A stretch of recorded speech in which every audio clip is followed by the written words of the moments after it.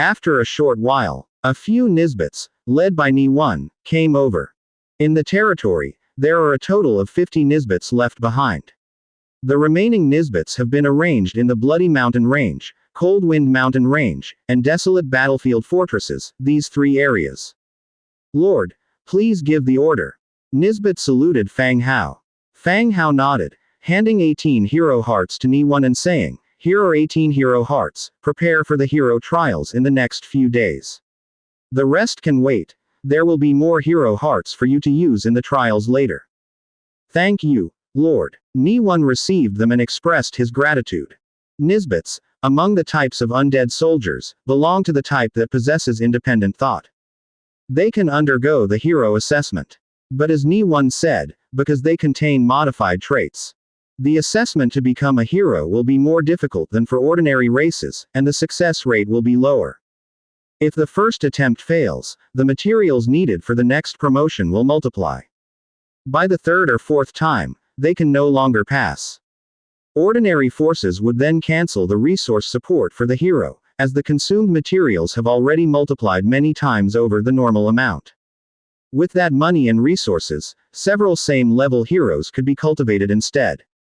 All right, you can go prepare. You can conduct the assessment yourselves when ready, Fang Hao casually said. There is neither tension nor joy in the emotions of the undead. Hence, Fang Hao didn't say anything about easing their state of mind or not being too nervous.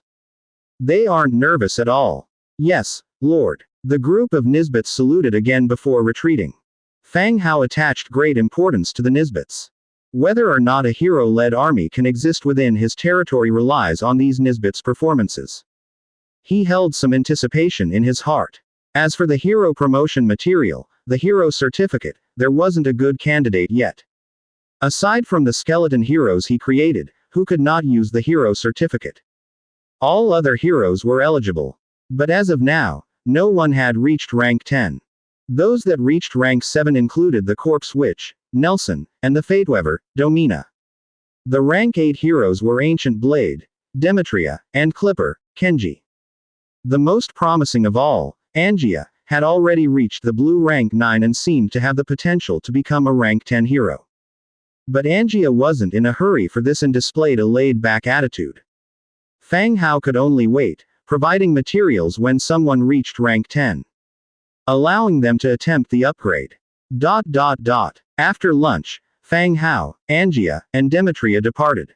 Upon casting the demon teleportation, they arrived directly at the Zanbei city in the Bloody Mountain Range. The sudden appearance of the teleportation light in the city center caused quite a stir. When the three of them stepped out from the light, they saw the female troll, Stella, accompanied by several troll guards, rushing towards them. Seeing it was Fang Hao and company, her face instantly turned serious. She quickly came forward, knelt and said, "Lord." Stella had signed a slave contract with Fang Hao. As the leader of the trolls, she managed the trolls' daily life and job distribution. But Stella didn't forget her status as a slave. Whenever she saw Fang Hao, she would salute with utmost respect. Seeing Stella salute, the troll guards nearby also knelt down one by one. One after another, the trolls all over the street knelt down, shouting, "Lord." "All right, Stella, stand up, and tell everyone to stand up," Fang Hao said. "Yes, Lord." Stella stood up and ordered the guards behind her to make everyone stand up. Despite this, she still kept her head lowered, looking very respectful. Fang Hao strode towards the city lord's mansion, casually saying, "You don't need to bow that much in the future." "Yes, Lord," Stella obediently answered. "Have any dwarves arrived?" Fang Hao continued to ask. "Yes, Lord, last night, a team of 1,000 arrived in the city. I have arranged accommodations for them," Stella answered. "Good, summon the dwarf leader to see me." "Yes, Lord." Stella immediately gave the order. A troll went towards the area where the dwarves reside. Inside the city lord's hall, Fang Hao, after hearing Stella's report, had gained some understanding of the recent situation in Zanbei City. All in all, as Caius's ex-lover, Stella also showed considerable leadership abilities. Not only had she stabilized the trolls' emotions, Several key mines had also resumed production. The only thing lacking now is that Fang Hao killed too many trolls, leading to a lack of labor on many mines. Stella explained it tactfully, fearing that Fang Hao would bluntly blame her. Of course, Fang Hao also understood the problem. He didn't say much about it. Before long, the dwarf leader Belerga and a few other dwarves strode in. Walking confidently, they had the demeanor befitting of descendants of a king. Upon seeing Fang Hao sitting above, Belerga and the others were instantly taken aback. Wasn't Fang Hao at the desolate battlefield? How did he appear here? You should know that they had traveled all day yesterday and didn't arrive in Zhenbei City until late at night. If it wasn't for Fang Hao's people guiding them, the city gates wouldn't have been open to them. Now, early in the morning, Fang Hao was sitting there. Lord. Belerga led the way in saluting, the other dwarves following suit. Bring the sand table over. Fang Hao didn't bother with small talk and directly ordered. The enormous sand table of the bloodthirsty mountain range was pushed over. On the sand table, the topographical features of the bloodthirsty mountain range, as well as the original location of the troll tribe, could be clearly seen. Fang Hao descended from the viewing platform and stood before the sand table. Belerga, these cities are all of considerable size. You might consider choosing one, Fang Hao suggested, standing to one side. The cities in front of him were all remnants of the troll tribes. Although the trolls had died, the buildings within the city, including the walls and the clan leader's hall, as well as some residential structures, were all preserved. Choosing an existing city would be much easier than building from scratch. What about this one? What do you think, my lord? Belerga, standing on tiptoe, pointed at the city behind the northern town. This city was located to the north of the northern town, in the middle position among three giant mountains. It was also a city of the Rockhead tribe. As the second largest troll tribe, the Rockhead tribe's city had already reached level 5, with a good array of buildings. Although it had been trampled upon by the undead army, restoration would be simpler than a complete rebuild, saving on materials. Of course, these were Fang Hao's thoughts. The reason Belerga chose this fortress was due to the mines in the nearby mountains. With their understanding of the mountains, the dwarves suspected that a large vein of ore lay within the mountain. Having chosen to settle in the bloodthirsty mountain range, any future dealings with the trolls would be inevitable. They needed to claim this mining vein first. Fine, make preparations and set off immediately. I'll accompany you there and help construct some of the buildings, Fang Hao agreed immediately. Very well, my lord, I will arrange everything immediately. Having said this, Belerga led his men away. Afterward, he would lead his tribe to the chosen city. In the afternoon, Fang Hao and Belerga arrived at the former city of the Rockhead tribe. The city had been ravaged by war. Many houses had collapsed, and the city gate was in severe disrepair. The only sign of cleanliness was the lack of corpses within the city. All the bodies left by the undead had been thrown into the transformation pool. Fang Hao designated this location as a subsidiary city. He named it Lysis City. This name was chosen by Belerga, presumably after the peak where they used to live.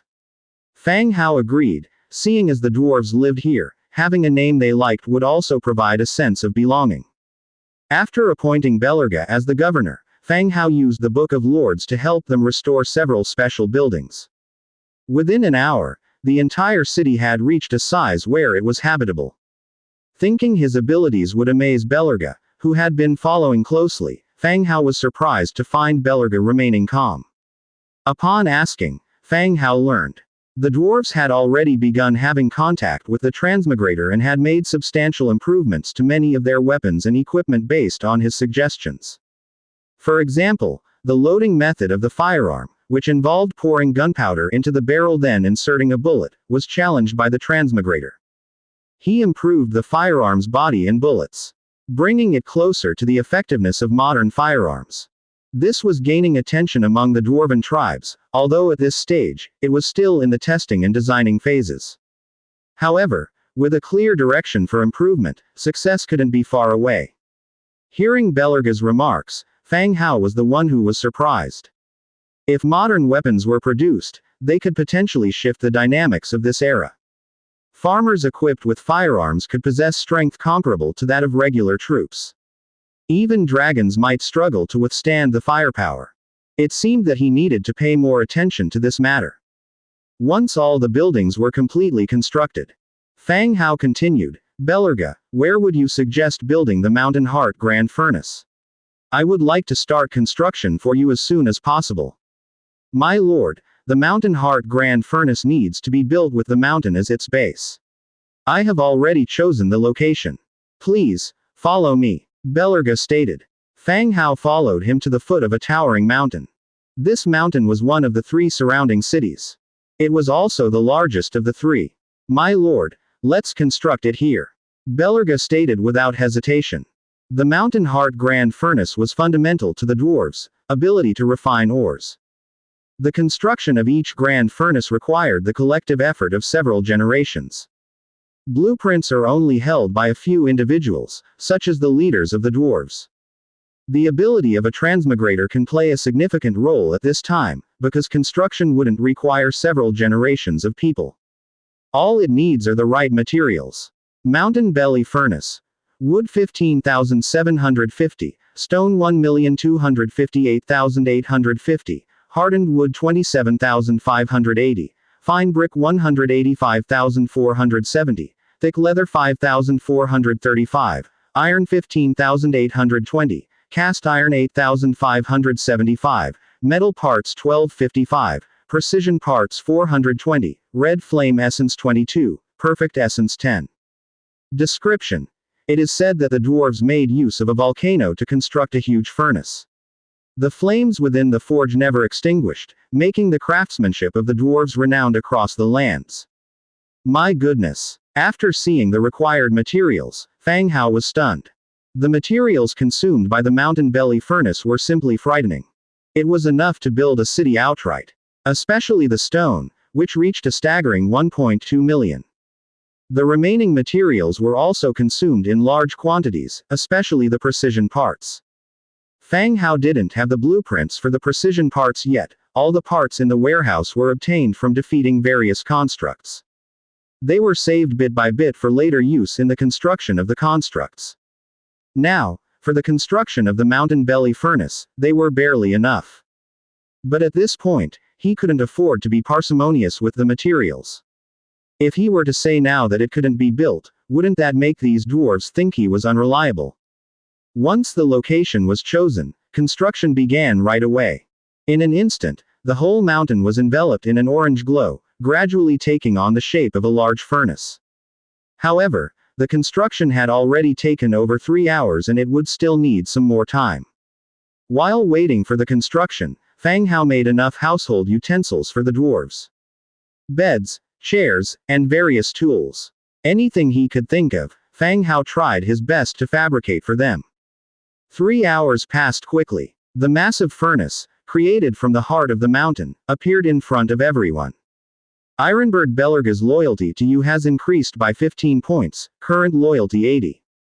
Looking at the large furnace, Belerga's eyes sparkled with excitement and anticipation. A great furnace that it took the 8 Peaks Mountain several generations to construct. He and his followers now had one of their own, and it was brand new, belonging only to them. Mountain Belly Furnace. Category. Building. Working population. 0.450. Raw material. Iron ore. Outcome.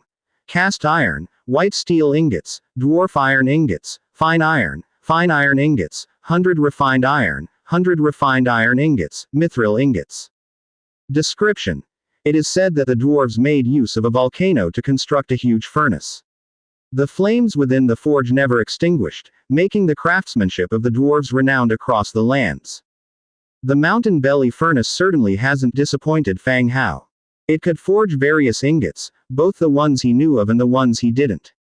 In addition to the fine iron, there were several other types of outcomes. Not only did it meet the material requirements for the newly acquired Temple Guardian armor, but it also ensured that there would be no worries about the resources for higher-level blueprints in the future. Thank you, my lord. With the furnace, we may continue our work, Belerga continued. Well, once everyone is settled, we can resume production. I will also arrange for the ore mined in the surrounding cities to be transported here for you all to process. Understood, my lord. Belerga nodded in understanding. After helping the dwarves set up the city, Fang Hao did not linger. He activated the demon teleportation and returned directly to his territory. In the days that followed, Fang Hao rested in his territory for 3 days. The desolate battlefield had progressively transported back the spoils of war that had been excavated. The number of gold and silver utensils was simply astounding. The tribute amassed by the Lord of Thunder now benefited Fang Hao. My lord, the statue of the king has been completed. This is the stone carver, Gray, who briskly walked over. Let's go take a look, said Fang Hao as he walked towards the temple with Angia and Aira. In front of the temple stood a statue, carved from stone. It was a likeness of Fang Hao. Standing tall and erect, it was extremely impressive. The statue of the king can be placed in the pantheon. Placing the statue of the king in each affiliated territory can collect the power of faith and improve one's divinity level. Suddenly, 2 system notifications interrupted Fang Hao's self-admiration. The statue of the king can be established in the pantheon. Statues of the king can be established in each subsidiary territory to collect power of faith and raise the level of divinity. Pantheon could be considered as an enormous temple. A regular temple can only place 2 statues, but the pantheon has no such limit. As long as the statues do not repel each other, they can be placed in the pantheon. This feature is especially inclusive. Similarly, the statue of the king can also be placed inside.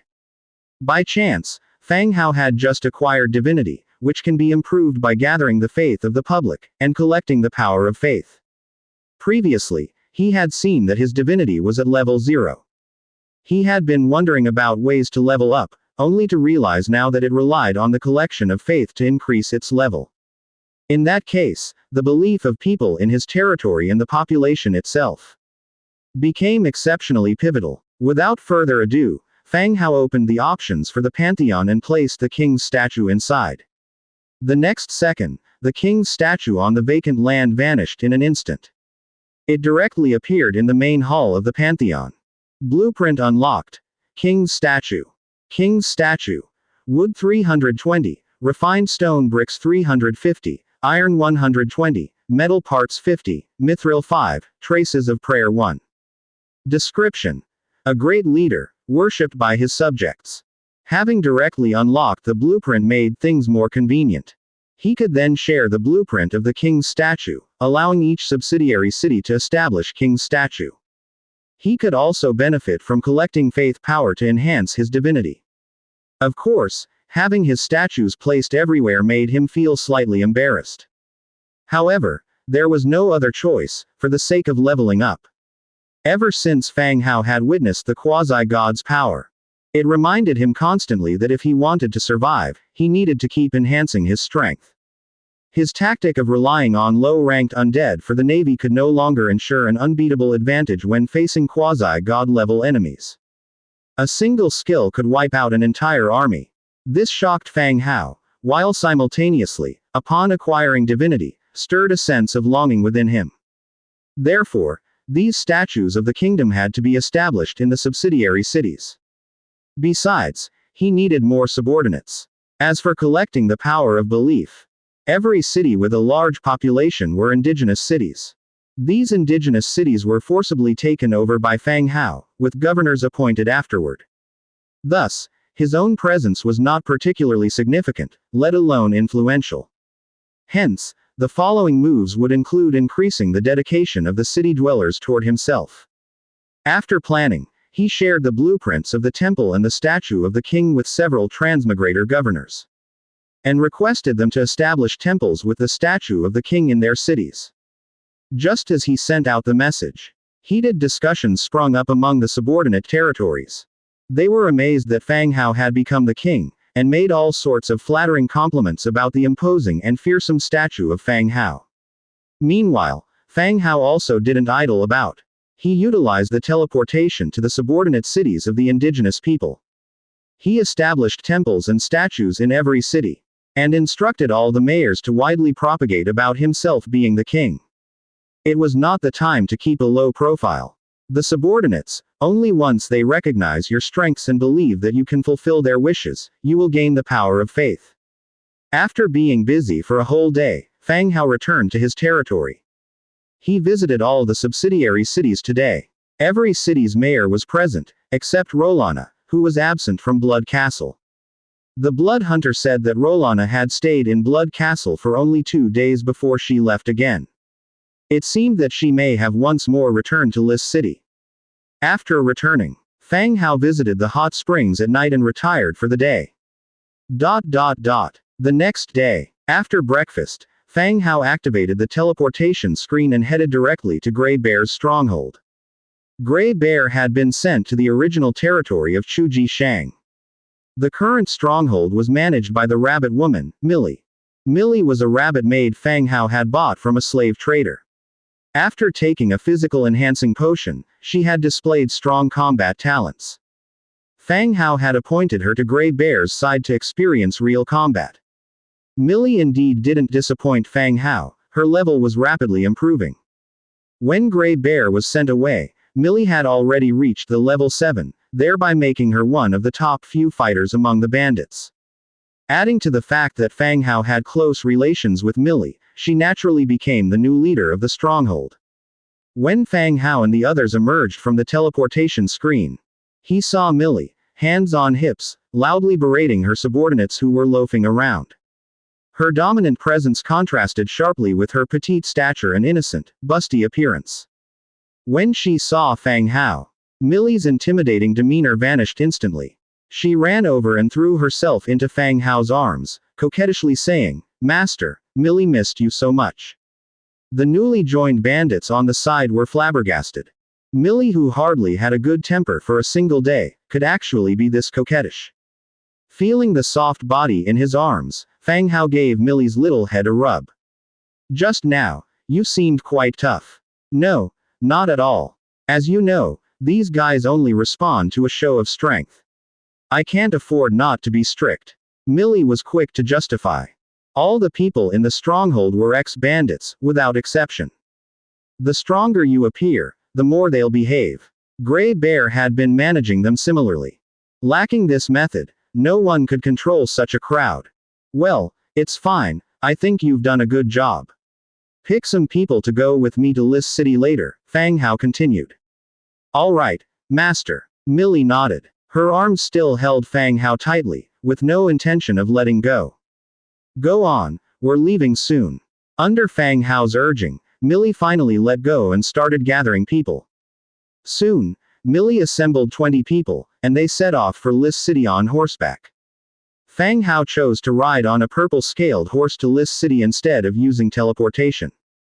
He had his own reasons for this. List City wasn't a city under his control, and more often than not, teleportation would end up in the city center or the city lord's mansion. Fang Hao wasn't sure if he could teleport directly into his recently purchased residence. So, he chose to teleport to the Grey Bear Fortress and then ride the rest of the way, providing a proper reason for his entrance into the city. Otherwise, it would be quite difficult to explain his travel times to the List City authorities. By 3 in the afternoon, Fang Hao and his group had entered List City. First, they delivered a batch of new clothes to a clothing store. Then, they headed to the city lord's manor. He had yet to claim the reward for assisting Rebecca with the faceless last time. Additionally, he wanted to build a relationship with her, which would make it easier for him to develop and conduct business in the city in the future. Under the guidance of a maid, as Fang Hao walked along the long corridor, he noticed a change. Starting from the courtyard of the city lord's manor, there were significantly more patrolling guards than before. And even this previously deserted corridor was now guarded by armed soldiers every few meters. The distance between guards was carefully arranged, so that even if a guard was at a corner, he could still see his companions to his left and right. If one of them encountered any trouble, the others would be alerted immediately. It seemed that during his absence, some problem had arisen within List City. And this problem had threatened Rebecca's personal safety. If it could affect the ruler of a city, the situation must be quite serious. The maid led Fang Hao swiftly to a study room. She gently knocked on the door. "Madam, Mr. Fang Hao is here. Let him in. Rebecca's voice came from inside the room. The maid opened the door. Mr. Fang Hao, please. Fang Hao nodded and walked straight into the study. Inside the study, Rebecca, dressed in a beige gown, was sitting at her desk reviewing a stack of documents. Only when she saw Fang Hao enter did she put the documents aside. I haven't seen you for quite a while. Rebecca began. I was dealing with some issues. I just arrived, said Fang Hao, sitting down opposite her. Rebecca revealed a slight smile and pulled open a drawer. She pulled out a few heavy money bags and pushed them in front of Fang Hao. This is the reward for the last mission, I've been keeping it for you. Fang Hao took it without hesitation. Although the money meant nothing to him now, these gold coins were the agreed reward for their collaboration.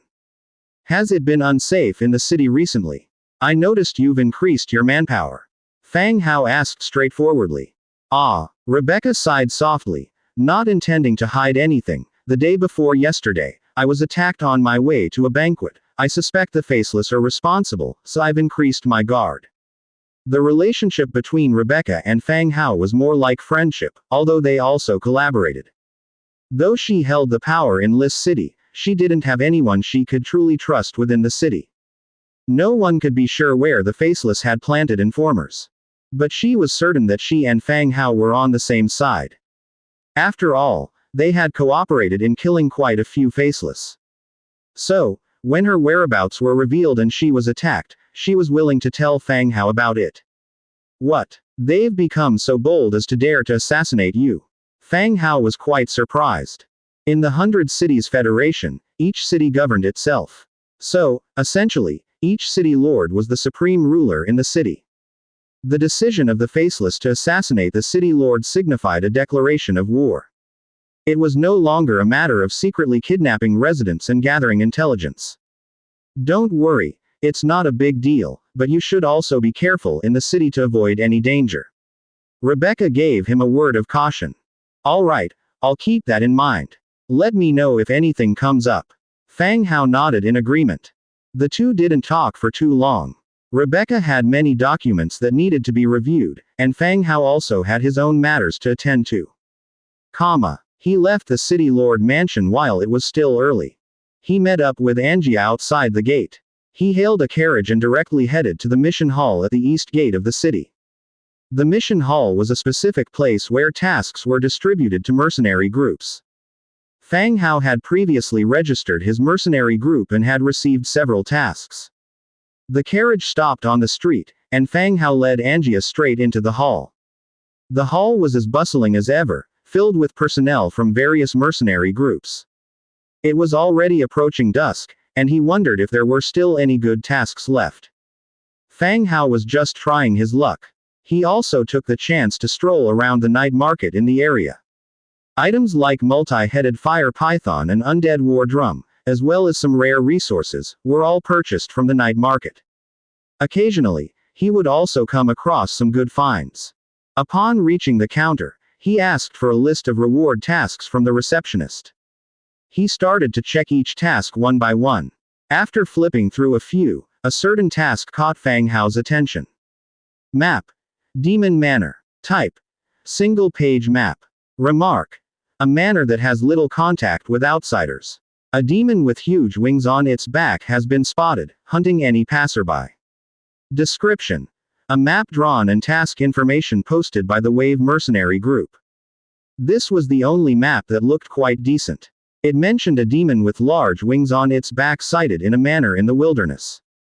Quite a few possibilities could be derived from the description of having huge wings on the back. Because of her blood clan lineage, Rolana could also spread out her large wings, just as his demon doll could.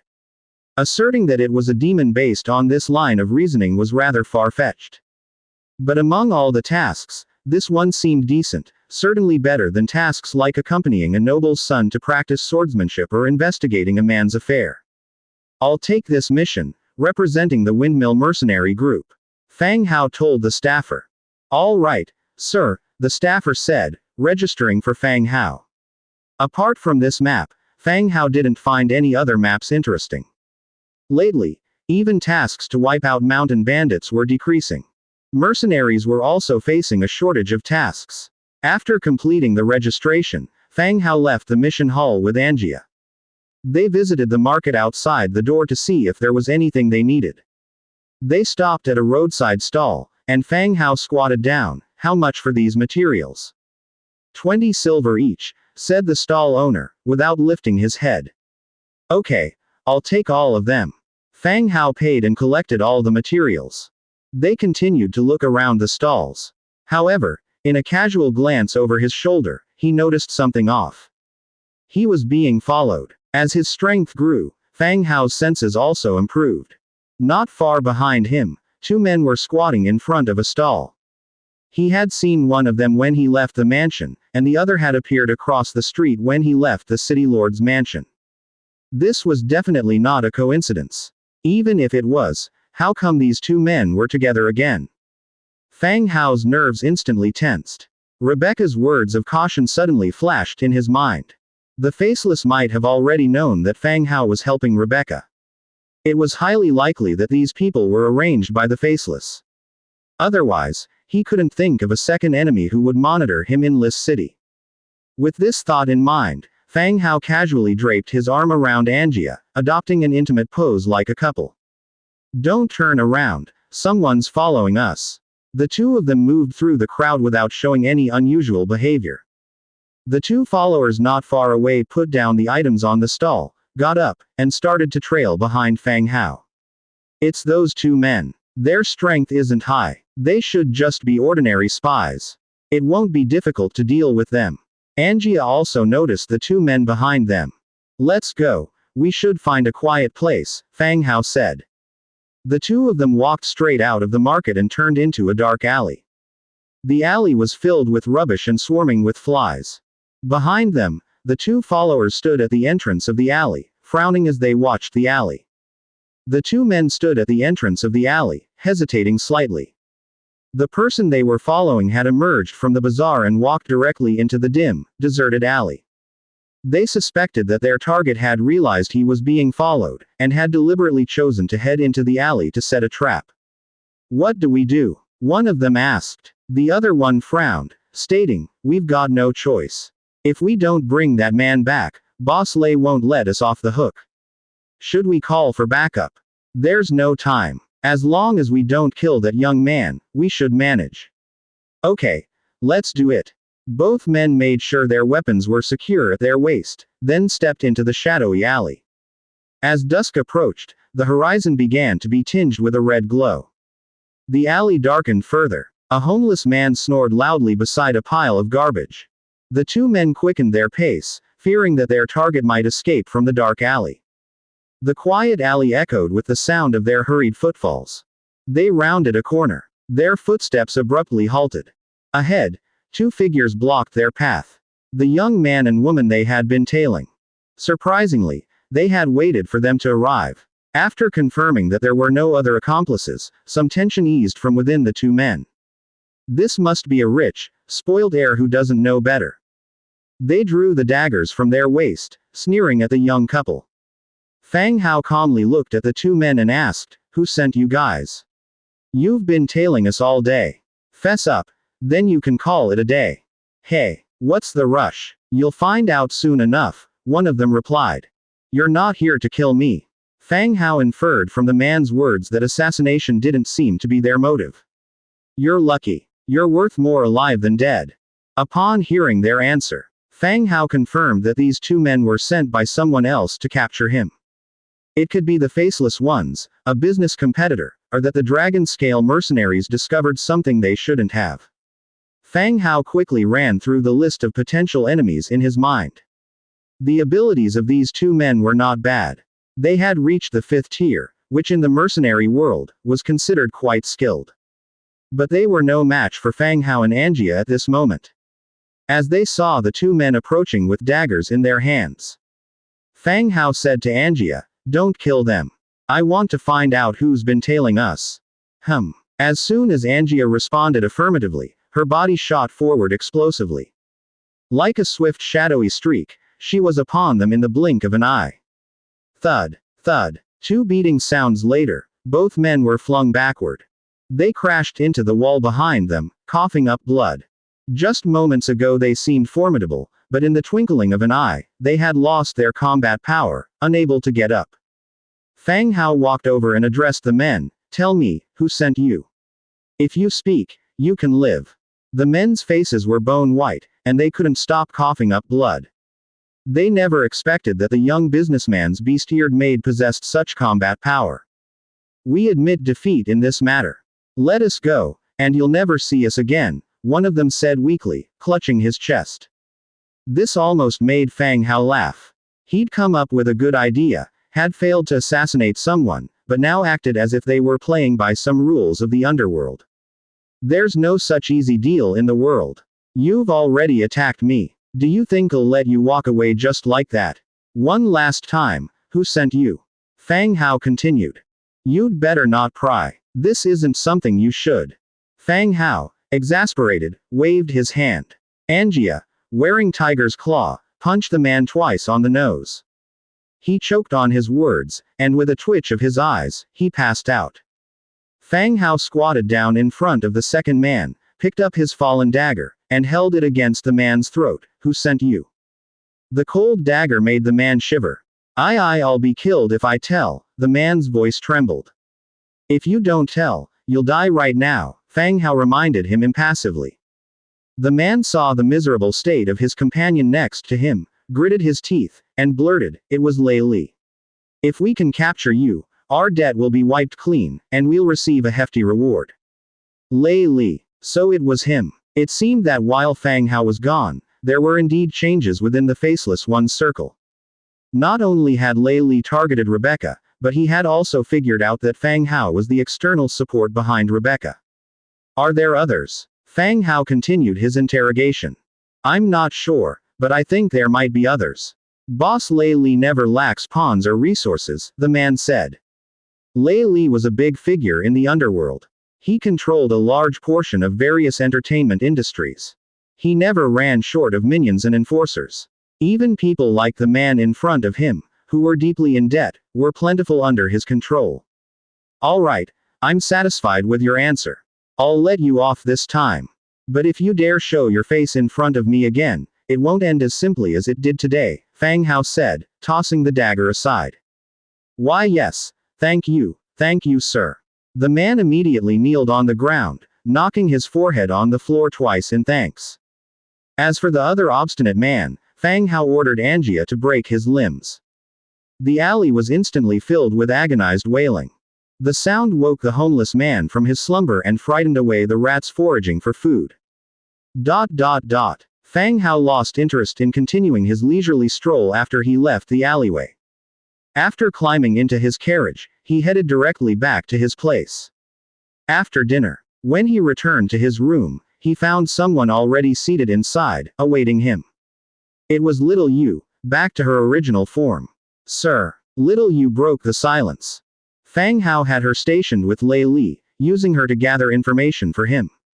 It was for this very reason that, despite killing many faceless people for Rebecca, he had never touched Lei Li.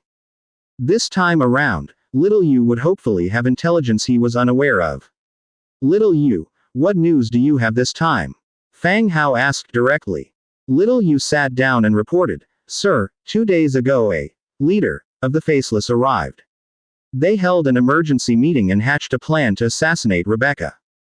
Previously, Little Yu had mentioned that the Faceless intended to bring someone special over.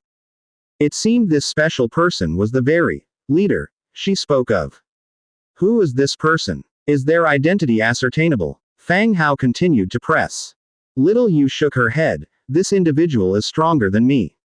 My attempts to spy on them failed as they found me out each time. However, judging by their stature, it is highly probable that they are a woman. Fang Hao had seen Little Yu's espionage and tracking skills firsthand. Her skill of blending into the shadows made her immensely difficult to detect. Given that this individual noticed Little Yu's surveillance attempts, they could be essentially considered a hero. This exposed Little Yu to considerable danger.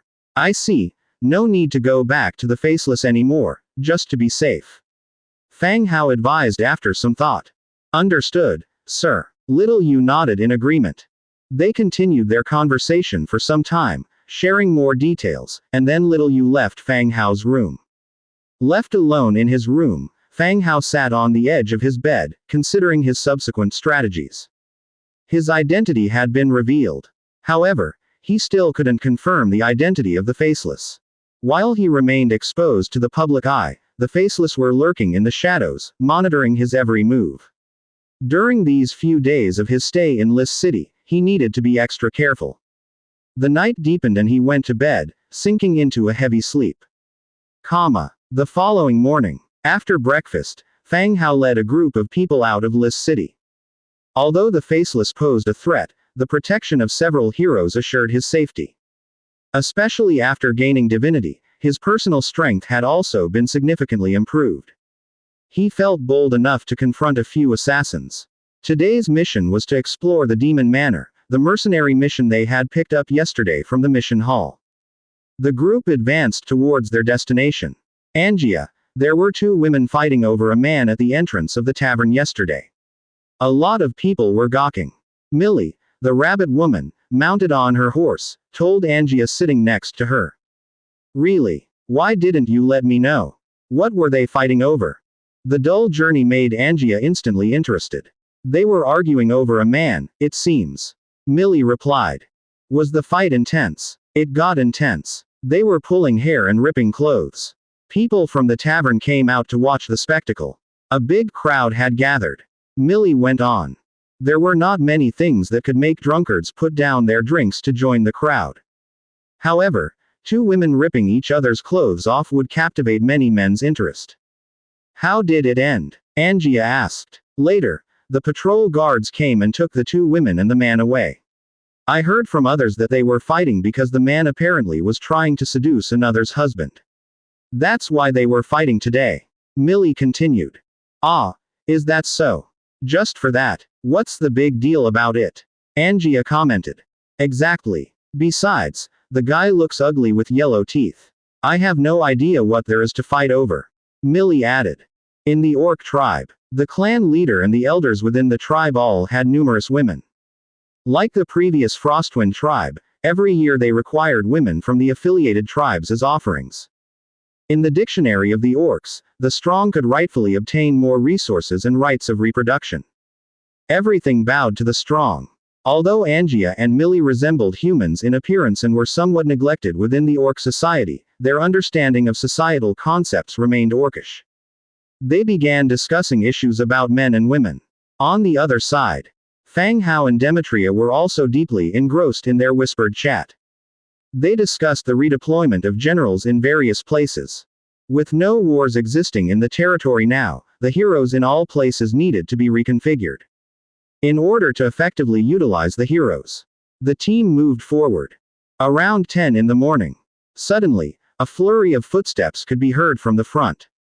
Demetria immediately ordered a defensive formation. Several mercenaries-dressed individuals appeared, their gear disarrayed. They fled in panic, frequently glancing back. Bang! The soft twang of a crossbow string. An arrow pinned itself right next to the foot of one of the running mercenaries.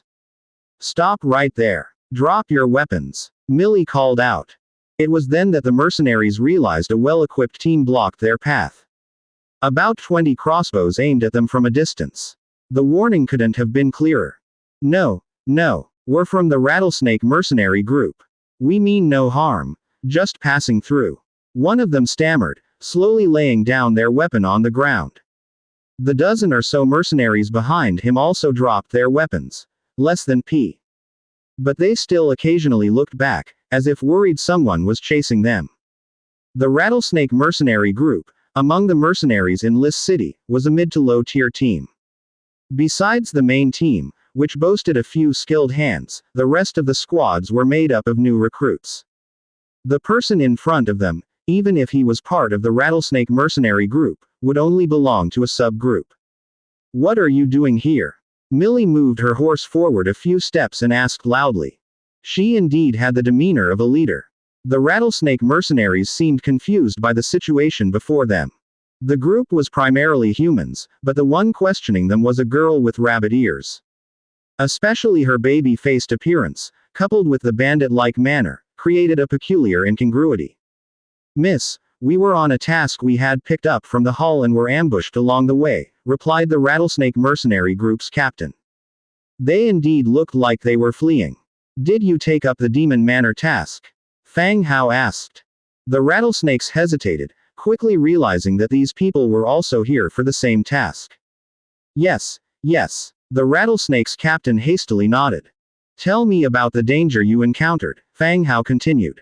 Given they had the same task, Fang Hao was curious about the enemy the others had encountered that scared them off.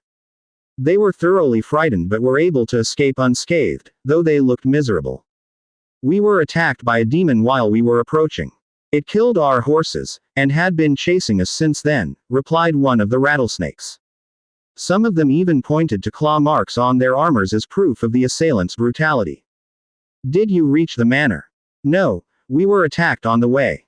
To avoid casualties, I led the team to retreat," the Rattlesnake's captain explained. "What did this demon look like?" Fang Hao asked after some thought. "It had a pair of huge wings, and it's very familiar with the terrain here," replied the Rattlesnake's captain. Other squad members also continued to add to the description. Some mentioned seeing horns on its head, while others recalled a long tail when the horses were swooped away. In any case, from their disjointed descriptions, Fang realized that they hadn't really seen the demon's true appearance and had fled in panic after the attack. "Any guess of its power level?" Fang Hao asked further. "It's a demon. It must at least possess the strength of a hero-tiered entity," the Rattlesnake members hastily replied. Fang nodded but didn't ask further. Clearly, these people were too preoccupied with escaping. "All right, you may leave," Fang suggested. "Oh, yes, thank you, sir." The Rattlesnake members nodded in agreement and left from the side of the team, quickly heading towards Lis City. Once certain they had truly left, the group set off again, continuing their journey towards the Demon Manor. With Demetria and Angia present, their safety could be assured. The group proceeded, entering a forest. At the front of the forest, Fang Hao and others discovered traces of blood and signs of combat. This must have been where the Rattlesnakes were attacked, they presumed. However, they saw neither the weapons the attackers had discarded nor any dead horses. Neither did they find any enemies nearby. Beyond the dense forest, a mansion with walls covered with vibrant flowers appeared. It was precisely the location of the Demon Manor on the map. By cross-checking with the map, they could confirm that this was indeed the location of the Demon Manor. The group approached, and just as Fang Hao was about to send out the skeleton sparrow to scout the mansion, the heavy iron gate slowly opened, and a figure cloaked in a black robe stepped out. "Mr. Fang Hao, what brings you here?" Fang Hao looked up in confusion. At the gate, stood a familiar figure clad in a black cloak. Half-demon alchemist. It was him. If I remember correctly, I bumped into him selling homemade potions near the mission hall. Since then, he has often brought his homemade potions to the hot pot restaurant. They didn't interact much, but they were still partners in a sense. Lately, Fang Hao has been producing glass bottles and providing them to him. The containers for potions had changed from clay pots to glass bottles. "So it's you." Fang Hao revealed a small smile. Fang Hao didn't know his name, but the half-demon found out Fang Hao's name through various means. After all, it wasn't difficult to find information since Fang Hao owned some properties in the city. "Yes, what brings Mr. Fang Hao here?" the half-demon continued to ask. "I was just passing by and on my way, I met some mercenaries running for their lives. They mentioned that they encountered monsters attacking them, and I found my way here," said Fang Hao softly. The half-demon's eyes shifted quickly, immediately picking up on something. Seeing that he had nothing to say, Fang Hao continued, "Aren't you going to invite us in?" "Of course, gentlemen, please come in." The half-demon was quite welcoming, stepping aside to indicate that they could enter the mansion. The mansion had some flowers and plants. A few horses were tied to the wooden stakes at the side, and some packages were thrown on the ground. It seemed to be the belongings of the fleeing mercenaries. Fang Hao, Angia, and Demetria followed the half-demon into the hall. The rest waited outside. The arrangement in the hall was simple. There were very ordinary wooden tables and chairs, few plain-looking paintings hung on the wall. The three of them sat down at the table and chairs.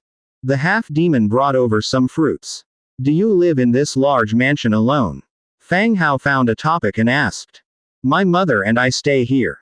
She should be back soon," replied the half-demon. "Do you work in Lis City?" "Yes." "Well, this place is quite a distance from Lis City." Fang Hao and the half-demon chatted casually. The two had interacted a few times prior. The half-demon was pretty easygoing with others. But he was very careful and protective when it comes to humans, always extremely cautious. The half-demon took the three of them around his mansion, including his room where he usually read and made alchemical potions. As soon as they returned to the hall after the tour, a heated argument could be heard from the front yard. Fang Hao and the rest stepped out, seeing an old woman sternly pointing at a resting Millie and her subordinates. "Mother, these are Mr.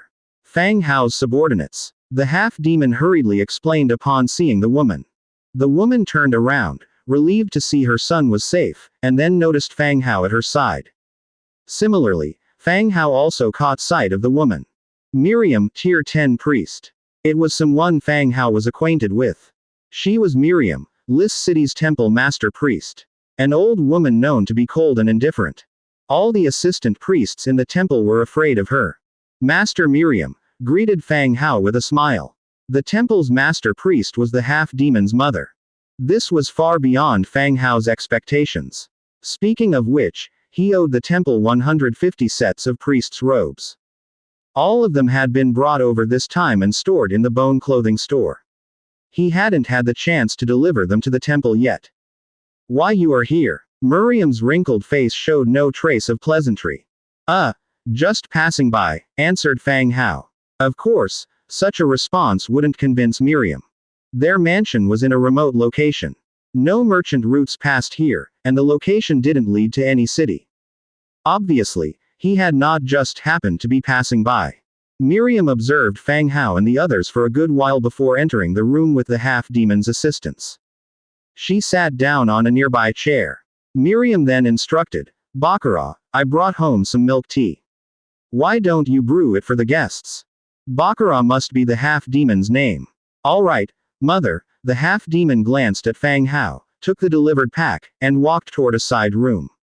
Only after the half-demon left. "Mr. Fang Hao, what is the purpose of your visit?" Miriam asked again. "We received a bounty saying that a demon lives in this mansion, so we brought soldiers over to check," Fang Hao told the truth. The moment the word, demon, came out, Miriam's gaze underwent a noticeable change. It was much more stern, with a hint of severity. "Did you find it?" "We found some clues. On the way, we saw several fleeing mercenaries who were attacked by demons. More people will likely come here to look for evidence of demons after we return," Fang Hao replied. Before long, the talk of demons would spread throughout the city. Then many more mercenary guilds would come to explore. It was only a matter of time before they found this place. Miriam's face grew increasingly grave. She clearly understood that Fang Hao was trying to warn her about something. "Do you know Baccarat?" asked Miriam, continuing the conversation. She did not allow Baccarat to have contact with humans, but it was clear her son did not listen to her. "We've worked together a few times." "Worked together?" Miriam grew more curious. "Baccarat has a high talent for alchemy. The potions he makes are very effective, and I have been buying and using them," Fang Hao answers truthfully. There was really no need to conceal this matter. Telling the truth would only affirm that Fang Hao meant no harm to Miriam and her son. As expected, on hearing Fang Hao's response, Miriam seemed much more relaxed. She certainly knew about Baccarat's alchemy business on normal days, but she was not aware of his trips to Lis City. Just when Miriam was about to ask some more, the half-demon Baccarat returned carrying a few cups of milk tea. He politely placed the milk tea in front of Fang Hao and the others. Having guests at home was a rare event for a half-demon like Baccarat, who rarely went out. It was a rare lively day for him. Noticing that everyone had stopped talking, Fang Hao changed the topic. "Priestess Miriam, I am planning to train some skilled herbalists and midwives for my territories. I was wondering if they could be sent to the temple for further training."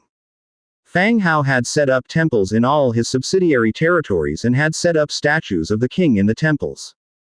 So, he thought of training some assistant priests, using the temples as a function of hospitals. Although herbal medicine didn't have a significant effect like alchemical potions, it was more suitable for civilians because of its affordability and easy production. Later, the assistant priests in the temple could treat injuries and deliver babies in the name of the king, which would gather more faith for Fang Hao. This was part of Fang Hao's plan when he set up the temples. Now that he had the opportunity, he simply mentioned it to Miriam. Miriam was surprised by Fang Hao's proposal. She initially thought Fang Hao was just a young master of a merchant family with some businesses. However, she didn't expect him to have his own territories and temples. But after some careful thought, it made sense. It wasn't surprising for a person like Fang Hao, who had both wealth and manpower, to have his own territory. Yes, you can bring them to the temple when the time comes, Miriam agreed. The temple provided food and lodging to the assistant priests, but it did not provide any wages. So, there were no restrictions on the number of assistant priests who would come over. Good, I'll arrange for people to come over, Fang Hao replied with a nod. After a few more casual talk, Fang Hao stood up and said, "It's getting late. We won't bother you any longer. There might be more mercenaries coming later. It might be best to stay somewhere else for a while." Miriam and the half-demon both understood the meaning in Fang Hao's words. They slightly nodded but did not give a direct response. Fang Hao and the others left the hall and returned to Lis City the same way they came. The group returned empty-handed just like they left. One could say that today's trip was fruitless. The demon the mercenaries mentioned, is Baccarat right? Angia spoke up. Fang Hao hadn't told her about the half-demon. But from the conversation, she managed to garner some information. Yes, Baccarat is a half-demon. That's why he always carries that black coat wherever he goes. I observed the manner and didn't find any traces of demons. Baccarat must be the demon those mercenaries were talking about, Fang Hao explained. Only then did Angia understand why Fang Hao wanted to tour the manor. He was confirming whether there were other demons present. No wonder. I was wondering why he, like a vampire, has to hide during the day, Angia slapped her thigh and said. The return trip was not as easy as the journey there. All of them hastened their steps, hurrying back in the direction of Lis City. With the arrival of autumn, the nightfall was getting earlier. They needed to return to Lis City before the city gates were closed, or else they would have to spend the night outside the city. Just before dusk, Fang Hao and the others returned to Lis City. After returning to their mansion and having dinner, Fang Hao laid on his bed, eating the fruit the maid had brought him. Ding! Just then, a private chat notification tone came from the Book of Lords. Fang Hao opened the private chat channel and found a message from Dong Jiayu. So far, the army led by the Black Sword was still excavating and recovering the desolate battlefield. Apart from digging into the collapsed temple, the entire dark red land was filled with the leftover weapons and equipment from the dead bodies of the former army. Dong Jiayu was in charge of supporting the rear, commanding human soldiers, and preparing lots of carriages and ropes. He opened the private chat content. Brother Hao, we've collected tens of thousands of severely damaged equipment from the desolate battlefield. Where should we send them? It turned out that she was asking where to send the equipment. Send them to Zhenbei City in the Bloody Mountain Range. I'll have people in Zhenbei City transport them to the dwarves, Fang Hao replied after some thought. Okay. And Brother Hao, some of the city lords on the way have contacted me. They also want to join our territories. Don't worry, I already told them not to disclose any information about us, Dong Jiayu continued. From Dong Jiayu City to the desolate battlefield. Along the way, you can encounter several cities of transmigrators. Moreover, in the last couple of days, the undead have been continuously transporting equipment outward, so these lords naturally arrange for staff to investigate the situation. When they find out that Dong Jiayu is in the undead army, it's easy for them to associate it with Fang Hao. Therefore, for various reasons, they contacted Dong Jiayu one after the other, hoping to join Fang Hao's territory. You're responsible for them, remember to have them avoid talking nonsense in the channel and focus on developing agriculture, Fang Hao contemplated and replied. As his territory develops, he would engage more and more transmigrators. Given the transmigrators' habit of hitching a ride, there would be more people joining his territory by then. As the number of people increases, Fang Hao wouldn't be able to manage it all by himself. This leads to another feature after establishing a kingdom. Appointing city lords. Fang Hao can appoint administrators within a certain area to be city lords. The Book of Lords for these city lords can restore the power to absorb and take control of the administrative right to their areas. As a result, Fang Hao wouldn't need to manage every city, he only needs to manage the city lords of each area. This feature significantly avoids the situation where he can't manage all the cities after expanding his territory. The task has been assigned, and each area will handle its own distribution. Understood, Brother Hao. Dong Jiayu directly received the notice of being appointed as a city lord. She instantly understood Fang Hao's thoughts. At the same time, she felt overjoyed at being made a city lord, which is akin to a promotion. It was a level higher than the ordinary new members. And thoroughly check those people too. Don't be lenient with those who have bad intentions, Fang Hao added. Transmigrators also come in all types. Understood, Brother Hao, Dong Jiayu responded once again. After ending their conversation, Fang Hao continued to eat his fruit and browse through the books he bought from a stall. Although they weren't any special skill books, they still recorded some information about this continent. Thump thump thump. Suddenly, a flurry of running steps sounded from outside the window. Fang Hao has been here for 2 days. During these 2 days, it was common to see armies on the street carrying out tasks. This indicated that Rebecca received new information and was capturing the faceless in the city. As Fang Hao's collaboration with Rebecca was discovered, she stopped assigning tasks to Fang Hao's people and adopted a more extreme approach, searching for the faceless throughout the city. This included a retaliation for the assassination attempt on Rebecca. Rebecca reminded Fang Hao to leave the city for a while to avoid retaliation from the faceless. However, Fang Hao wasn't that worried about assassination. His dwelling place might not have as many soldiers as the city lord's mansion, but it was guarded by 4 heroes: Demetria, Angia, Little Yu, and Rolana. Moreover, since he now possessed divinity, his strength greatly improved, which was enough to ensure his safety within the city. Even if Rebecca amassed an army to kill him, he would have ample time to perform a demon teleportation and return to his territory. Unless an orange-ranked or higher assassin came after him, there was virtually no chance of keeping him here. Fang Hao opened the window and looked down. He saw a group of silver-armored soldiers running past under his window, disappearing at the end of the road. As the soldiers disappeared at the end of the road, a familiar figure was revealed. Rolana. Although she was far away and dressed in androgynous attire, Fang Hao still recognized her. Why is she going out so late? Last time, Fang Hao followed Rolana when he became suspicious of her movements. He found out she went into the city lord's mansion. This made Fang Hao curious about Rolana's relationship with the city lord's mansion. He turned around, opened his backpack, and released the skeleton gray sparrow. The sparrow flew out from the window, following Rolana from a distance. Tracking a person is not a glorious task. However, Rolana's unusual behavior recently made Fang Hao suspicious about her activities. After some consideration, he decided to find out where she was going and what she was up to.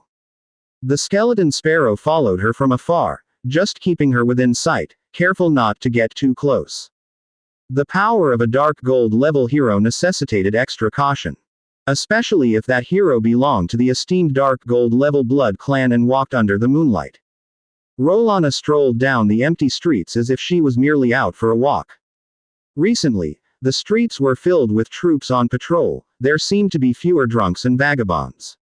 Eventually, Rolana arrived at the city lord's mansion. The servants opened the gates and welcomed Rolana inside. So she did come to the city lord's mansion after all. Fang Hao flew up high, his line of sight crossing over the stone walls of the mansion, watching as the servants escorted Rolana to the garden on one side of the mansion. Fang Hao was familiar with that place. Rebecca often sat by the lake on a swing seat, reading. Since Rolana did not enter any buildings, Fang Hao circled around in the air before finally landing on top of Stone Castle, overseeing the courtyard from high above. Rolana walked through the flower bushes, moving towards the lakeside. Rebecca, donned in a casual flowing white gown, was already waiting there on the swing seat. Upon seeing Rolana arrive, she greeted her with a warm smile on her face. From their interaction, it was clear that Rolana and Rebecca were close.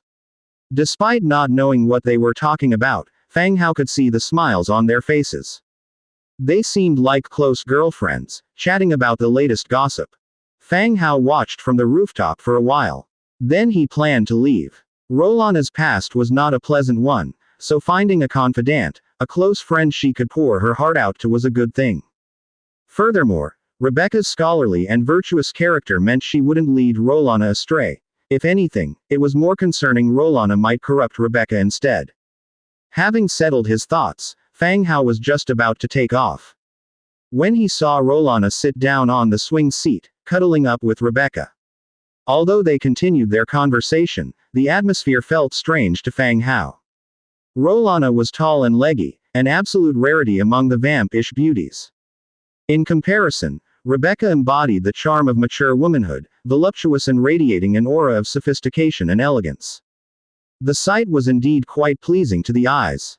Only when the night grew thick did Rolana rise to leave. She kissed Rebecca softly on the forehead, like a graceful gentleman, and followed the servants out of the city lord's mansion. Once outside the mansion, Rolana didn't hurry off. Instead, she circled around the mansion and killed 2 assassins lurking in the shadows. It seemed that Rolana had been protecting Rebecca for some time now. Now aware of Rolana's motives, Fang Hao had the skeleton sparrow fly far from Rolana's sight before heading home. The skeleton sparrow zipped in through the window, and Fang Hao deactivated God's presence. He ignited the nightstone lantern and prepared to rest in bed. Shortly afterward, he heard footsteps in the courtyard. It appeared that Rolana had returned.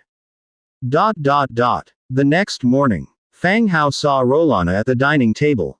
She was once again dressed in unisex clothing, but her mood was visibly better that day, occasionally chatting about local gossip with Angia and Millie. You need something. Rolana looked at Fang Hao. Since they began eating, she felt Fang Hao's gaze upon her. You seem to be in a good mood lately. Got any good news to share? Fang Hao asked while eating.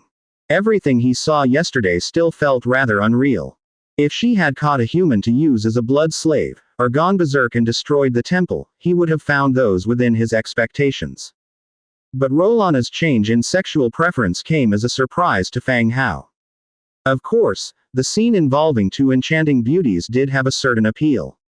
If it had involved 2 burly, bearded men kissing, he probably wouldn't have been able to eat for several days. Nothing really. Is there something you want to tell me? Rolana asked curiously. Perhaps because she had a secret, Rolana, typically proud and aloof, now seemed a bit evasive with her eyes. I'll be going back to my territory for a few days. If you're going to stay here, look after Rebecca.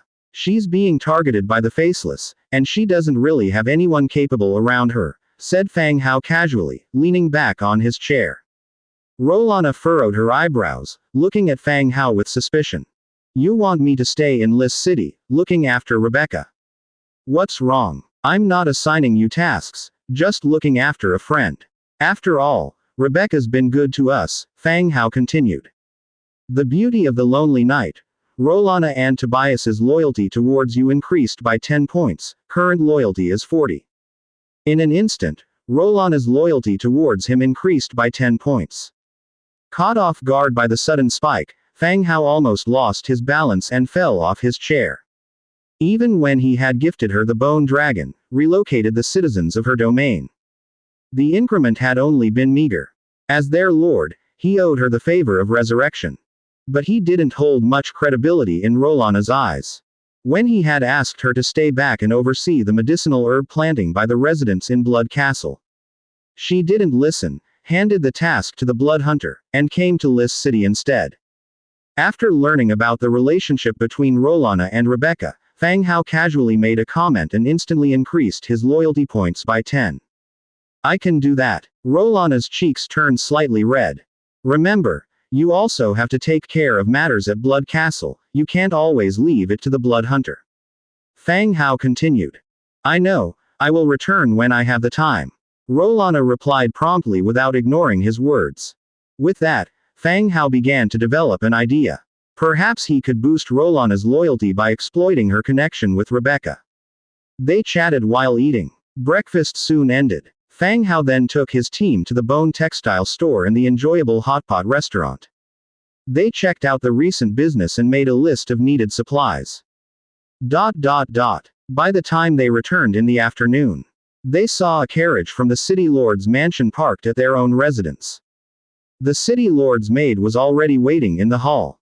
Millie was chatting her up in a bandit style. On seeing Fang Hao, both of them stood up and bowed. Mr. Fang Hao, Rebecca's maid greeted with a small curtsy. She had brought messages to Fang Hao before and was one of the few trusted people by Rebecca's side. Yes, what brings you here? Fang Hao asked with a smile. Mr. Fang Hao, Lady Rebecca invites you, the maid continued. Oh, sure, Fang Hao agreed. Taking his team, Fang Hao left the residence and rode the carriage towards the City Lord's mansion. In a short while, in the courtyard, he saw Rebecca who was waiting for him. Lady Rebecca, you wanted to see me. Fang Hao approached and asked gently. Rebecca was dressed in a kipao produced by the Bone Textile store, the form-fitting design accentuated her voluptuous figure. It seemed Rebecca had just returned from a soiree. Otherwise, she wouldn't dress so formally at home. Ah, a lot happened in the city last night, the guards found a hideout. I wanted you to identify something, Rebecca said softly. Fang Hao glanced at Rebecca. Indeed, a lot had happened last night. If he hadn't seen it himself, he wouldn't have believed it. All right, Fang Hao answered. Rebecca nodded and without changing, followed Fang Hao out. Demetria and Angia were waiting outside the bathhouse. Seeing Fang Hao emerge, they immediately trailed behind. Although Rebecca was a commoner, she had a keen eye. Seeing the golden armored lizard man, she knew he was a formidable hero. Over time, Rebecca found it harder and harder to discern Fang Hao's secrets. Especially recently, when she heard a new term from the arrested faceless, transmigrator. A term used to denote outsiders who arrived in this land unexpectedly. Among them was Fang Hao. Once she confirmed that Fang Hao was a transmigrator, all the novel designs and odd principles made sense. It was easy to see why such a young man could have so many ideas. But now, seeing the golden armored lizard man, Fang Hao brought her a new mystery. A powerful hero serving as a minion was not something you could have by being clever. Maybe, Fang Hao was more powerful than she imagined. Ah, Demetria, Angia, this is Lady Rebecca. Fang Hao noticed Rebecca's gaze and immediately introduced her. The two greeted politely but without real respect. Fang Hao then introduced his companions to Rebecca. These two are my companions. They are responsible for my safety when I go out. As you know, I'm not skilled in combat. Rebecca gave him a disdainful look but didn't comment. They rode in the carriage, heading towards the northern side of the city. Shortly, they arrived at a building guarded by soldiers. They got out of the carriage and directly entered the building. The moment Fang Hao stepped in, his eyebrows furrowed. 6 bodies lay on the ground, causally covered with straw mats. Fang Hao suddenly had a bad feeling. These are the bodies that the guards found yesterday. Can you identify whether these people came from the same place as you? Rebecca asked. Fang Hao didn't refute. Instead, he stepped forward and lifted the straw mats from 2 bodies, revealing their black hair. Demetria uncovered the straw mats from the rest of the bodies. Without exception, all the faces were Asian. What happened? Fang Hao asked, his voice heavy. Rebecca replied, they were found in a basement. When the guards arrived, these people were already dead. Judging from the evidence, it's the faceless doing. This is not the first time. Fang Hao narrowed his eyes, anger swelling in his heart. He knew about the faceless targeting transmigrators. Part of the reason he helped Rebecca deal with the faceless was to take revenge as a transmigrator. But it's been a while since last time. He didn't expect to see the bodies of transmigrators again. They survived hunger and didn't die from foreign invasions or plunder. But they died at the hands of other humans. He didn't feel pity for these dead people, but he felt an indescribable anger and frustration. The bastards targeted the transmigrators and treated them as prey. Any clues? Swallowing his anger, Fang Hao asked again. Rebecca shook her head. None, not a single one. This was also what Rebecca was worried about. All of her trump cards were exposed in front of the Faceless, and she could not gain more information about them through her own means anymore. This turned her into a target, even suspecting that the other side was plotting a much bigger scheme. I can give you a piece of information, Fang Hao said. Startled, Rebecca moved to a corner with Fang Hao. What information? Lei Li, he is one of the Faceless, said Fang Hao calmly. Lei Li. Rebecca frowned deeply, her face reflecting a look of disbelief. She naturally knew who Lei Li was.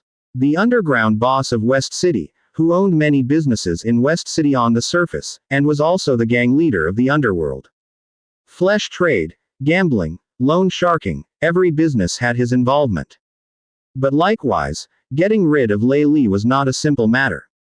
Such a desperate man, once caused trouble in the city, would be harder to deal with than any noble or merchant.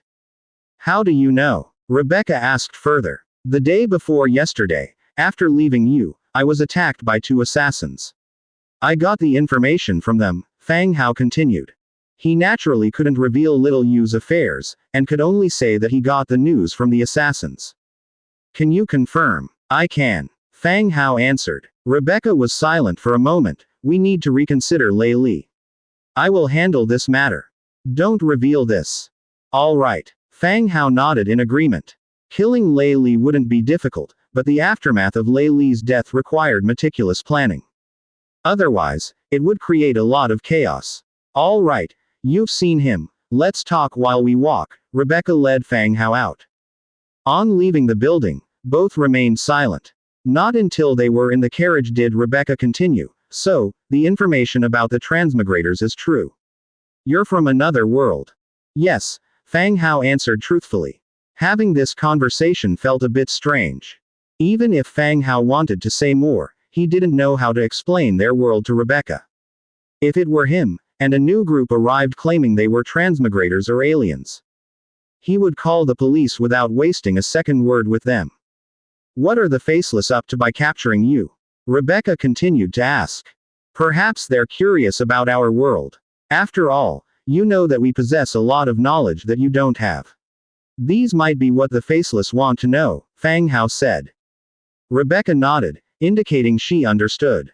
I will send people to keep probing for information on the Faceless. You should be careful too, Rebecca cautioned once again. Yes, I got it, Fang Hao replied. The carriage pulled in front of the Lord's house, and Rebecca returned. The carriage then continued to carry Fang Hao and the others back to their residence. On the way back, Fang Hao was mulling over the issue of the Faceless. With Angia and Demetria always by his side, and Rolana and Little Yu at the residence, assassination attempts on him by the Faceless seemed impossible. However, the other transmigrators apparently hadn't escaped the clutches of the Faceless. What exactly should be done to completely eliminate all these people? It was a troublesome issue. For now, there was no choice but to investigate, bit by bit, and find these people slowly. 3 days later, Fang Hao returned to his territory. Inside the main hall of the Lord's Manor, a goblin and a few elf representatives had been waiting for some time. As the morning broke, Moru the Goblin Teller arrived at the realm with the fairy clan's people. Aira informed Fang Hao the moment they arrived. To avoid any special circumstances occurring in the city while Fang Hao wasn't present. By the time Fang Hao returned to the city through the teleportation array, dense rows of skeleton soldiers had tightly surrounded the manor. Even though Fang Hao and his entourage returned at the earliest time possible, long-waiting Moru and the fairies sat apprehensively in their chairs, their faces tense, without even having gone to the washroom. They feared their strange behavior would prompt these vigilant undead to attack them. On his return, Fang Hao became aware of the trade alliance's lapse in teleportation security. Next time when he has to leave, he needs to turn off the trade alliance's teleportation to prevent anyone from directly entering the city through teleportation. Upon seeing Fang Hao stride towards the manor, Moru immediately lit up with joy. Mr. Fang Hao, you're finally back. The petite figure immediately sprung up from his seat. Seeing Fang Hao was more exciting than seeing his deceased grandfather. Ah, Mr. Moru, I've been delayed due to some matters. Fang Hao explained with a smile. Simultaneously, his gaze landed on the few fairies waiting aside.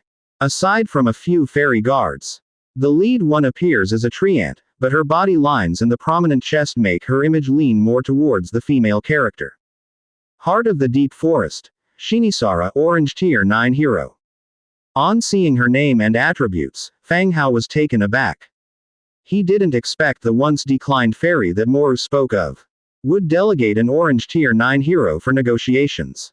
Apparently, even after the decline, the former fairy clan still has a profound appeal. Fang Hao felt skeptical if the other party was trying to intimidate him by letting the Tier 9 hero negotiate.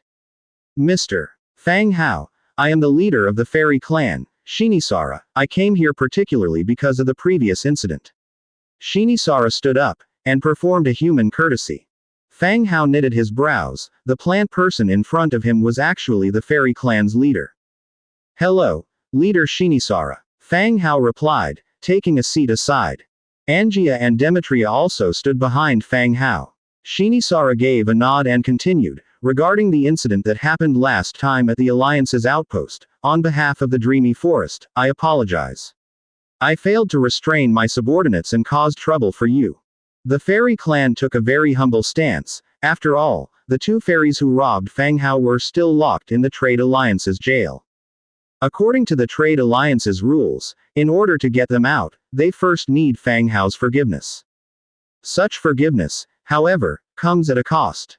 This incident indeed caused me trouble. Fang Hao spoke up. Since they tried to rob him at the Alliance's outpost, if Rolana hadn't been present that day, it would have been difficult to resolve. Of course, he wouldn't let the fairy clan off easily, even if an Orange Tier 9 hero was who they sent. Mr. Fang Hao, this apology from our fairy clan has come with a gift. We hope you can forgive those two children.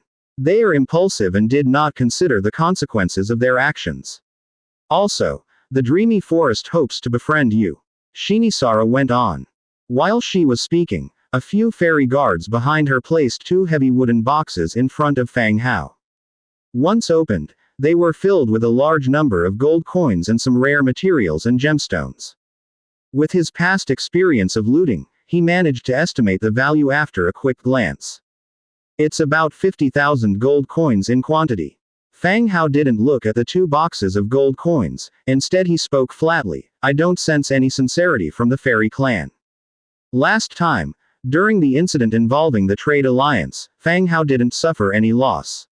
After receiving compensation from the Alliance, he ended up bidding for two valuable items without spending a penny. However, that was compensation from the Trade Alliance.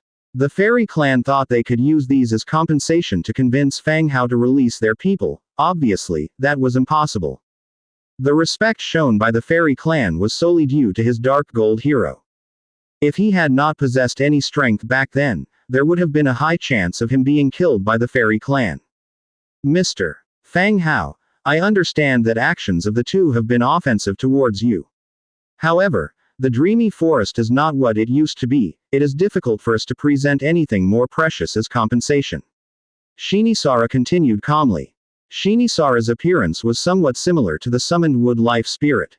The difference was that Shinisara appeared more like a tree, while wood life spirit looked like it was made of intertwined vines. The tone of her speech was devoid of any emotion. Hardship is not an excuse to shirk responsibility.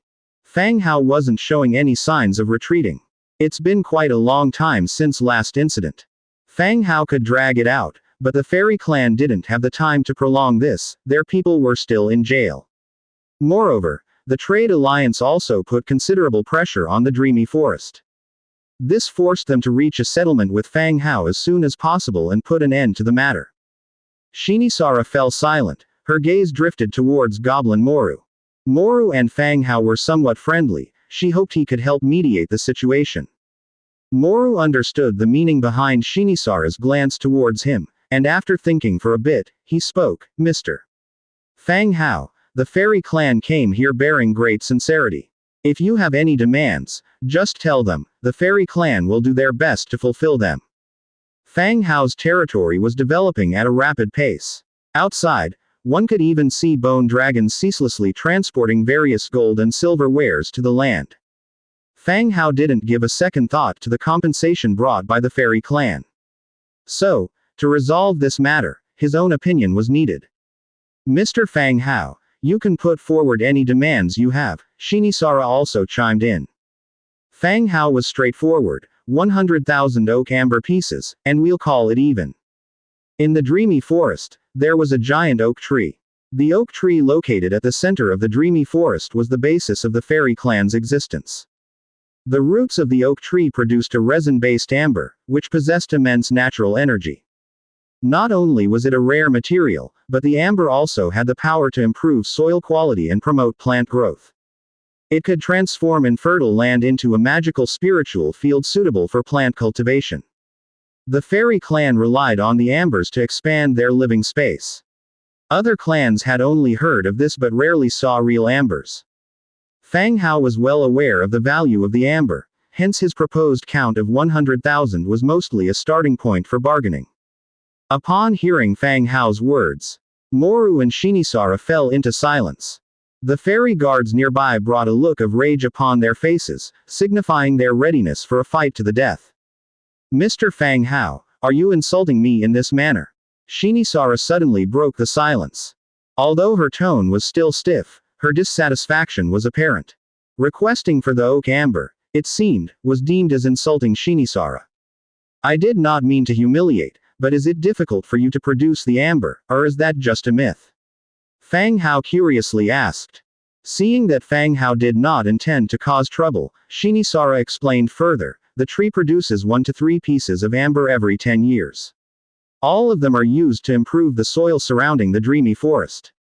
We will not be able to gather any amber for the next decade. Oh, Fang Hao understood the root of the matter. To the fairy clan, oak amber carried a special significance. Yet, on the other hand, obtaining the amber was extremely difficult. Even if Fang Hao demanded it, they couldn't present it right now. This put Fang Hao in a dilemma. Without anything to give, how would they compensate? Mr. Fang Hao, what do you need the amber for? Perhaps we can assist somehow, Shinisara asked. Naturally, to improve farming land and increase grain production, Fang Hao replied. Upon hearing this, Shinisara immediately responded. This, we may be able to discuss in more detail. Oh, Chief Shinisara, do you have a solution? Fang Hao curiously inquired.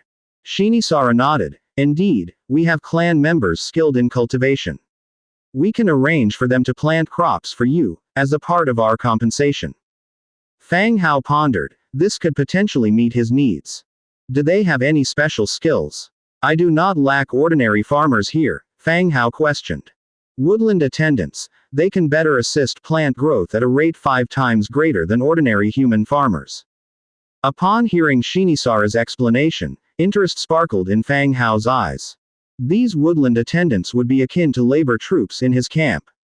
However, the characteristic of the woodland attendants lies in their ability to promote rapid plant growth. That sounds good. Chief Shinisara, how many people do you plan to send, and how long will they work for me? Fang Hao continued to ask. 2,000 people, for 10 years, Shinisara replied promptly. All right, I agree. Let's consider the matter of the fairy clan settled. I hope for more cooperation between us in the future, Fang Hao readily consented. Initially, Fang Hao was firm because the fairies hadn't offered suitable compensation. Now, satisfied with the fairy clan's proposal, he promptly agreed to it. Yes, but I need you to assure their safety. If any of them are in danger, I will take everyone back, Shinisara emphasized her terms again. The fairies had significant lifespans. So 10 years was not a considerable duration for them. All right, I will arrange for their accommodation and safety, Fang Hao assured. The order within his territory has always been good. Good, let's consider this matter settled then, Shinisara was also well satisfied. Moru, who had been silently observing, broke into a smile too. Like an insurance agent, he took a contract from his briefcase and placed it before Fang Hao and Shinisara. Since we have reached an agreement, let's sign the contract, Moru said.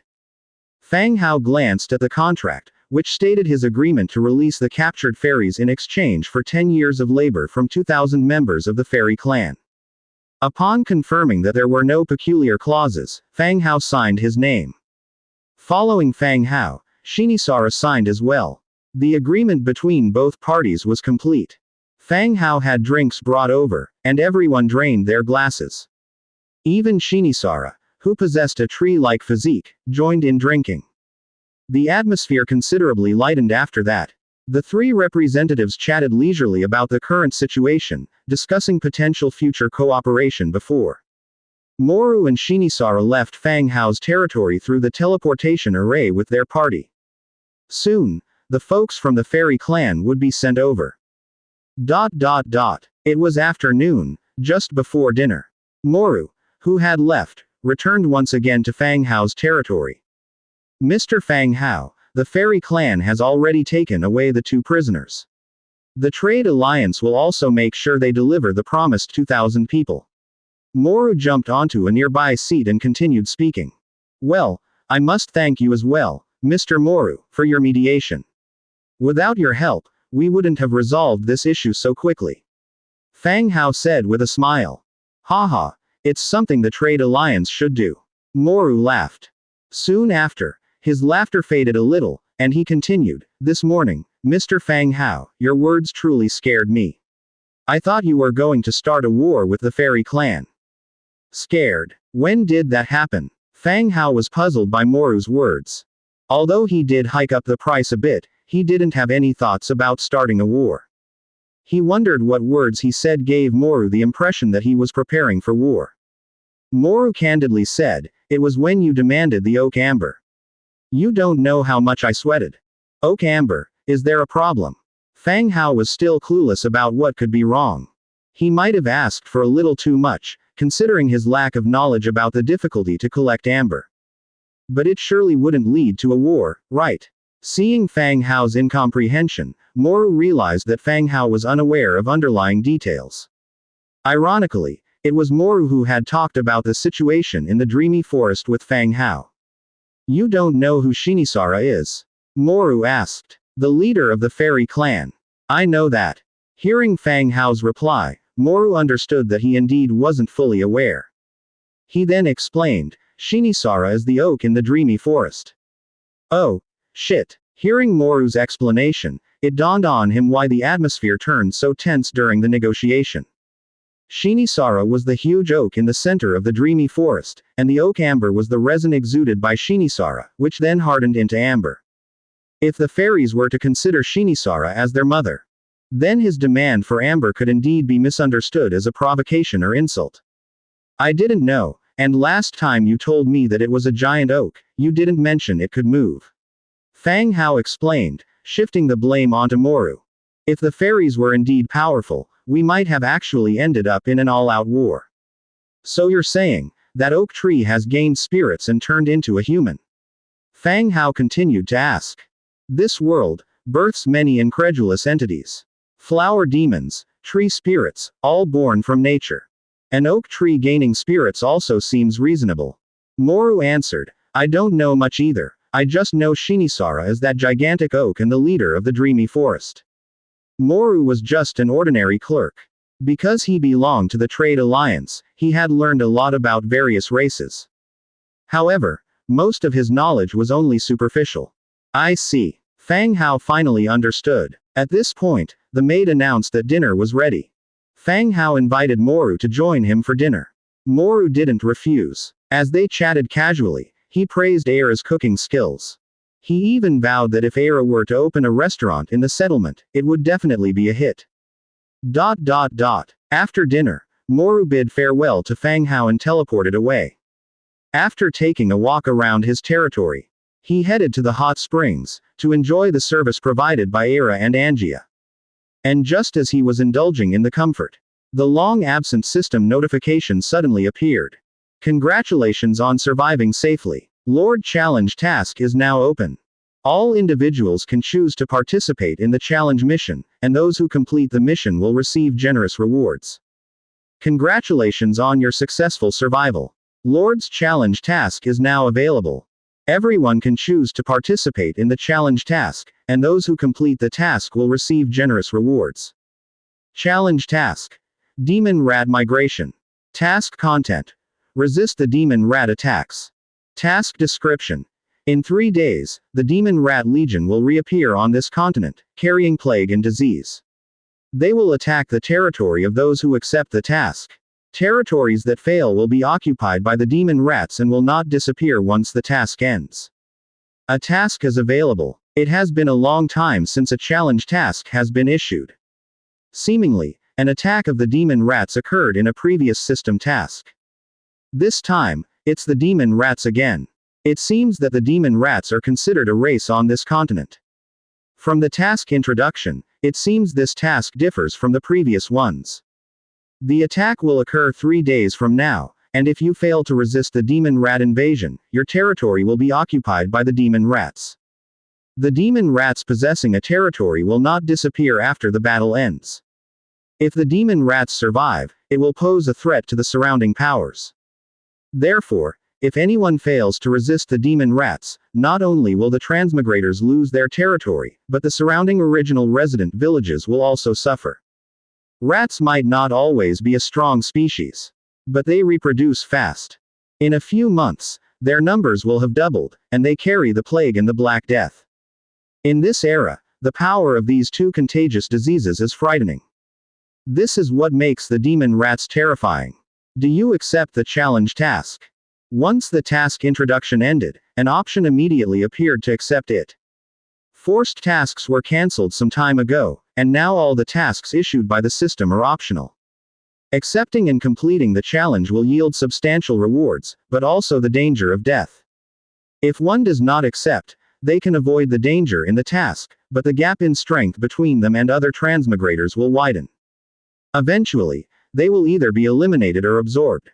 Fang Hao didn't hesitate. He directly chose to accept. Successfully accepted the challenge task, Demon Rat Migration. Task countdown. 2 days 59 hours 55 minutes. In his territory, he has enough soldiers, and the undead skeletons are not afraid of the diseases carried by the demon rats. Of course it made sense to accept. Moreover, the rewards for each completed challenge task have always been pretty decent. After accepting the task, the others in the territory channel, Zhongbin and the rest, began discussing. Zhongbin. Should we accept this task? Xu Yang. I think it's better to accept. The task rewards are usually pretty good. Fu Lei. I have many human villages here. If a plague occurs, it could affect Prul City too. Zhongbin. It's the same in my area as well. There are too many human villages. If the demon rats appear, it'll be impossible to control. Dong Jiayu. Let's see what Brother Hao says. Zhongbin. Right, we should follow the leader. While reading their conversation, Fang Hao was also contemplating this issue. The territories of Dong Jiayu and Kong Yang are not bad. They are quite distant from the original inhabitants, city and are guarded by the undead army nearby. However, managing the territories of Zhongbin, Fu Lei, and Xu Yang would be difficult. The surrounding areas are all human villages and cities. If the rats spread the plague among the original inhabitants, it could be very difficult to manage. After some thought, Fang Hao said, Dong Jiayu and Kong Yang, accept the task. I will arrange for the undead army near your territories to help defend. The others, refrain from taking the task to avoid complications. Okay, boss. Got it, Brother Hao. Everyone replied in agreement. Nobody expressed any disagreement after Fang Hao made the final decision. Meanwhile, private messages for Fang Hao also came in. It was from Dong Jiayu. Brother Hao, I have 5 subordinate transmigrators in my territory. I want them to participate in the task too, Dong Jiayu said. In recent days, the number of cities subordinate to Dong Jiayu's territory has been expanding. Including the 2 female stars given to Dong Jiayu last time, 3 more transmigrators have become part of her subordinate cities. Fang Hao also understood her intentions. It had been a while since a challenge task appeared. Dong Jiayu wanted to use this opportunity to rapidly advance. Yes, I will notify Heijian about this. Just be careful of infectious diseases on your own. If you get sick, it won't be easy to deal with, Fang Hao warned. Sure, thank you, Brother Hao. Dong Jiayu immediately replied. After finishing speaking to Dong Jiayu, Fang Hao ate a piece of fruit handed to his mouth. He then reopened the regional channel to see what everyone else was discussing. This task can be taken up by anyone willing. I refuse, not knowing who will catch a disease. If one catches it, it could mean death for all. The demon rats are probably similar to the previous time, carrying a virus with a certain probability. Just be mindful to burn the bodies and stay away from water sources to avoid problems. It's easier said than done, everything is under control until it isn't. Indeed, I've already decided not to participate in this activity. I've barely survived up till now, and I won't miss out on this one reward. That seems reasonable. We can participate in the next challenge. A group of wimps afraid of solving this. I dare you, I hardly believe that you dare to eat shit. I don't believe it either. In the channel, everyone was discussing the demon rat task. People who've survived till now have developed their territories onto a certain scale and have some troops. If it were an ordinary challenge, perhaps there would be more participants. However, the disclosure of plague and Black Death deterred many people. Especially when someone pointed out, it wouldn't matter if they missed this task, they could make up for it next time. This convinced many people, who decided not to take the risk this time. On the other hand, there were also many people who decided to seize the opportunity and take their chances. Although not everyone reached the same gains as Fang Hao, many lords were also fortunate. Everyone had their own options. Fang Hao didn't have the ability to take care of everyone in the district. All he could do was ensure that he, Dong Jiayu, and Kong Yang successfully completed their tasks without suffering major losses during the Demon Rat Challenge. At the same time, Fang Hao noticed that the equipment in his store had once again begun to sell like hotcakes. The amount of equipment was decreasing every second. The equipment in his store had all been upgraded. The original white weapons and armor had all been taken down and had been replaced with green weapons and suit sets. The cost of producing green equipment wasn't much more than that of white equipment, but its attributes had improved significantly. Especially the green armor set, which came with additional properties. The green equipment was far more superior than the white ones, hence the higher selling price. However, most lords generally were thrifty. They continued to use the white equipment as long as it was still functional and only sold green equipment occasionally. Now, with this sudden challenge, those who wanted to participate in the task had to upgrade their soldiers' equipment in order to protect themselves. Even if they had to break the bank, they would have to upgrade to better equipment. So, Fang Hao's equipment was rapidly selling out. Just when he was about to sell out, Fang Hao added tens of thousands of pieces of equipment from his inventory for sale.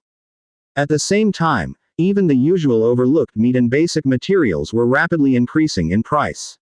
Indeed, war was promoting consumption. Fang Hao was lying on the edge of the hot spring. Angia tucked herself under Fang Hao's arm and leaned on his chest, her eyes turned to the Book of Lords. What's so interesting that you're reading so earnestly? The abilities of the Book of the Lords was quite miraculous. If a non-player tried to snatch it, they wouldn't be able to see the content and channels inside. However, if the owner of the Book of Lords allowed them to, onlookers could read its contents. However, it was mostly used for viewing the world map, because transmigrators chatted in Chinese, a language these people didn't understand. The demon rats will attack the territory in 3 days. Fang Hao said softly. Hearing this, Era, lying on the other side, leaned toward Fang Hao's other arm. So, Master won't leave these few days. With the rapid expansion of the territory, Fang Hao stayed in his territory less often. Era wasn't a strong fighter and had to look after the territory, so she couldn't leave with Fang Hao. Upon hearing that Fang Hao would stay in the territory for the next few days, her face instantly lit up with joy. We will have to stay in the territory until the demon rat invasion, replied Fang Hao. That's great, Era shouted. Neither Era nor Angia seemed nervous about the upcoming demon rat invasion. AF tear all, the undead soldiers stationed outside the city were more than enough to resist any enemies. In the hearts of all the maids, no force in the world could defeat Fang Hao. Fang Hao, provoked by the two women, closed the Book of Lords, jumped into the pool and started to play. The next day, after breakfast, Fang Hao gave command to Black Sword and Blood Hunter, asking them to deploy undead soldiers to aid Dong Jiayu and Kong Yang in defending their territory from the challenge in 2 days. Kong Yang's situation wasn't too difficult. His single city was filled with ample undead soldiers stationed in Crescent Heights, eliminating the dangers of the Demon Rat challenge. The real issue was with Dong Jiayu. Aside from her own city, she had 5 affiliate cities under her command. Black Sword had to assign personnel for defense preparations. After giving all the instructions, Fang Hao left the hall. He saw a tall troll skeleton hero standing tall in front of the Lord's mansion. The busy maid in the morning all carefully avoided him and continued their work.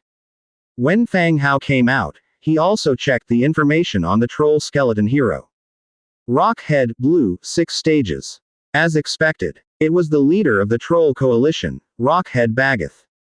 After his death, he was turned into a skeleton hero by Nelson and now is only referred to as Rockhead. Rockhead was still a towering troll skull. Due to a ring of gray markings on his forehead, his skeleton appeared slightly yellowish. Lord Rockhead saluted the moment he saw Fang Hao. Yes, welcome to the team, Rockhead. Fang Hao nodded. Rockhead stood up straight, they're in a daze. Didn't Master Nelson come out? Fang Hao continued. No, Master Nelson is working and didn't come out. Rockhead answered with a deep voice. It seems Nelson didn't even give himself a day off. Yes, Rockhead, go to the warehouse to see if there is suitable equipment for you, then come back and see me. Fang Hao continued. Yes, sir. Rockhead took the order and walked toward the warehouse. Fang Hao immediately checked his attributes. Rockhead, Blue, 6 stages. Faction. Undead. Template. Blue. Race trait. Undead. Hollow skeleton, light weakness. Legion talent. Temporary military power. Infantry commander, fight or die. Skills. Fleshless, multiple attacks, stone axe throw. Innate abilities. Intermediate combat mastery, advanced defense mastery, advanced blunt weapon mastery, advanced shield mastery. Temporary military power, this unit can temporarily command and recruit friendly forces in battle to form a new legion and continue entering the battlefield. Infantry commander, when this unit is in command of an infantry unit, all attributes plus 5%. Fight or die, the army led by this unit is not prone to rout and flee, morale plus 15%.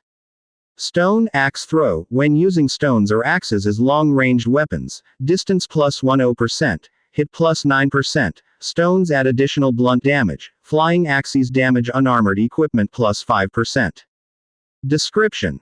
A creation of the corpse witch, not recognized by the god of undead, this hero cannot level up or advance. The attributes of Rockhead are typical for a normal troll commander. There are no standout features. The only special one is the temporary military power attribute, which can quickly recruit defeated teams, reorganize them, and continue the battle. However, this skill is a flaw in the undead camp. Normal skeletons do not have morale heroes. Once they enter the battlefield, the fight is not over until one side perishes. So the situation of the troops fleeing due to defeat will never occur. This temporary military power is utterly useless. It remains to be seen whether a mixed army of living and undead creatures will be formed in the future. If it can be formed, this skill may be useful. But whether the attribute is good or bad is not important. The wars within the territory are all large-scale battles. The role of the hero, as always, is to lead and boost the attributes of the troops. Infantry commander's attribute is enough to add the corresponding attributes to the commanding army. Before long, dressed in a suit of metal armor and holding a huge axe in his hand, he returned to Fang Hao's side. Master. You're in charge of defending the territory, Fang Hao said. Yes, Master. Rockhead replied straight away. Besides defending the city walls and gates, the duty assignment included patrol tasks. Having received his orders, Rockhead turned around and strode away. Having finished with Rockhead, Fang Hao used God's presence to reach the Blackfoot Cat's village directly. The Blackfoot Cat's current residence is the former Null village on the north side of the territory. It's not far from the main city. After teleporting to a skeleton warrior, Fang Hao walked directly into the clan leader's hall. The old Blackfoot Cat clan leader, learning of the news from his tribe, came out of the room immediately. "Lord," the old clan leader said as soon as he saw him. I have a task for you," Fang Hao said. "My lord, please give your instructions. We will complete the task you assign," the old clan leader guaranteed. Fang Hao didn't beat around the bush and said directly, "We have received news that a group of demon rats has set up camp nearby. Arrange for patrols to look for similar camps or nests in the vicinity. Record the locations when found and report back to me. According to previous system mission prompts, they would appear ahead of time after the mission was announced. The transmigrator could use this to determine the direction of enemy attacks, which was the only way to make some pre-war preparations." "All right, my lord. Shall I let Lori lead the team?" the old man asked. "You organize it yourself. I want accurate and detailed information, leaving no stone unturned." Feeling Fang Hao's seriousness, the old man did not dare to take it lightly. "Understood, my lord." Fang Hao nodded, then promptly cancelled the God's Presence skill. The Blackfoot Cat tribe, though small in stature, possesses formidable scouting and tracking abilities. The construction of the village has also been completed. Fang Hao delegated the task of finding the demon rat spawning location to them. They move quickly and are more meticulous. After assigning the tasks to the Blackfoot Cats, Fang Hao continued to check the stock of materials in the warehouse. The dwarven, mountainous great furnace has forged 4,045 pieces of fine iron. In anticipation of the demon rat attack the day after, Fang Hao decides to produce a batch of Temple Guardian armor sets first. He plans to equip an elite troop specially for territory safety protection. He moved to an open space outside of the city. Fang Hao opened the Book of Lords and found the blueprint for the Temple Guardians equipment. Temple Guardians shoulder armor, 8 iron castings, 5 fine iron, 10 thick leather, 12 woven threads, 10 metal components, 3 mithril. Temple Guardians boots, 6 iron castings, 4 fine iron, 8 thick leather, 15 woven threads, 12 metal components, 2 mithril. Temple Guardians chest armor, 12 iron castings, 8 fine iron, 15 thick leather, 22 woven threads, 18 metal components, 4 mithril. Temple Guardians helmet, 8 iron castings, 6 fine iron, 12 thick leather, 10 woven threads, 15 metal components, 5 mithril. He began crafting. Hundredfold amplifier triggered, acquired 10,100 Temple Guardians shoulder armor. Hundredfold amplifier triggered, acquired 10,100 Temple Guardians boots. Hundredfold amplifier triggered, acquired 10,100 Temple Guardians chest armor. Hundredfold amplifier triggered, acquired 10,100 Temple Guardians helmet. A great surge of light emerged from the surroundings, pelting down like a shower from the sky. Fang Hao casually picked up a Temple Guardians helmet and inspected it. Temple Guardians helmet purple. Category helmet. Defense level 4 defense. Ability damage received -5%. Set attributes movement speed +10%, damage received -10%, elemental resistance +10%, morale +20%. Description: the Holy Guardians will unswervingly execute any task assigned by the temple, dutifully protecting their faith. The Temple Guardians set, with its golden and silver color scheme, can be described as quite imposing. Wherever you go, you give off a formidable and elite feel that's characteristic of a kingdom's fine troops. The equipment's defense is a level 4 defense. It falls within the purview of purple items, but its abilities and set attributes further elevate the gear's grade. Especially noteworthy, -15% damage reduction effectively gives the set a level 5 defense. Overall, the Temple Guardians set is the best suit of gear he currently possesses a blueprint for. It's even superior to the armor worn by the likes of the Black Sword and Blood Hunter, those heroes. Now, The only thing missing is enough fine iron. It seems that efficiency needs to be improved on the dwarven end. The dwarves need to step up their game. Checking the remaining quantity of fine iron, he found 17,045 pieces. Fang Hao moved to another open space, and continued to open the Book of Lords, and found the Thunderblade blueprint. Thunderblade shield. 10 iron castings, 5 fine iron, 8 thick leather, 12 metal components, 2 mithril. Thunderblade cloak. 5 linen cloth, 2 silk, 22 woven threads, 5 leather, 8 metal components, 3 mithril.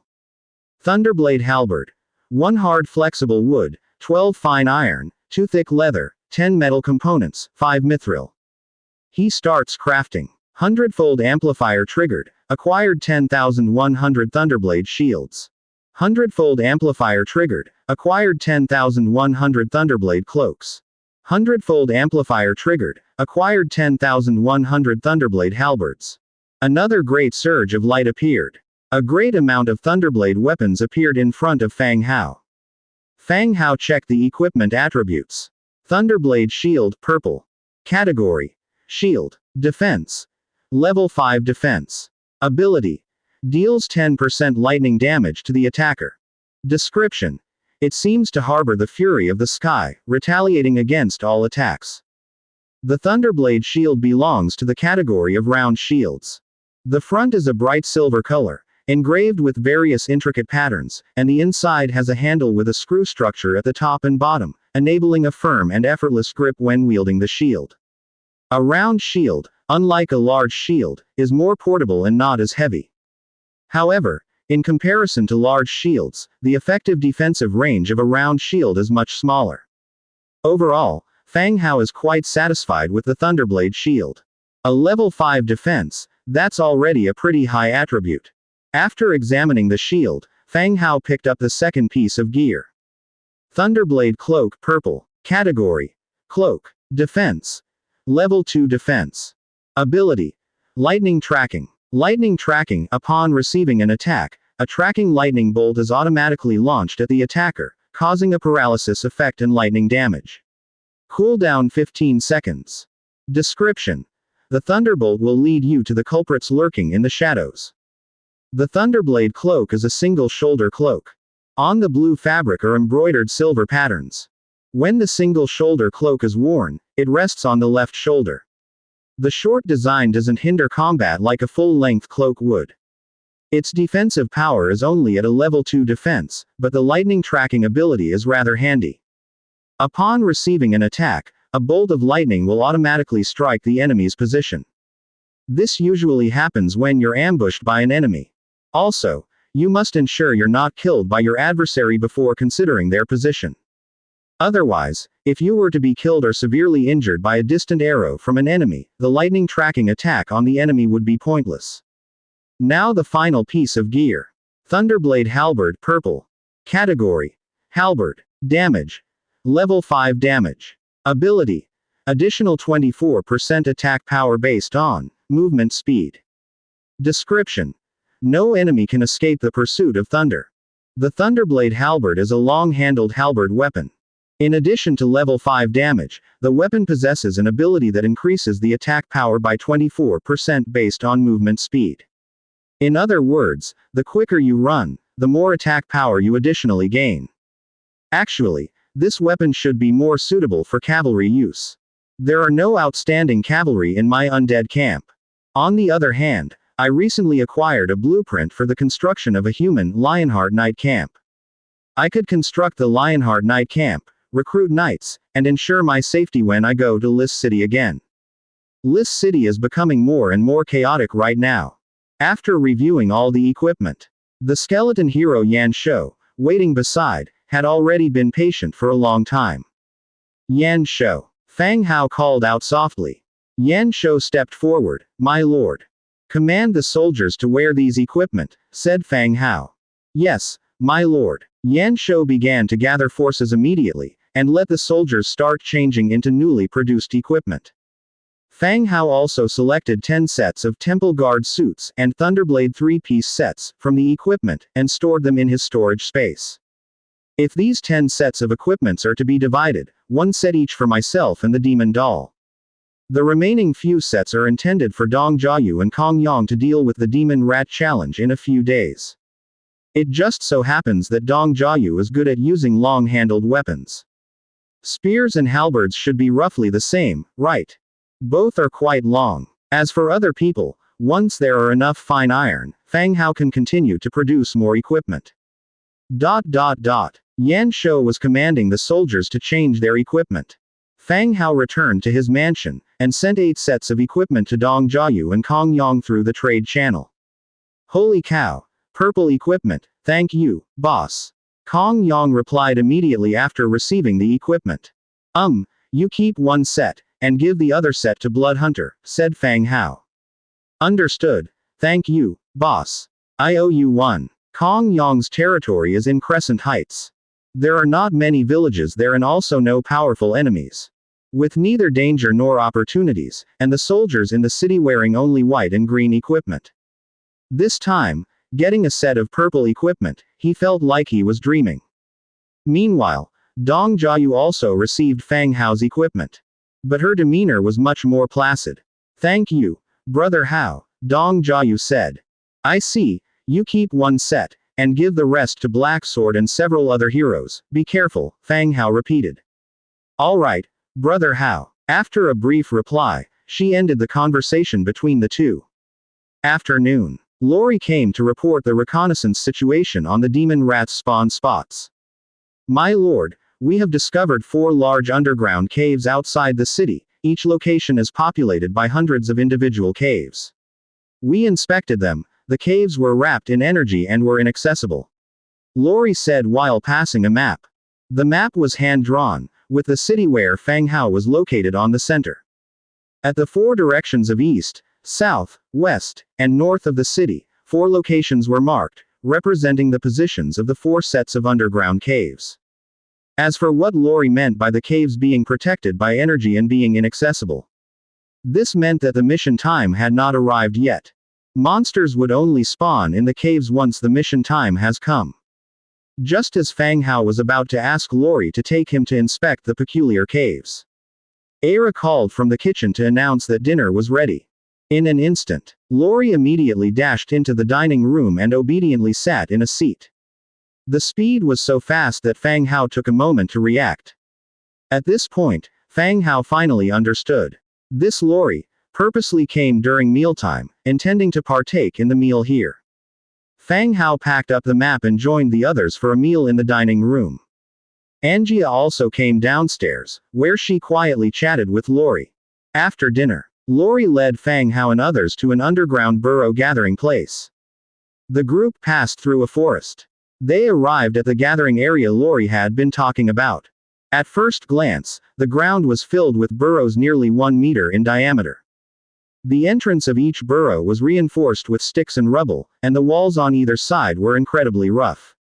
It could be affirmed that these burrows were the spawn points of demon rats for the migration mission.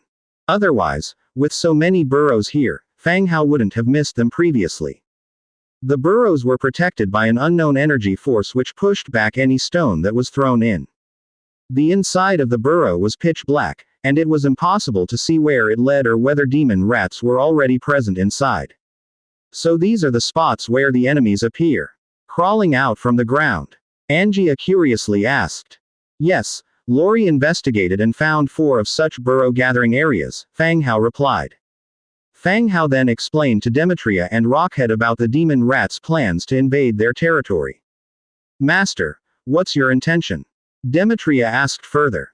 Fang Hao pondered for a moment and said, we have ample defense forces within our base. I plan to let the 4 of us each command an army and be well prepared in advance.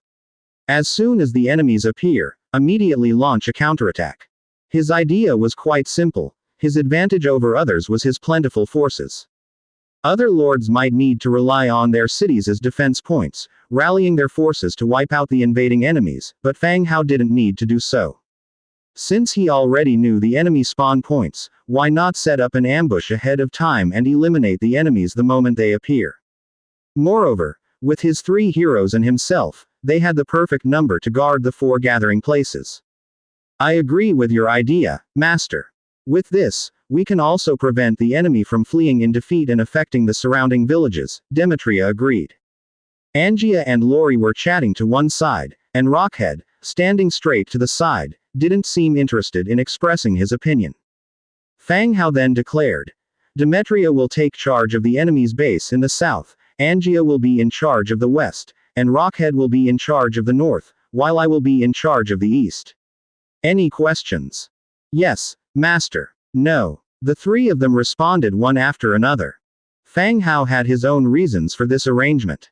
The south side was close to the human city of Prul. To prevent any issues, the strongest Demetria was assigned there. The western woods were hard to traverse due to a mountain area inhabited by ogres, but Angia's pathfinding skill assured that the heroic army's speed wouldn't be affected on difficult terrain. The northern and eastern sides were generally similar. Fang Hao chose the east for himself and assigned the north to Rockhead. Seeing no objections, Fang Hao said, All right, that's the plan for now.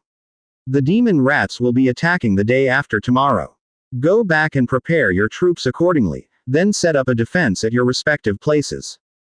Yes, Master. The crowd returned to the city, and the external forces began to mobilize swiftly.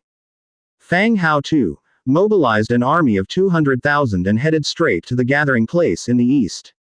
Additionally, a large number of Tauren guards were arranged near the eastern Bronze Bull City to help Fang Hao convey orders. After all, the army was indeed huge. Relying solely on Fang Hao, such a large army might struggle to operate. The other three locations were also gathering forces from nearby cities to help Demetria and others set up the defense. Firstly, the skeleton warriors were ordered to fully enclose the burrow in a semicircle. The front row consisted of skeleton warriors, the second row were spear bearers. Sharp spears pierced through the gaps in the shields, pointing forwards. The second and third rows consisted of archers, although this time Fang Hao had equipped them with the fine iron musket and misfortune strike crossbow. In a mid-range encirclement battle like this, the musket's power and accuracy could be better utilized. And the crossbow would make up for the time it took to reload the muskets, ensuring continuous output. Behind the archers were the two-handed sword, Baron Tomb guards, who could react promptly if any accident occurred. Further behind were the mages, bone dragons, Nisbet, and 50,000 skeleton giant bats. Fang Hao continued to set up a large number of spike pits and traps. They were placed at the forefront of the formation. With everything prepared, all they needed was for the mission to start. 2 days later, there was only 1 hour and 32 minutes left on the countdown to the migration of the demon rats. The setting sun left a trail of red clouds on the horizon. The demon doll sat atop a horse, waiting for the mission to begin. Lord, everything is ready, a Tauren quickly approached and spoke. The Tauren, sent by Bronze Bull City, were there to assist with the commands. They were not needed for direct combat. All right, light the torches ahead of time, everyone should prepare for battle, Fang Hao said calmly. Immediately, some went into the underground gathering place, lighting the iron barrels that had been prepared in advance. The fuel in each barrel was ignited. The orange flames illuminated the entire cave area.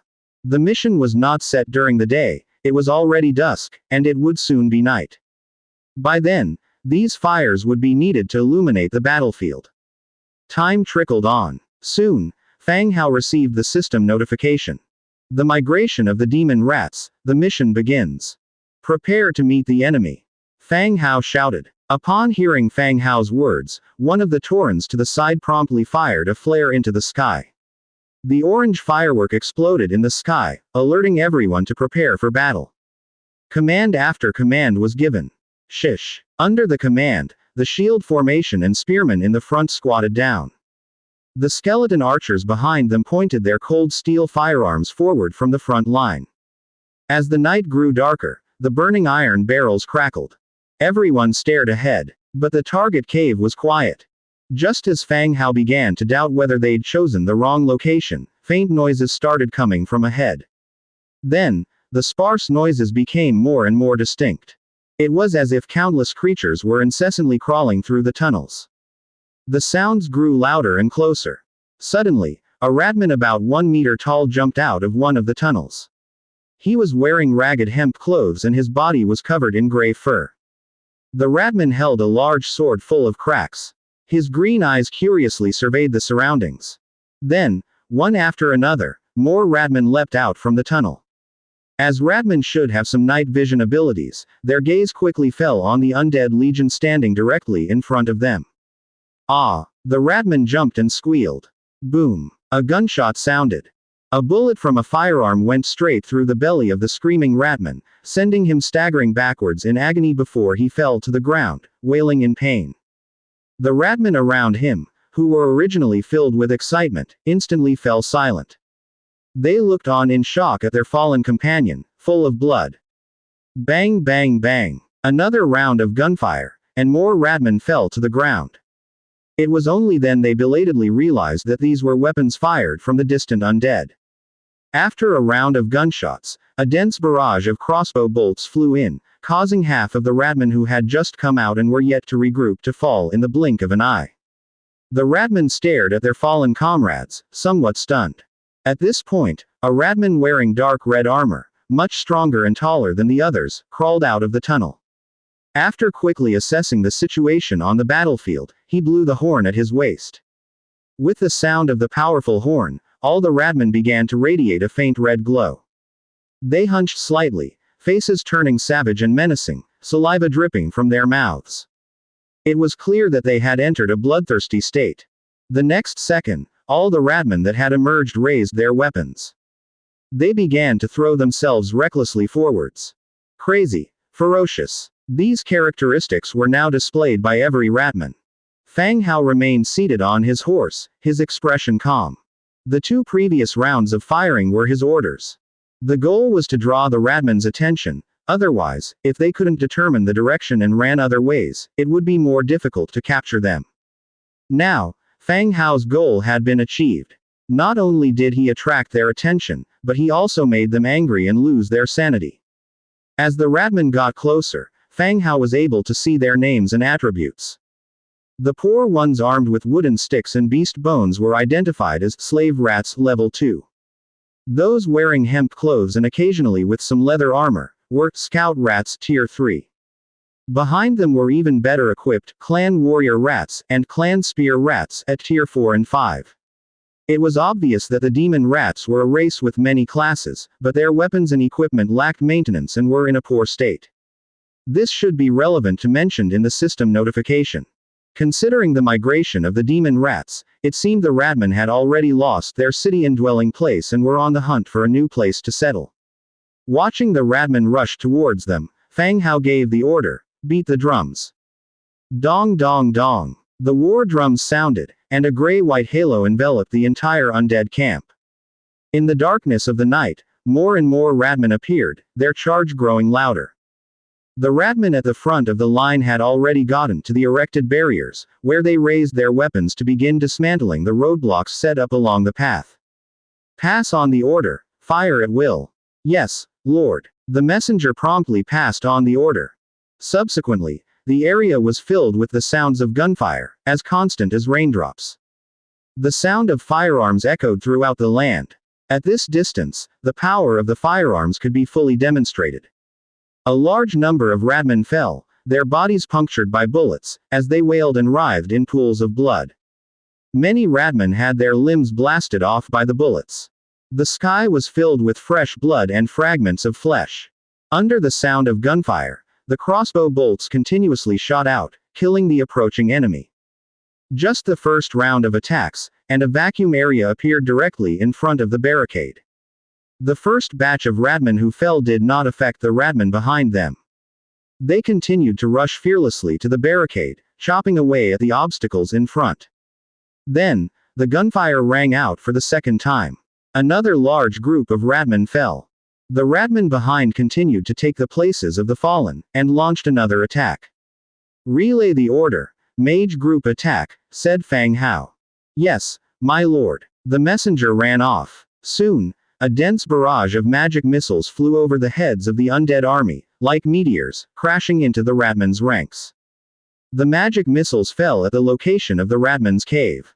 Some ratmen, who had just crawled out of the cave and hadn't yet figured out the situation, were blown away and became dazed. Soon, under the continuous onslaught of the ratmen, all the barricades set up were cleared one by one. The ratmen, as if they had gone mad, threw their bodies at the spear wall. Bodies were impaled on the spears, blood sliding down the spear shafts. The ratmen were fierce warriors, but against the well-equipped undead army that had been waiting in formation, they were still at a disadvantage. The bodies of ratmen in front of the army piled up into a small hill. Although the number of ratmen was still huge, not knowing fear. But Fang Hao was certain, if the ratmen didn't have any more tricks up their sleeves, the victory of the battle had become a foregone conclusion. The ratmen couldn't break through their defense, let alone seize the city. At that moment, Fang Hao's gaze fell on the area of the ratmen's cave. He saw the ratman leader, clad in dark red armor, discussing something with a few other ratmen. It seemed they too realized their chances of winning were not great, and were discussing a new strategy. Due to the distance, Fang Hao couldn't see the information of the ratman leader. But judging from their communication gestures, they should be very intelligent, much smarter than other ratmen who only knew how to charge. Son, a few ratmen had finished their discussion. A squad of ratmen, draped in a black cloak, started leaving from the side of the troop, intending to leave the main battlefield under the cover of darkness and carry out another task. Seeing the intention of the small team, Fang Hao naturally wouldn't let them succeed. He told the Tauren next to him, "Have people ride the bone dragon, with the skeleton giant bat, clear out that ratman's squad, don't let any escape, start patrolling around after cleaning up, kill any ratman trying to leave the main battlefield." "Yes, my lord." The messenger immediately delivered the order. From the rear of the army, a bone dragon soared into the sky, and behind it was a dense crowd of skeleton giant bats, flying towards the ratman squad that was leaving. Within sight, that ratman, draped in a black cloak, who planned to leave, was surrounded by a group of skeleton giant bats, gnawed into a pile of white bones. Then, the giant bats began to patrol around the battlefield. As soon as they found ratmen attempting to leave the battlefield, they would directly attack and kill them all. Fang Hao's gaze returned to the ratman leader. He had expected that after the team he arranged to go out was killed, the leader would become furious. However, the leader's face still remained calm. He gave one order after another to the ratmen. This made Fang Hao feel something was off. He always felt the leader had another plan. Just now, it was merely a simple probe. "Lightning strike, speed up the pace of the battle," Fang Hao ordered again. No matter what plot the other party had, as long as they directly killed these ratmen, they wouldn't fail in this battle. After receiving Fang Hao's order, all the skeleton warriors held in their hands multiple lightning spears. On command, they were thrown towards the front. Inside the Lord's mansion, Fang Hao's body was sitting on the bone throne, while controlling the demon doll to command the army in the battle. He also used the Book of Lords to understand the battle situation of Dong Jiayu and Kong Yang. After continuous practice, Fang Hao became more and more skilled at controlling two bodies at the same time. As long as he is not engaged in an intense real-time battle, there is no problem controlling two bodies simultaneously. "Boss, there's no problem on my end. The Blood Hunter leader is in battle and we are just standing on the city wall and watching. The ratmen were basically killed," Kong Yang reported back. "Well, stay safe," said Fang Hao. At the same time, Dong Jiayu also replied, "Brother Hao, the situation here is a bit messy. The battlefield is quite large, but it's still under control. The leaders of the Black Sword and Giant Wall are engaged in combat." At the same time, Dong Jiayu also shared a couple of photos. The photos recorded scenes of the battle between the undead and the ratmen. From the shooting position, Dong Jiayu should be in the ranks of the undead army, not hiding in the city. The city Dong Jiayu was tasked to defend had multiple locations, making it a bit more complicated to fight than Kong Yang, who was only defending a single city. Even though there were many locations to cover, the number of undead army and heroes stationed with Dong Jiayu was also higher. There shouldn't be any issues. "Well, be careful. Report back to me promptly if anything happens," Fang Hao instructed again. "All right, Brother How, it should be okay. If it weren't for the fear of bacteria on these ratmen, I feel like I could take them on myself, Dong Jiayu replied, not willing to be outdone. Alright, stop it. If you get hurt, you're the one who's going to suffer. Heh, I was just saying. After ending the chat with them, Fang Hao glanced again at the area channel. Many people were discussing the fight. Some said that these demon rats were not hard to deal with, while others were seeking help. They were using resources as bargaining chips, asking nearby lords to aid them. Fang Hao was looking closely at the situation. Just then, a raging roar suddenly came from outside the lord's mansion. Following that was the sound of heavy objects hitting the ground. Fang Hao, sitting on his throne, was suddenly taken aback. Could someone have invaded his territory? Without thinking, Fang Hao drew out his thunder sword from his storage space and ran towards the door. He saw two Nisbets who were guarding the door already engaged in battle with the demon rats. On the open ground in front of the Lord's mansion, there were several round holes. From inside these holes, the ratmen were continuously rushing out to join the battle. Master. Era also ran out from her room, her face pale. Fang Hao instructed, stay back. Okay. Era turned to run back inside. Fang Hao turned his attention back to what was happening outside. Underground runners, Tier 3. This species of demon rat, amongst the Ratman faction, plays the role of an engineer. They can quickly dig tunnels, providing concealed routes for the Ratman.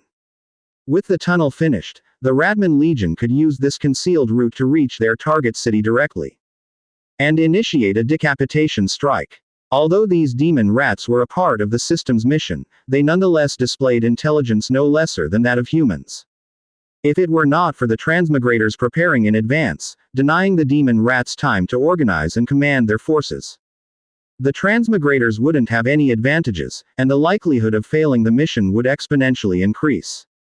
More and more demon rats streamed into the city via the tunnels. Their only target was the Lord's mansion, the heart of the city they were aiming to capture. The Nisbets held off the first wave of demon rats. The city's defensive soldiers also rushed in from all sides. After surrounding the Lord's mansion, they started to slaughter the invading demon rats. The number of soldiers in the city could not compete with the vast numbers outside. However, those defending the city were undead warriors equipped with the Temple Guards set, which included high-tier units like the Skeleton Mantism and Nisbet. The demon rat death toll rose swiftly. Soon enough, the invading demon rats were largely exterminated. Fang Hao immediately instructed his soldiers to throw explosives into the holes. Boom, boom, boom. With several muffled explosions, the tunnels the ratmen had dug were blasted apart. However, this had merely destroyed the existing tunnels. If the ratmen still had underground runners, they would continue to dig more. Fang Hao immediately gathered the guards in front of the Lord's mansion, with a new plan to tighten the defense. Era, Fang Hao called. Master. Era came running back out from her room. Get all the maids together.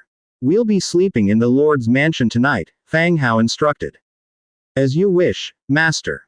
Era answered and ran off to the area where the maids lived. Meanwhile, Fang Hao opened the Book of Lords and sent messages to Dong Jiayu and Kong Yang.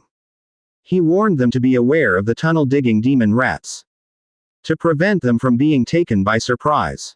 After finishing his instructions to them, Fang Hao posted a snapshot of the tunnel-digging demon rats in the area's chat, warning everyone taking up the mission to watch out for the demon rats and their decapitation strikes. Damn, they can target our leaders. These rats have evolved. I'm glad I didn't accept this task. A lot of people are going to die tonight. Damn it, I was wondering why those ratmen seemed so relaxed, they were digging tunnels. Thanks for the heads up. Thanks for the warning, Lord Fang Hao. The crowd spoke at will. Fang Hao did not have time to reply to them. He closed the Book of Lords and saw Era approaching with all the maids. Deep in the night, the usual time for rest. The maids, dressed in simple loose nightgowns, are huddled together, creating tumultuous waves. Dodging past the bodies at the door, they made their way into the manor. Master. The maids bowed, their loose linen tops hanging loosely. From Fang Hao's perspective, everything was clearly in view beyond what he should see. It seemed as if the maids did not care, playfully vying against each other, occasionally jiggling enticingly. All right, it's a little dangerous outside tonight, you ladies will have to make do for the night here. Fang Hao said to the maids. Yes, master. The maids acknowledged. Aira led the maids upstairs, starting to allocate them rooms for their rest. The manor had been upgraded to level 10, and the number of rooms had increased substantially. Enough to accommodate these maids, with a few sharing a room. The maids had just gone upstairs. Outside the door, the sound of digging into the dirt could be heard. Looking out, 10+ ground burrowers were digging out burrows, rushing out. Behind them trailed squads of Radman warriors. The undead warriors guarding in front of the manor immediately clashed with these Radman. Nisbet 49, you are in charge here. Fang Hao ordered. Nisbet 49 acknowledged, yes, sir. Looking around at the other directions, Fang Hao continued, Nisbet 50, you take a team to the Viscera Museum to ensure the safety of Scholar Nelson. Aside from the skeleton craftsmen living in the production processing area, Nelson's Viscera Museum, located near the central area, may not hear any sounds of battle, but precautions must be taken against burrowers deviating from their track and tunneling towards the Viscera Museum. For safety, Nisbet 50 was assigned to lead a team to guarantee the safety of Nelson and the funeral priests. Yes, sir. Nisbet 50 agreed, leading his soldiers towards the Viscera Museum. As per the original plan, Nisbet would have been evaluated for his hero status on the previous day. But when Fang Hao learned about this mission, he postponed the evaluation. The idea was to maximize Nisbet's soul-devouring skill to raise his attributes as much as possible, to increase the chance of passing the test. Soul-devouring allows one to consume a slain enemy's soul after killing them, enhancing one's strength. This ability needs to be honed on the battlefield. The more enemies you kill, the stronger you become. So, apart from Nisbet 49 and Nisbet 50, who were stationed outside the manor, the remaining Nisbets in the main city were all deployed in 4 separate locations, resisting the Radman on the battlefield. Killing Radman to enhance their attributes. After handing out this assignment, he made sure that the Radman, even if they burrowed in, couldn't penetrate the manor. Fang Hao returned to his room, concentrating his remaining energy on the main battlefield. Only with victory on the main battlefield can this battle truly be ended. He reseated himself on the bone throne. And Fang Hao's conscious mind returned to the battle on the eastern side of the city. Pumping. A group of Radman, about the size of some calves, charged directly into the undead shield formation. Their flailing arms knocked the shield-bearing undead soldiers flying. Like a horde of enraged stars, they barreled directly through into the undead formation. Destruction Giant Mouse Tier 8. This kind of demon rat, their bodies are unusually strong. Slimy grayish-white fur, exaggerated bulging muscles. If not for their Radman heads, one might even mistake these for deranged gorillas. Baron Tomb Guards, move, get rid of these big fellows, Fang Hao spoke nonchalantly. Reliant on just their initial momentum, these destruction giant mice aren't numerous. Under a hail of arrows and magical bombardments, only about 200 managed to charge into range. The Baron Tomb Guards who were waiting in the rear, immediately engaged. Dozens of them ganging up on one, hacking the destruction giant mice into a bloody pulp. Even their robust bodies couldn't hold out for long under such mauling. Looking at the tunnels dug by the Radman up front, from which Radman were no longer emerging, Fang Hao immediately ordered, send the command, attack. Yes, sir. The messenger left to relay the command. Simultaneously, the drumbeats intensified. In the sky, several bone dragons took flight, black pillars of energy swept through the Radman hordes below. Huge swaths of Radman failed to evade in time and were hit by the energy columns. Their bodies began to disintegrate, turning into heaps of bones. At the same time, the semi-squatting spearmen, who focused solely on defense, surged forward. The Baron Tomb Guards and Nisbets behind the shield wall, like meat grinders, made short work of any enemy that managed to penetrate the defensive lines. The standoff had turned into a unilateral slaughter by the undead. Meanwhile, the shielded spearmen relentlessly advanced, forcing the Radman to retreat constantly. At this point, there were less than 10,000 ratmen left. Gathered together, they watched the undead still advancing towards them, warily. Among the ratmen, a ratman leader clad in dark red armor, holding a sword with intricate patterns, glared furiously at the opponent. He was a hero among the ratmen, the commander of this battle. Headhunter, Pritzer, Purple Tier 5. Pritzer had received conventional military training among the ratmen. Looking at the undead army arrayed outside the tunnel, it was evident that the enemy already knew their arrival location and was fully prepared. Unable to penetrate the undead defenses head-on, he chose the strategy of surprise attack, continuously launching attacks from the front to distract the primary force. Meanwhile, a large number of digging ratmen were dispatched to excavate directly to the opponent's city. Once successful, the opponent's troops will have to rush back hastily. This will make it easier for them to surround and wipe out the entire force. However, something troubling happened with this plan. The troops assigned to the tunnels did not send back any news, and this force did not attempt to assist either. Now, the opponent has launched another attack, driving them to a situation where there is no room for retreat. Pulitz glanced at the troops in front of him, uncertainty creeping into his eyes. The horn was blown once again. The amplified ratman's eyes turned crimson again, and with rage and bloodlust, they charged towards the attacking undead. As for Pulitz himself, he led his own small squad of 100. They dove into a nearby forest. He planned to use the ratman as cannon fodder, buying him time to escape. But as soon as he moved, Fang Hao noticed. This ratman in crimson armor was too conspicuous among the ratmen, impossible to ignore. And considering the various diseases the ratman carried, Fang Hao couldn't let it escape alive. Watching Pulitz ready to dive into the forest, he immediately ordered his adjutant, deploy troops to kill those escaping, not a single one must get away.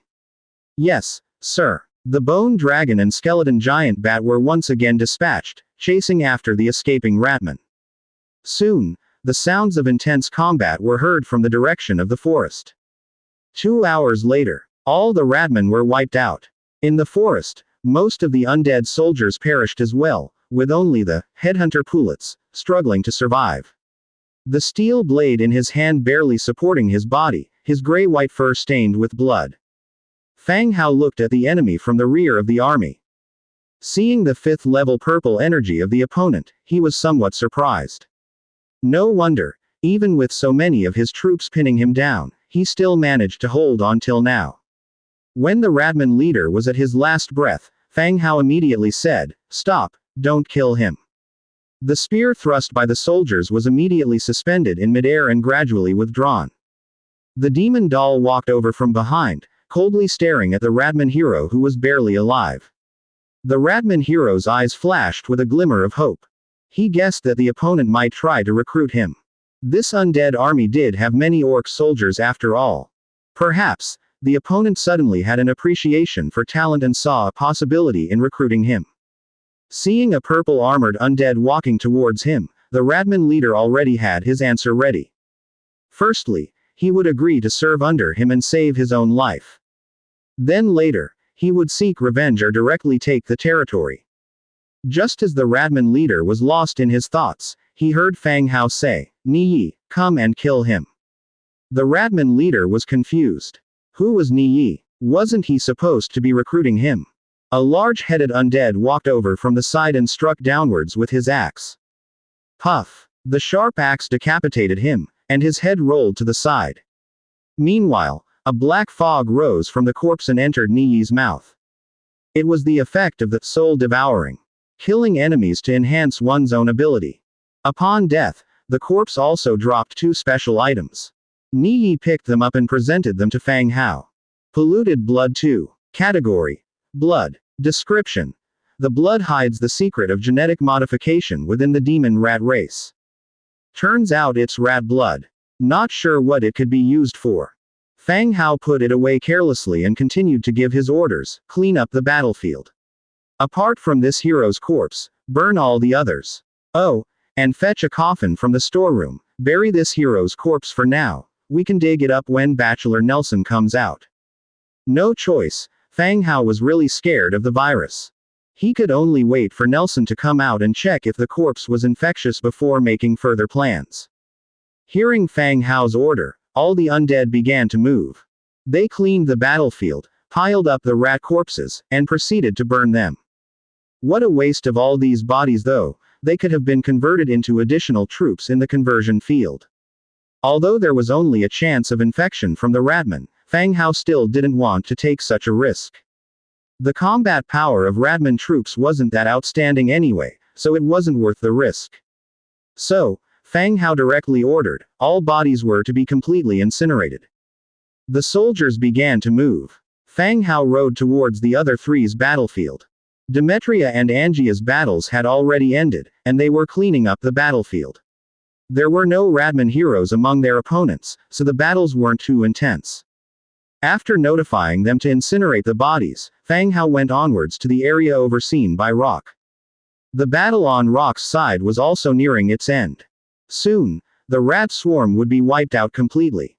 After reminding Rock to incinerate the bodies, he returned to his territory. Back on the throne, Fang Hao withdrew the demon doll and inquired about the situation of Dong Jiayu and Kong Yang. The battle was still ongoing, but the outcome was already decided. There were no Radman heroes on their side, and under their superior equipment and vast fire coverage, the Radman army was at a complete disadvantage. Plus a tenfold increase in the number of troops. They could trample those Radman into pies. After ending the message, Fang Hao steps out of the Lord's mansion, ordering the bodies outside to be completely cleaned up. The blood on the ground was also cleaned. It's now late at night. Demetria, Angia, and Rocky are all finished with their respective battles. Fang Hao too has received a message from the system. Congratulations, Lord, on completing the Demon Rat migration task. Your city has slaughtered a total of 220,000 demon rats, please claim your reward. Reward dispensation. Plus 100 influence for all factions, 1 special blueprint orange, 1 hero recruitment scroll orange plus 1200 warfire coins. Once the battles in all areas ended, the system sent a message indicating the task was completed. Previous missions all had time limits. Even if you completed the task early, you had to wait until either time was up, or everyone had completed it, before the rewards would be dispensed uniformly. Now, the enemies in the mission wouldn't disappear just because time was up. Many lords, no doubt, would engage in protracted battles with these ratmen. Waiting for a uniform dispensation, the task might not be successfully completed in less than 10 days or half a month. The number of rewards isn't much, but their quality is high. Both items are of orange quality. Fang Hao directly checks the rewards. Magic Scroll Inscription Room orange, sturdy wood 2200, stone blocks 3500, fine stonework blocks 1500, iron 1200, cast iron 800, metal parts 200, rich essence 5, essence of magic 10, perfect essence 10, memory crystal 1. Description. This structure allows the inscription of magic scrolls. Indeed, it's an orange blueprint. Fang Hao feels quite pleased. From the name and the description below, one can figure out the use of the structure. It is used to inscribe magic scrolls. Fang Hao is somewhat familiar with magic scrolls. These consumables can unleash one-time magic. Even ordinary people can use scrolls to release powerful magic, launching attacks against their enemies. And their power is rather significant. They're hard to obtain on the market and quite expensive. After Fang Hao started studying magic, he no longer paid attention to these costly scrolls. However, mercenaries and aristocratic businessmen are very fond of these things, which can easily achieve results. Though the materials consumed are rather substantial. Luckily Fang Hao has them all. For the final memory crystal, Fang Hao swapped one over the regional channel, and he also got quite a few memory crystals from the dragon's treasure hoard last time. He didn't know what they were for then, so he just stored them in the basement. Even if they have a purpose now, it just uses up one. Fang Hao doesn't rush to build it, instead, he continues to check the reward behind. Hero Recruitment Scroll orange. Item category. Recruitment Scroll. Description. Upon use, it can randomly recruit an orange template hero. The Ratman's assault posed little threat to him, the rewards were so substantial that he felt somewhat embarrassed receiving them. Maybe he should give himself a few cuts, otherwise, he might not feel at ease taking it. Fang Hao walks to the front of the Lord's mansion. Do you want to use the hero recruitment scroll? Once used, an orange hero can be randomly recruited. Use. Then, the recruitment scroll in his hand emits a faint glow, gradually dissipating like a burning piece of paper. The next second, a complex array appears on the empty ground in front of him. Under the cover of an orange light, a figure slowly rises from the ground. Successful recruitment, Kingdom's Glory, Aseti Orange 7th rank hero. Successful recruitment, Wind Demon, Etienne rank 8. Upon seeing 2 recruitment notifications appear at the same time, Fang Hao was stunned. He reassured himself of the disappearing recruitment scroll, certain he didn't use it incorrectly. He had only used 1 scroll, so why were there 2 names? The array outside the door shone brighter and brighter. The contours of the hero became increasingly clear. When the light faded, a man and a horse stood before Fang Hao. Upon seeing this, Fang Hao understood why there were 2 names. One of them must have been the horse. The recruitment scroll was quite powerful. Be it Nelson, Demetria or the hero recruited today. Upon successful recruitment, the hero would appear with their equipment. So, for a gallant white horse to appear wasn't surprising. The horse was dressed in black armor, and a crossbow was hung on the left-hand side of its back. The hero, Aseti, was dressed in black armor with golden patterns, holding the horse's reins in his left hand, and leaning on a long, slender longsword with his right. The tip of the sword touched the ground, and the height of the sword was almost 1.7 meters. Based on the height of the sword, it was even taller than some of the maids in the territory. Aseti wore a helmet, quickly looking around. Upon seeing that a large number of skeleton undead were cleaning behind him, he twisted the longsword in his right hand, immediately entering a state of readiness for battle. Fang Hao was startled and quickly said, Aseti, these are our territory's soldiers. Aseti, whose sword already emitted a glow, heard Fang Hao's shout and barely managed to stop his impending action. Through the gap in his helmet, his gaze met Fang Hao standing in front of the manor. Did you awaken me? A neutral voice asked from within the armor. Fang Hao temporarily was unable to discern Aseti's gender. Yes, Aseti, welcome to our team. Our territory is a bit special. I'll explain it to you in detail later. There's no danger here, whispered Fang Hao. Aseti reassured himself about the skeleton behind him. After confirming that the undead only worked and did not attack him, he finally dropped his guard.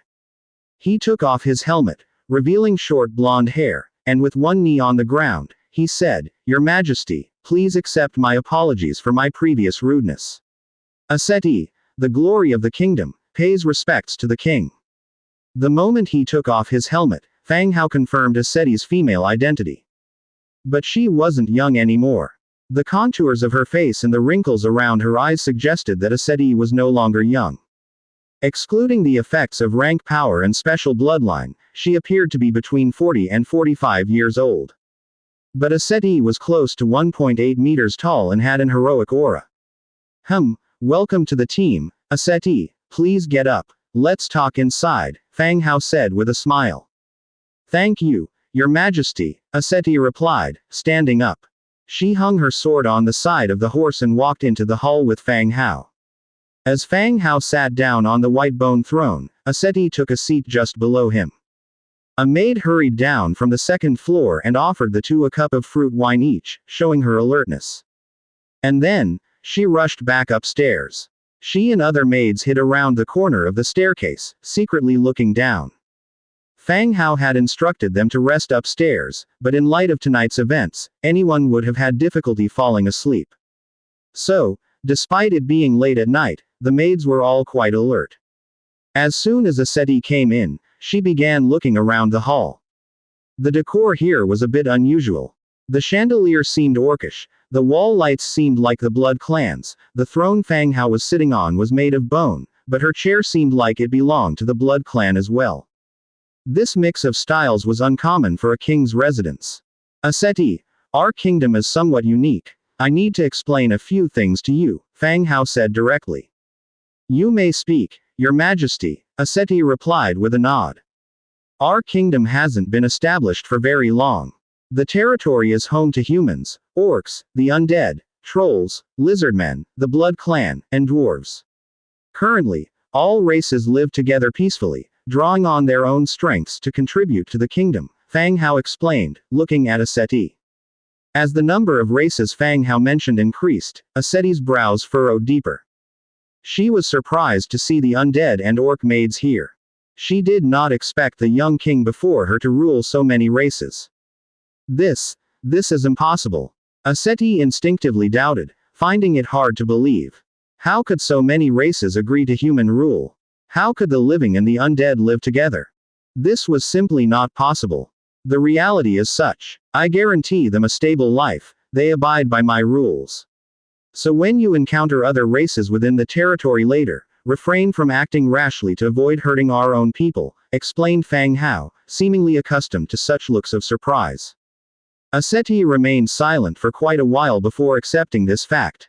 Fang Hao had no reason to lie to her. Moreover, she had indeed seen the undead and orcs with her own eyes. The presence of trolls and the Blood Clan probably wasn't made up either. All right, I understand, Your Majesty. Aseti seemed to have accepted it. She had just joined the territory, so there was no need to fret about these things for now. She would do her job first and gradually learn what the kingdom she swore allegiance to really looked like. By the way, my name is Fang Hao. You can simply address me as, my lord, Fang Hao said. Understood, my lord. Let's go. I'll build you a mansion where you can stay for the night. Tomorrow morning, I'll arrange for someone to give you a tour. Fang Hao stood up again and said softly. Yes, my lord. The two of them left the lord's estate. Aseti led his horse, following behind Fang Hao. They came straight to a vacant site not far from the lord's estate. Fang Hao continued to ask, Aseti, how do you feel about this place? I will follow your instructions, my lord, Aseti said. Without further ado, Fang Hao directly opened the Book of Lords, and selected, Housing, to erect a building. Once the glow faded after construction, the building was elevated to level 10 right away. The ordinary dwelling had turned into a mansion, a 3-story building with courtyards both front and back. Fang Hao turned around and summoned 10 skeleton warriors. He told Aseti, there are many ready-made pieces of furniture in the storeroom. Go and pick what you like, and have the skeletons move them here. Aseti glanced at the skeletons, and nodded in understanding. After giving the instructions, Fang Hao turned and left. Aseti entered his new mansion, removed the armor from his horse, and then walked out with the skeletons on their way to pick furniture from the storeroom. Although it was late at night, the roads were lit by nightstone lanterns and patrolled by undead guards. Aseti walked forward, astonished at the number of skeletons within the territory. Only after leaving did Fang Hao check Aseti's attributes. Radiance of the Kingdom. Aseti Orange Tier 7 Hero. Faction. Human. Template. Gold. Race traits. Living creature. Learning. Soul of Wind and Thunder. Legion talent. Cavalry formation. Goddess blessing. Battle of chivalry. Knight's will. Skills. Sword of the Chosen. Sword of Divine Punishment. Insight of the Wind Spirit. Windstorm. Thunderbolt. Innate abilities. Domain level Riding Mastery. Domain level Longsword Mastery. Master level Tactical Mastery. Master level Infantry Mastery. Soul of Wind and Thunder. Plus 100% to air elemental spells. Cavalry formation. A leading expert among knights. Knights under his command will greatly enhance their charge power when they form a cavalry formation. Goddess. Blessing. Human troops under his command receive additional damage reduction blessings from the goddess. Battle of chivalry. With a well-known reputation, human troops under his leadership recover morale plus 25% faster. Knight's will. If cavalry dismount to fight, their attack power and defense are both increased by plus 15%. Sword of the Chosen active increases all attributes by plus 100%. Sword of Divine Punishment active strikes the enemy with the force of a thunderbolt, dealing 170% damage. Insight of the Wind Spirit active upon skill activation, summons a Wind Spirit that reveals a remaining duration of 5 minutes. Windstorm active releasing a windstorm can block ranged attacks, and in a downwind situation, it can increase the army's advancing speed.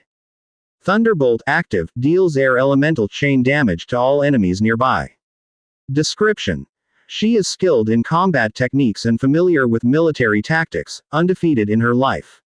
She is regarded by both civilians and nobles as a perfect and glorious example. After the new king ascended the throne, Aseti was recalled to the capital and executed. Clearly, Aseti is a cavalry commander. And a very outstanding one. In her legion talents, cavalry formation is a cavalry-specific talent. Goddess, blessing and battle of chivalry are also very practical, adding damage reduction and improving morale. Especially Knight's Wool, which adds bonuses to infantry attacks and defenses after the cavalry dismount. Whether she's on horseback or on foot, Aseti is a competent commander. Among her skills, besides the 2 melee skills, Aseti also has 3 air elemental skills. Combined with her own Soul of Wind and Thunder talent, the effects of the 3 air elemental skills can be increased by 100%. A cavalryman who can use magic is rare. But it also proves Aseti's superior talent and strong power. Fang Hao is very satisfied with this new hero. Just as he was about to close the Book of Lords, he suddenly remembered the horse that appeared with Aseti. He quickly checked the attributes of the horse. Wind Demon, Orion Tier 8.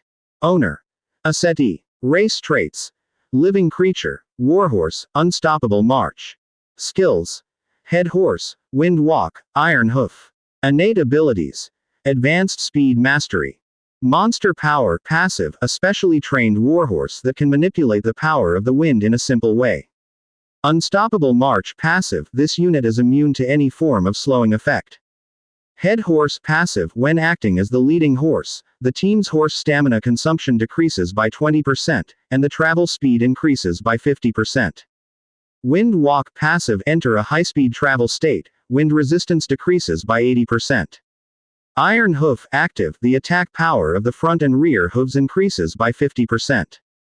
Description: specially trained warhorse that can be equipped with heavy armor while still maintaining high mobility. The attributes of the Wind Demon are also quite good.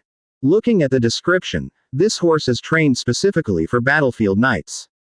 If it can be equipped on a large scale, it would greatly enhance the power of the territory's cavalry. After checking the attributes of the Wind Demon, Fang Hao returned to the Lord's mansion and saw Demetria, Angia, and Yangxiang returning. Demetria saluted and said, "My lord, all enemies on the battlefield were killed, the bodies were burned, and the spoils of war were cleaned and transported to the warehouse." Fang Hao had already received a system notification and also received the rewards. But Demetria and the others didn't know about it yet. After tidying the bodies and the spoils of war, they came specially to report. "Well done. Take rest in the city, you've all worked hard," said Fang Hao. This battle involved not only the undead garrison forces, but also a large number of humans and orcs from surrounding cities. Now the battle was over, and these people also needed rest. They were conveniently arranged to stay one night in the city and return to their own territories after everything was over. "Yes, my lord, I will make arrangements immediately," Demetria continued.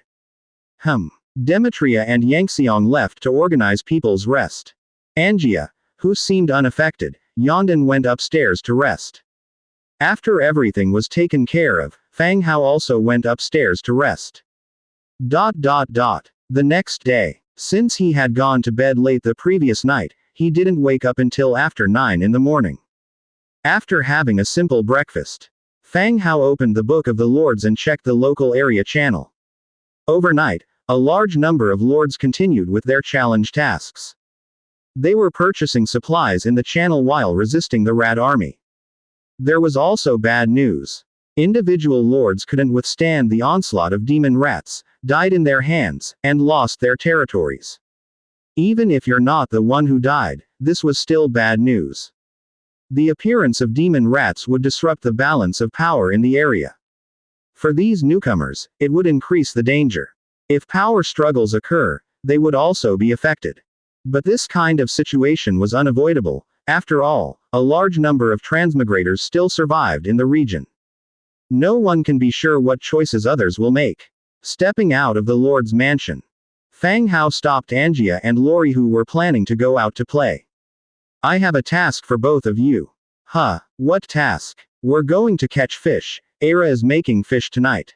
Angia muttered. She showed a lot of resistance to not being allowed to go out and play. A new hero named Aseti joined us last night. Bring her breakfast, show her around the city, and introduce her to each district, Fang Hao explained. Someone new. How come I didn't see her? Angia immediately became interested. It was too late last night, so I didn't introduce you. Go now. After that, you can go out and play, Fang Hao said. Okay. Where does she live? Next to Demetria's house, there's a white horse in the yard, Fang Hao continued. Okay. Leave it to us. After Angia finished speaking, she led Lori to the kitchen, got breakfast, and walked towards Aseti's place. After watching Angia and Lori leave, Fang Hao directly arrived at the open space in the central district. He opened the Book of Lords and built a magic scroll inscription room orange. Confirm the construction. An orange light combined to form a tower building. 30 minutes later, the light dissipated, and the magic scroll inscription room appeared before Fang Hao. Magic scroll inscription room orange. Category: Special building. Recruitment. Scroll inscriber. Scroll inscriber. Wriggling spine 3, Mithril 1. Inscribed. Dark magic, magic missile. Description: Record magic, inscribe scrolls. After viewing the information of the inscription room and understanding its function. The function is more like a recruitment building. Similar to a tailor shop or a blacksmith shop, it can recruit special job soldiers. However, the scroll inscriber should be more advanced, since it inscribes scrolls after all. In addition, the cost of recruitment is a bit higher. A wriggling spine requires 3 units. But this consumption is nothing to Fang Hao at this moment. Do you want to consume 3 wriggling spines and 1 mithril to recruit a scroll inscriber? Yes. Triggering a 100-fold increase, recruiting 101 scroll inscribers. The light flickered, and 101 scroll inscribers appeared in front of Fang Hao. Still in the form of a skeleton, wearing a white robe. Greetings, Lord. The scroll inscribers collectively paid their respects. Well, welcome all. Fang Hao nodded. His eyes continued to look at the inscriber who was leading the group out of the building. What's your name? My lord, my name is Fuller. All right, Fuller, from now on, you will be in charge of task distribution here, said Fang Hao. Thank you for your trust, my lord. Fuller immediately replied. Fuller, the scroll inscriber's loyalty to you has increased by 10 points, current loyalty is 75. By the way, Fuller, what does it mean by recording a scroll in the building? Fang Hao continued to ask. It was shown in the attributes of the inscription room. Only a dark magic missile has been recorded. Magic missile is a very basic dark spell, used by undead mages in battle. My lord, the inscription room needs to record magic. The recorded magic can then be inscribed into scrolls, Fuller explained. How to record? There are generally 2 ways. One is the camp magic that has been unlocked by the territory. The other is that magic scholars who have deep research into magic can also write out the magic for recording. Oh. Fang Hao rubbed his chin and immediately had someone bring over the multi-headed fire python's secret from the study. He handed it to Fuller and said, check if this book can be recorded. Fuller respectfully took it and had the skeleton beside him take it into the inscription room. Fang Hao immediately noticed that the inscription room's attributes had already shown the recording status of new skills. Flame Spider recording countdown 9 hours 58 minutes. Multi-headed fire python recording countdown 5 days 23 hours 59 minutes. As expected, it could. Seeing the progress of recording, Fang Hao couldn't help but feel delighted. However, the time it took was even longer than he had imagined. Flame Spider took 10 hours, while the multi-headed fire python skill directly reached 6 days. It seemed that it would take even longer to produce. Fuller, please focus on producing magic missiles for the next few days. Once new skills are collected, send them over.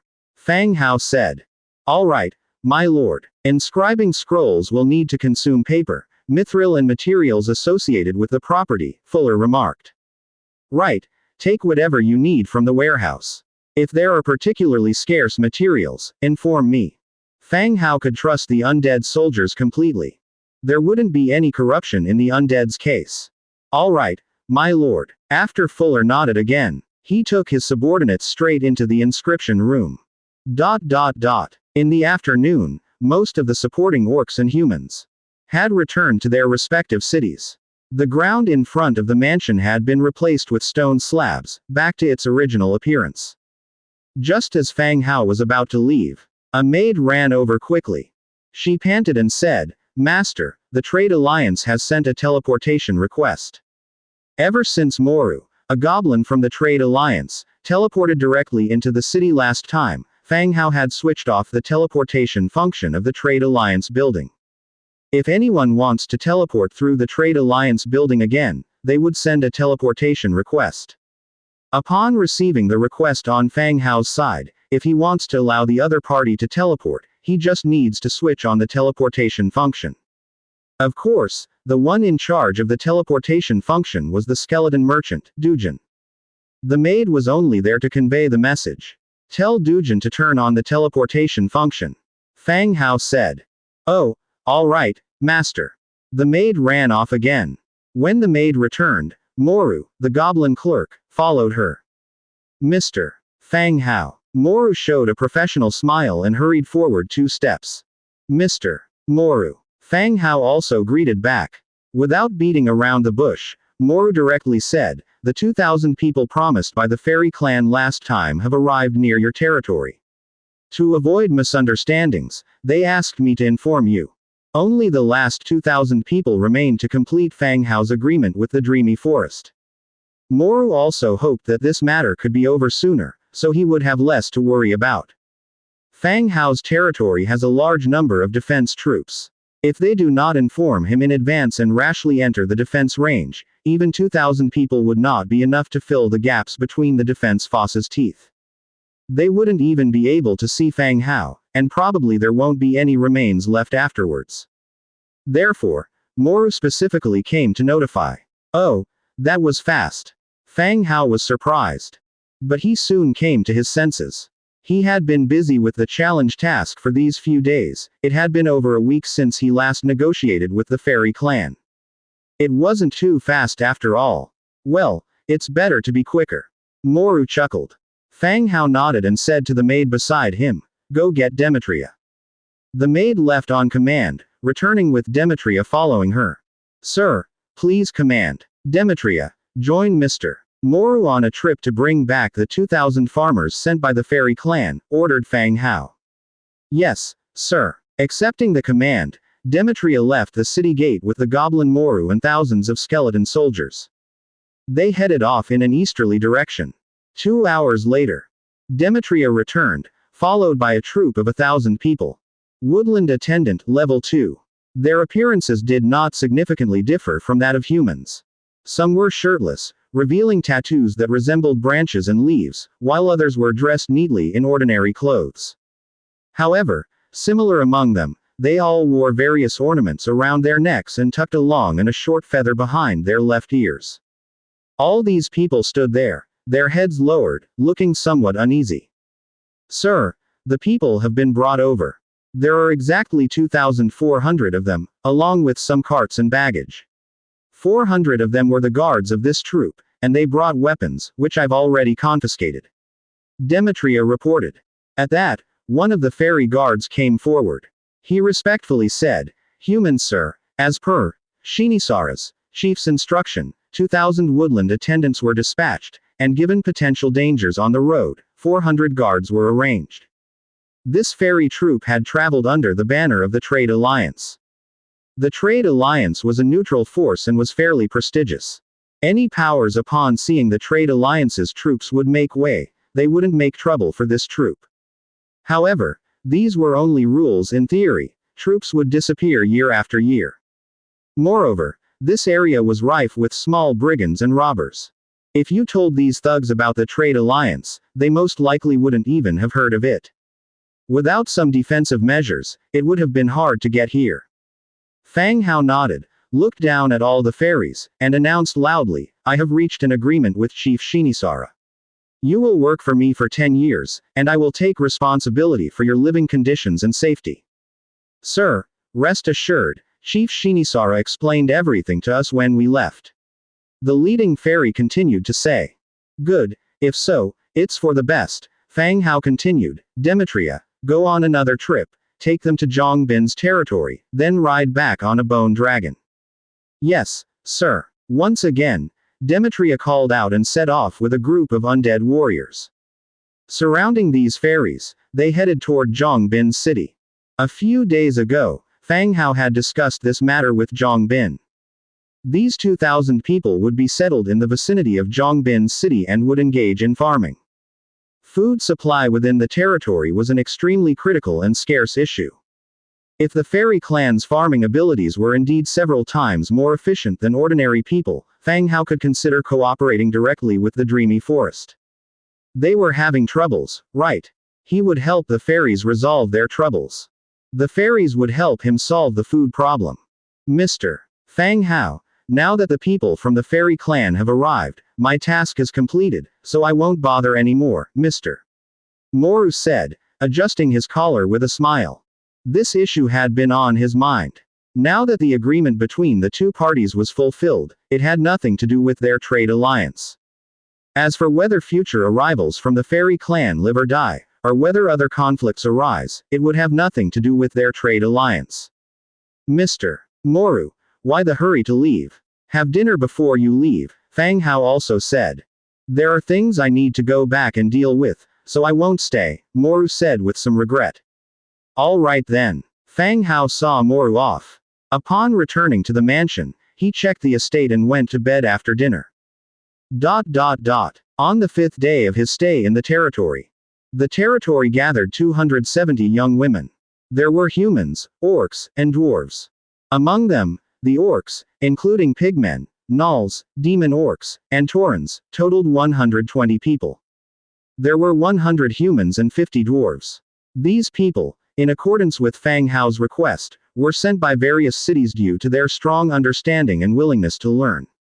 They would follow Fang Hao to Lis City, to learn about herbalism and midwifery, among other related knowledge in the temple. Within the camp, the number of orcs and humans were the greatest, followed by significantly fewer trolls and dwarves. However, due to the past antagonistic relationship between trolls and humans, it was unlikely that the trolls could be sent into Lis City. Therefore, trolls were not included this time. When in the future, our people become proficient in herbalism, there will be no need to send them out to learn. Shortly after, everyone was ready. The merchant caravan wagons were also all filled with people. Master, everyone has registered and is ready. Hong Guo's face was somewhat reddened as she held a small notebook, which recorded all the names of the people. Hong Guo, who had studied herbalism notes. This time, following the team to the temple as part of her further studies. Meanwhile, having someone with a certain foundation in herbalism could also help others. More so, as Fang Hao's maid, she could better manage these people to avoid any mishaps in human cities. Well then, let's get the caravan moving. With a wave of his hand, Fang Hao said. The caravan left the city in a grand manner, proceeding south along the road. Fang Hao and Angia sat inside the wagon, with Demetria riding a giant lizard on their left and Aseti riding a wind demon on their right. The skeleton hero Yan Shou was left to guard the city. The large group proceeded and arrived at Fu Lei's city by noon.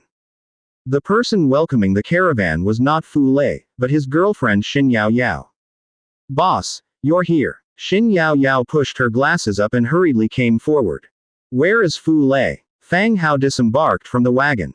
Some affiliated villages were recently troubled by a band of vagabonds who have damaged several fishing boats and tools several times. This morning, Fu Lei took people to deal with it, Xin Yao Yao explained. Fu Lei had incorporated all the fishing villages around the lake into affiliated villages. The villages fish for Fu Lei, and in return, Fu Lei is responsible for their security. When a problem arises, he couldn't just hide. Oh, who are these people? Fang Hao continued to ask.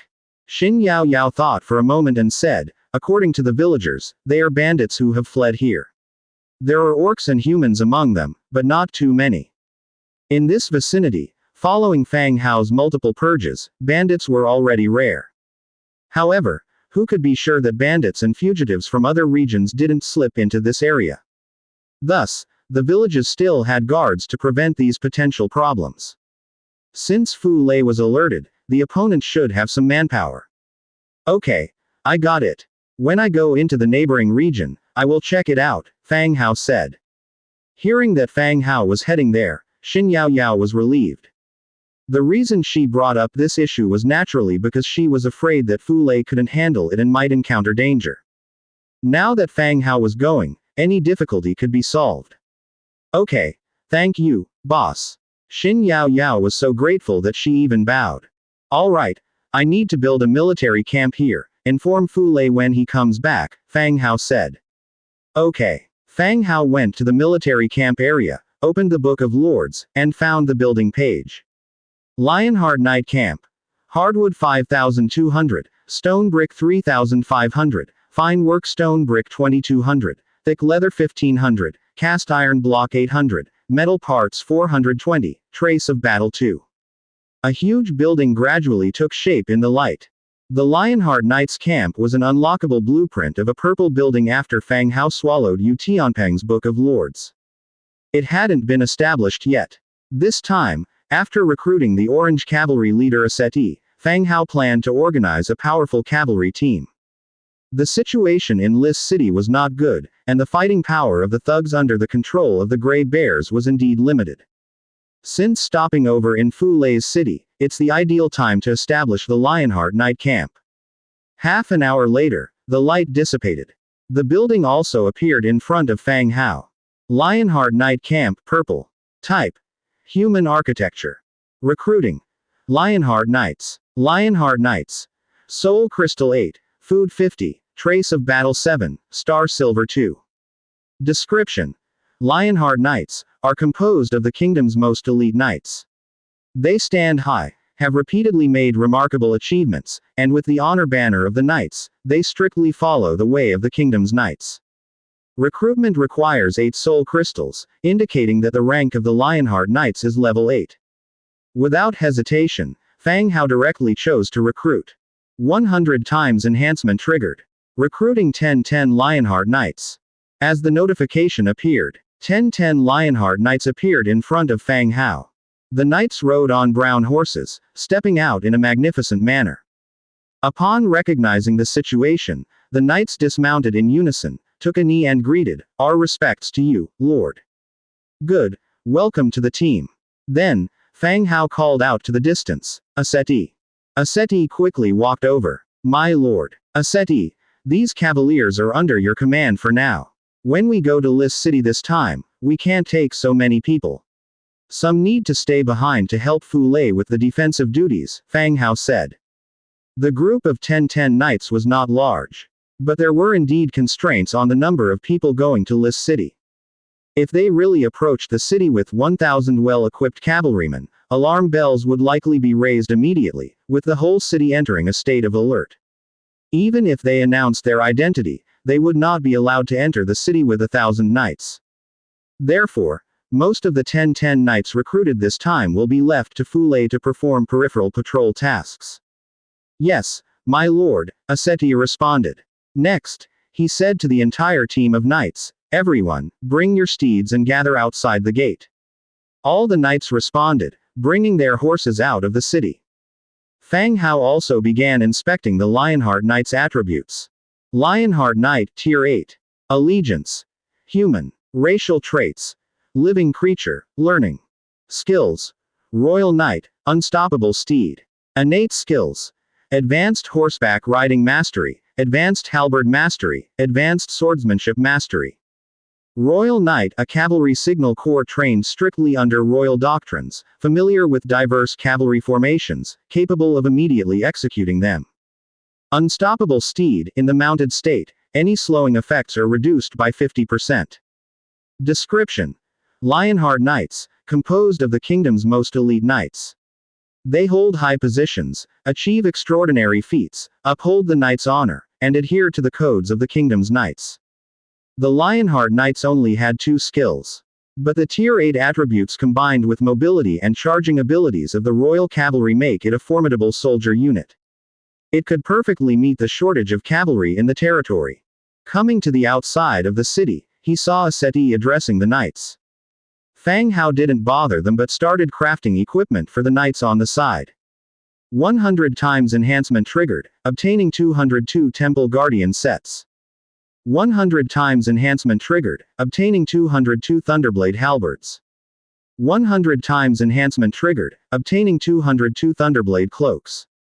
100 times enhancement triggered, obtaining 808 Storm Fine Iron sets. 100 times enhancement triggered, obtaining 1010 Thick Leather Horse masks. 100 times enhancement triggered, obtaining 1010 Sturdy White Steel Horse armor sets. 100 times enhancement triggered, obtaining 1010 Black Iron stirrups. Fang Hao stood in the open area outside the city, and many pieces of equipment fell from above. Due to the insufficient amount of fine iron, he only made 202 Temple Guardian sets. For the rest, he was only able to equip the Blue Storm fine iron sets. Apart from the soldiers' equipment, this time they added equipment for the horses. The horse armor and horse face masks were obtained quite a while ago but were only created now. A settee. Fang Hao called. A settee rode on the wind demon over to him. My lord. This is the equipment made for the knights. You organize everyone to put them on. After you're finished, we should set off as soon as possible, Fang Hao continued. Their outing this time was to go to Lis City, and they couldn't afford too much delay in the middle. Yes, my lord, Aseti answered and started organizing the knights to distribute the equipment. The biggest advantage of living soldiers over undead ones is their wisdom. After the order was issued, the knights voluntarily put the equipment on their horses and picked up their own weapons and gear. Half an hour later, the knights, escorting the vehicles, set off again. A fishing village in the south. Fu Lei stood at the entrance of the village, looking sternly at a group of individuals across from him. What is your intention? You've been causing trouble here again and again. Do you think we're easy targets, bullying us as you please? Fu Lei said coldly. Across from Fu Lei and the villagers was a bandit group composed of humans and orcs. These bandits' weapons were a hodgepodge of cleavers, machetes, sticks, even wooden forks. They had it all. These people only came here recently. At first, they just robbed the fishermen of the goods they fished up. Now that their number of bandits have increased to over 300, they not only rob things but have damaged many fishing boats and tools over these last 2 days. This has made the fishermen afraid to go out and work, and Fu Lei has had to bring troops over to deal with this situation. When he came, he wasn't aware of the bandits' numbers and brought only 50 heavy sword infantry and 100 militias. Also, the village guards from the village gathered nearly 300 people, almost equaling the number of bandits. The situation was stuck in a stalemate. The leader of the bandits was a human, a bulky figure with a scar on his face and a thick beard. After sizing up Fu Lei, he said, "Boy, are there no adults in your home who let you come out to make a stand? Don't piss your pants if a real fight breaks out." Ha ha ha. As soon as the bandit leader finished speaking, a burst of laughter came from behind him. Fu Lei was still a school student. Even though he had been helping the fishermen with their work recently, he still looked much younger. For these people who relied on plunder for survival, Fu Lei's warning was anything but threatening. It was a joke to them. Hearing the bandits laugh, Fu Lei continued, "Tell me your intentions. You've come here more than once. Surely, you're not here just to sightsee. Oh, you think you can call the shots here? I think you'd better call your master instead," the bandit leader continued. Fu Lei paused slightly, sensing a message from the Book of Lords.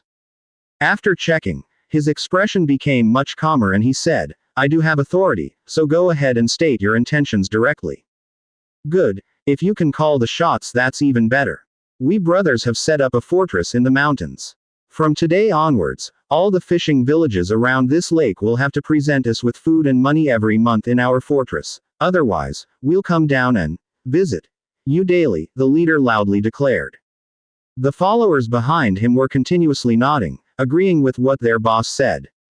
Now that you've told us where your fortress is, aren't you afraid that I'll contact the guards of Cruel City and wipe it out?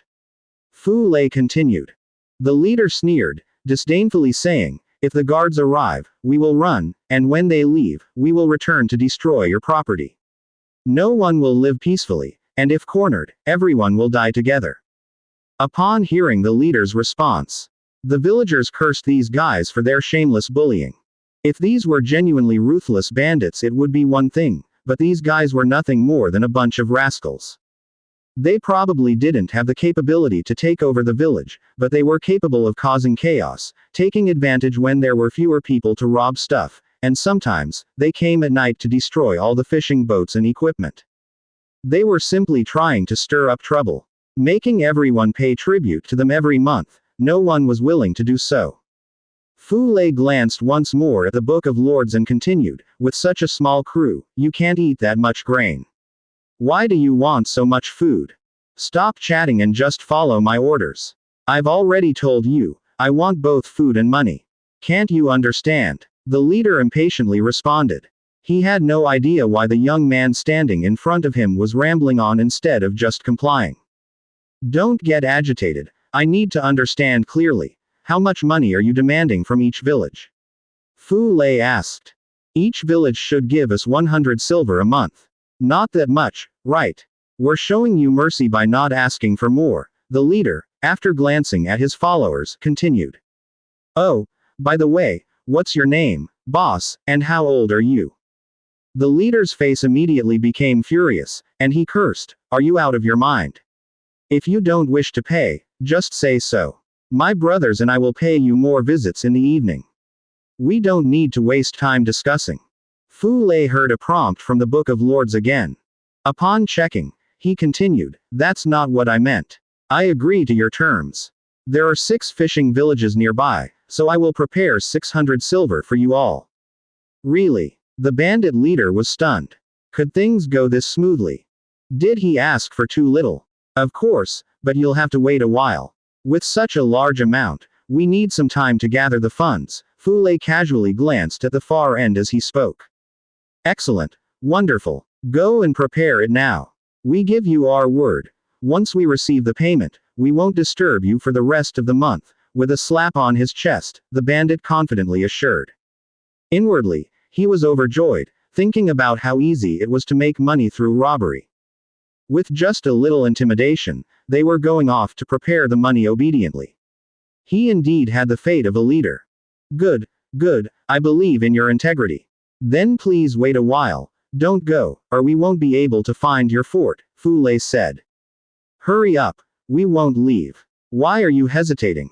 All right, we will go and collect the money now. Saying this, Fu Lei led his subordinates and the villagers back into the village. With a loud bang, the village gate was firmly closed. The sound of the gate caused the bandits to be stunned. They were just chatting nicely, but in the blink of an eye, the gate was closed. As if they were taking refuge. Boss, do they not want to pay? A minion asked. The leader also scratched his head uncertainly. It doesn't seem like it. Why would they bother talking so much at the start if they didn't want to pay? Then one of the minions noticed something was not right. Boss, something is wrong. Archers are on the walls. Are they trying to trick us? Once the village gates were closed, the archers had ascended the walls. Although they were not attacking, they were on high alert. The leader cautiously took a look and said, let's move back a little. I don't believe they would dare to play tricks. The bandits began to withdraw from the archers' range, patiently waiting. After waiting for around 20 minutes, just as the bandits were getting impatient and about to question if the villagers had prepared the money, suddenly, they heard the sound of frenzied hoofbeats in the distance. All the bandits turned their heads to look. They saw 1,000 cavalrymen charging towards them. Everyone was stunned. What's happening? How could there be cavalrymen here and such a well-equipped ones at that? Boss, is it reinforcement called by those guys? What do we do? Someone asked. But once everyone turned around, they realized their leader had run off with several others, already a dozen meters away. Still not looking back, they ran hard into the distance. By this moment, the remaining people realized the seriousness of the situation, dropped their weapons, and started to flee as well. Thump, thump, thump. Aseti led the way. Helped by Wind Demon, he gave a speed boost to the whole cavalry. The entire cavalry was as if riding the wind, swiftly chasing after the fleeing bandits. Fang Hao had already issued the attack order. This battle, there were no prisoners, and no surrenders were accepted. Everyone had to be eliminated, spare no mercy. The speed of the cavalry kept increasing, getting closer and closer to their enemies. Gale, roared Aseti, raising his longsword above his head and crying out the word. The trees all around remained still, yet a whirlwind appeared around Fang Hao and his cavalry unit, pushing all the cavalry members to speed up. In the blink of an eye, they were already behind the fleeing bandits. Kill! Aseti shouted weightily. Kill! Echoed the troops in the cavalry, their roars neatly in sync. Thump! Thump! Clunk! The cavalry passed over the fleeing bandits, making a circle in the front, and then swiftly returned to the front of the village. The ground they had just passed. More than 300 bandits, including the arrogant bearded leader, all died right there. Blood dyed the soil red, their bodies shattered under the hooves. Stopping before the village, Aseti called in a low voice, "Who here is Fu Lei?" Creak. The village gate opened, and Fu Lei quickly stepped out. After glancing at the bodies in the distance, he quickly said, "Thank you, Captain Aseti, for your rescue." Knowing the status and the name of the heroes, Fu Lei naturally knew this orange cavalry hero was one of Fang Hao's subordinates. Your lord has left 800 cavalry members under your command. They are in charge of the security around the fishing village. Aseti stated plainly. Seeing these brave cavalrymen, a look of joy immediately surfaced on Fu Lei's face. This is the 8th rank of cavalry. Leaving 800 people to him is more than enough to cope with the security around. Most importantly, the cavalry is awesome. Yes, I understand, Fu Lei replied. With no further words, Aseti spurred his horse and left with 200 cavalrymen. Fu Lei watched Aseti and all the golden armored cavalrymen leave, leaving behind 800 regular armored ones for him. The impressive feeling of the cavalry's might felt greatly diminished in an instant. The caravan stopped for the night at the Grey Bear stronghold. At noon the next day, the caravan successfully arrived at Lis City. The 200 golden armored cavalrymen, with the convoy approaching the city walls, still caused a certain amount of chaos. Those who knew that the convoy was carrying offerings to the temple. Those who didn't, thought it was a royal noble family visiting. Even the usually serious gatekeepers bowed their heads a little and leaned them toward the carriage window. They respectfully asked, "Sir, we need to see your documents to enter the city." Fang Hao pulled back the carriage curtain and said, "I am the cloth dealer from the bone textile store. The carriage is full of offerings to the temple. Here is the proof from the temple." Several proofs were handed over. "Oh, it turns out to be Mr. Fang Hao. According to the regulations, we need to check the contents of the carriage," said the guard. Okay. In fact, Fang Hao's face was already quite recognizable, but this time bringing so many carriages, and with the cavalry, he still needed to undergo a special check. After the inspection, with no suspicious items found, he was allowed to proceed. After entering the city, Fang Hao sent the horses and caravan to the lodging. Then he took his men to the temple. The group headed straight to the temple. A priestess approached, looking slightly nervous. "Sir, may I help you with something?" With hundreds of people coming, they obviously weren't here to pray at the temple. Fang Hao took out his certificate and said, "This is a certificate issued by Priestess Miriam. This time, I brought some assistants here to learn." "Oh, I know about that. You are Mr. Fang Hao, right? Priestess Miriam has informed us about this." The priestess realized that this was indeed something that had been arranged. Priestess Miriam had informed them about this half a month ago. However, the challenge from the system delayed Fang Hao's plans, causing the people to arrive a week late. This made the priestesses momentarily forget about this matter. "Oh, that's good. Is Priestess Miriam here?" Fang Hao continued to ask. Since Miriam was aware of this in advance, it saved him further explanations. Mr. Fang Hao, unfortunately, Priestess Miriam has gone to the City Lord's mansion and is not here. The priestess answered. Hearing the mention of the City Lord's mansion, Fang Hao frowned. The previous few times they called for Miriam, it was because someone was injured. This time, he hoped that there were no issues at the City Lord's mansion. What's wrong with the City Lord's mansion? Fang Hao continued to ask. The priestess looked at Fang Hao and said, we don't know either. Seeing that she was unwilling to answer, Fang Hao said, I've brought the people. Also, these are the donations for the temple. They needed to give the temple some benefits to keep the people there. The donated items all carried the Bone Textile Store logo, not only satisfying the temple but also providing advertising for his store. It was a win-win situation. However, it was a shame that Miriam wasn't there today, else he could have spoken to her directly. It wasn't a big problem. Once she was back, the priestess would inform her.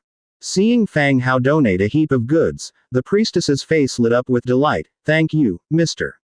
Fang Hao. I will report this to Priestess Miriam. Fang Hao nodded and then said to the people who were staying at the temple, you all need to study hard, and when you're done, I'll send someone to bring you back. Yes, sir. Over 200 people saluted in unison. The priestess left with the 200 people and the donated goods while Fang Hao returned to his residence. After dinner, Fang Hao headed straight to the City Lord's mansion. Guided by a maid, he arrived at Rebecca's study. In the room, besides Rebecca, the City Lord, Aubrey, was also there. However, Aubrey looked extremely upset, appearing as though he'd just finished arguing with someone. Seeing the maid bringing Fang Hao in, Aubrey coldly said, you have to take responsibility for this. You've stirred up fear throughout the whole city. Let's see how you handle it. After saying this, Aubrey angrily stormed off. As he passed Fang Hao, he looked at him, his eyes filled with revulsion and murderous intent. Bang! Aubrey left, slamming the door on his way out. Fang Hao was puzzled, sensing the hostility towards him in Aubrey's eyes. Why are you glaring at me when you were arguing with Rebecca? I don't even know you. Could he think that I've cuckolded him? But no, Aubrey was only Rebecca's husband in name and nothing had actually happened between them. So, he couldn't be considered a cuckold, and most importantly, I didn't cheat. Seeing Fang Hao in a daze, Rebecca asked, I heard you brought several hundred people into the city. News traveled really fast. He entered the city in the afternoon and by evening, Rebecca had already heard about it.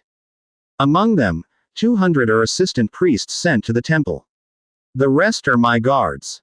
I'm also afraid of the faceless, Fang Hao said helplessly. You can enter the city, but you have to control your men. If there's any chaos in the city, I won't consider any prior friendship, Rebecca warned. From her tone, it seemed like she was still upset about the previous argument. Her words to Fang Hao were also somewhat forceful. Yes, I understand. Fang Hao sat down and continued, has there been any progress in the plan against the faceless? After hearing what the priestess had said at the temple, Fang Hao had some suspicions. Calling someone over to the City Lord's mansion was likely because of injured city guards, hence calling the temple for medical assistance. Therefore, Fang Hao went directly to the City Lord's mansion to inquire about the situation. Fang Hao and Rebecca were in a partnership regarding the situation with the faceless, and they would exchange some information with each other. It's still about dealing with Lei Li, Rebecca said, massaging her forehead. Lei Li, you made a move on him. How did it go? Did you get anything out of him? Fang Hao continued to ask. The fact that Lei Li was a faceless was something that Fang Hao had informed Rebecca about before he left. He didn't expect them to have already taken action when he returned. Nothing. I underestimated Lei Li's power in the city.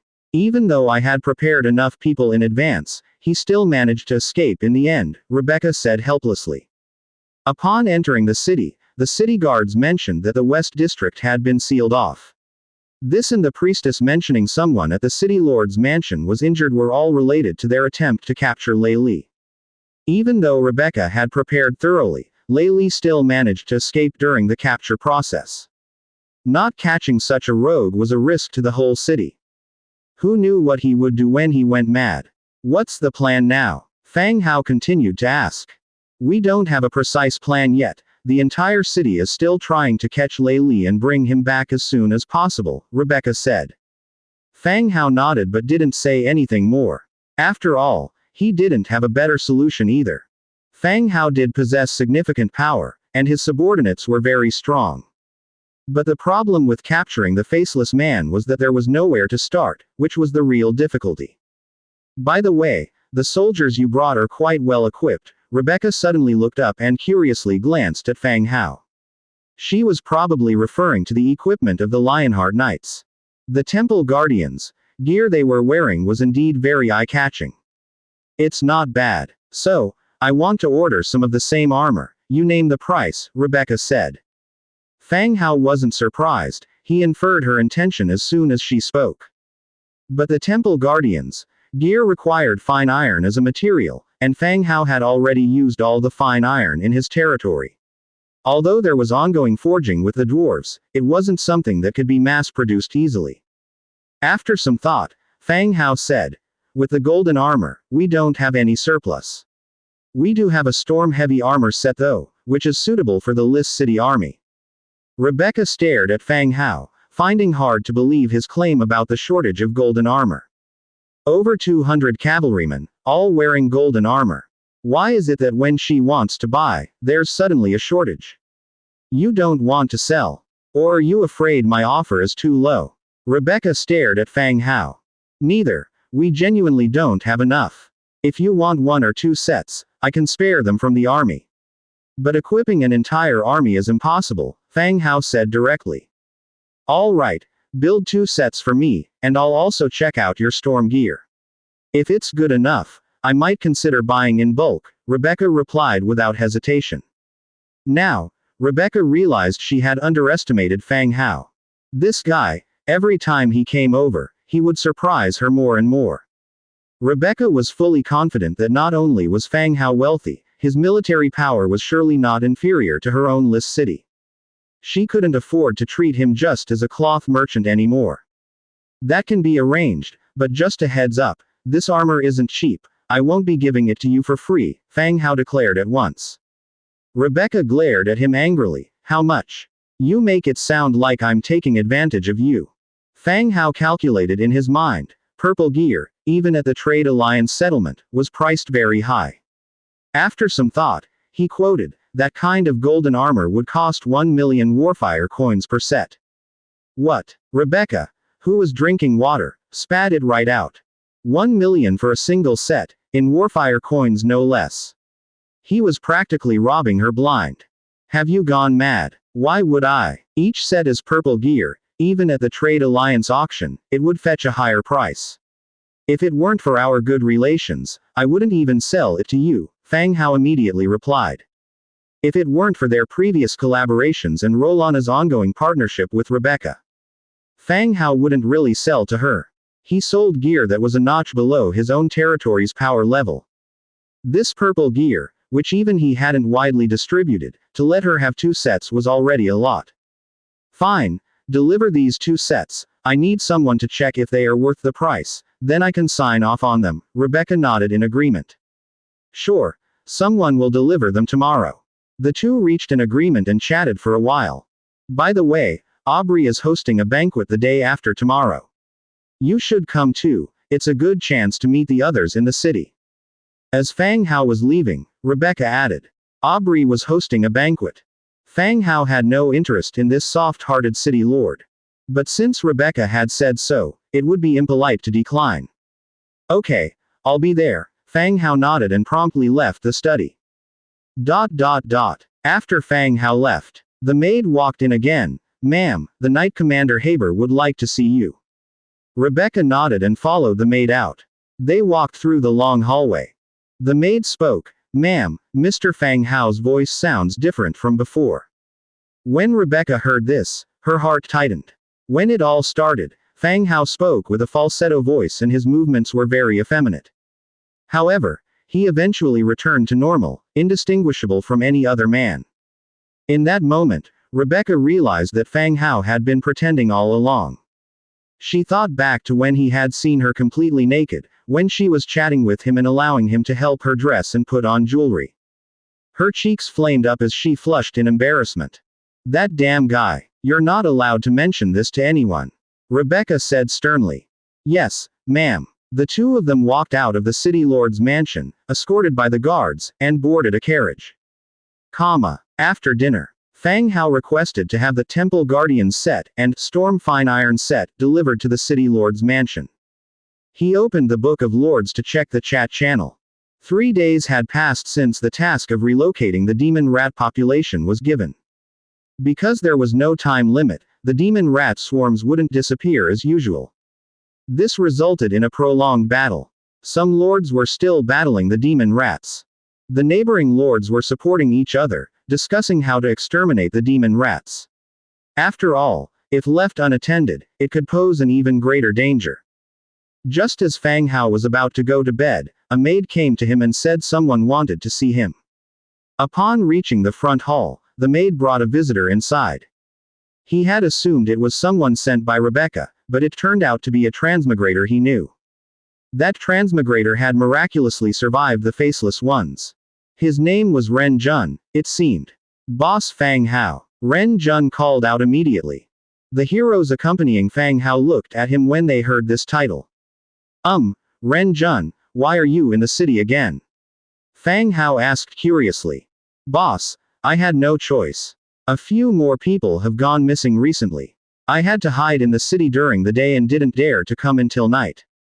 Ren Jun said with a grimace. Ren Jun had come to the city today to buy supplies and originally planned to leave during the day. When he heard that Fang Hao was there, he immediately came to find Fang Hao. The missing transmigrators that Ren Jun mentioned were probably the corpses that Rebecca found a few days ago. However, all those people were already dead. Is there danger recently? Fang Hao asked, frowning. Considering that Rebecca had already clashed with the Faceless Ones, they probably didn't have the energy to target the transmigrators anymore. But judging by Ren Jun's appearance, danger was still present. There is danger. Boss Fang Hao, can you help us? Ren Jun asked, rubbing his hands nervously. You guys. Yes, there are 3 of us, all lords located near Lis City. And how do you want me to help you? Fang Hao asked. As for the Faceless Ones in Lis City. Although Fang Hao had remained silent in the chat channel, he had Fulei warn other lords near Lis City about a faceless organization. The warning was given, but whether these nearby lords saw it or whether they believed it could not be guaranteed. Furthermore, Fang Hao couldn't assign them protection. If he were too enthusiastic, they might think that he was the scammer with ulterior motives. Now that Ren Jun was asking for help, Fang Hao didn't know what kind of help he wanted. We want to leave, but we don't know where to go. I wonder if we can take shelter in your territory for some time. Ren Jun said. Leave your territory. You're giving it up. We want to stay alive. Recently, all 3 of us have noticed people spying around our territories. The other 2 might manage somehow, but I have lost my Book of Lords, and I can't exchange supplies. I can only come to the city. If this goes on, they will take me away sooner or later. Ren Jun said with a grimace.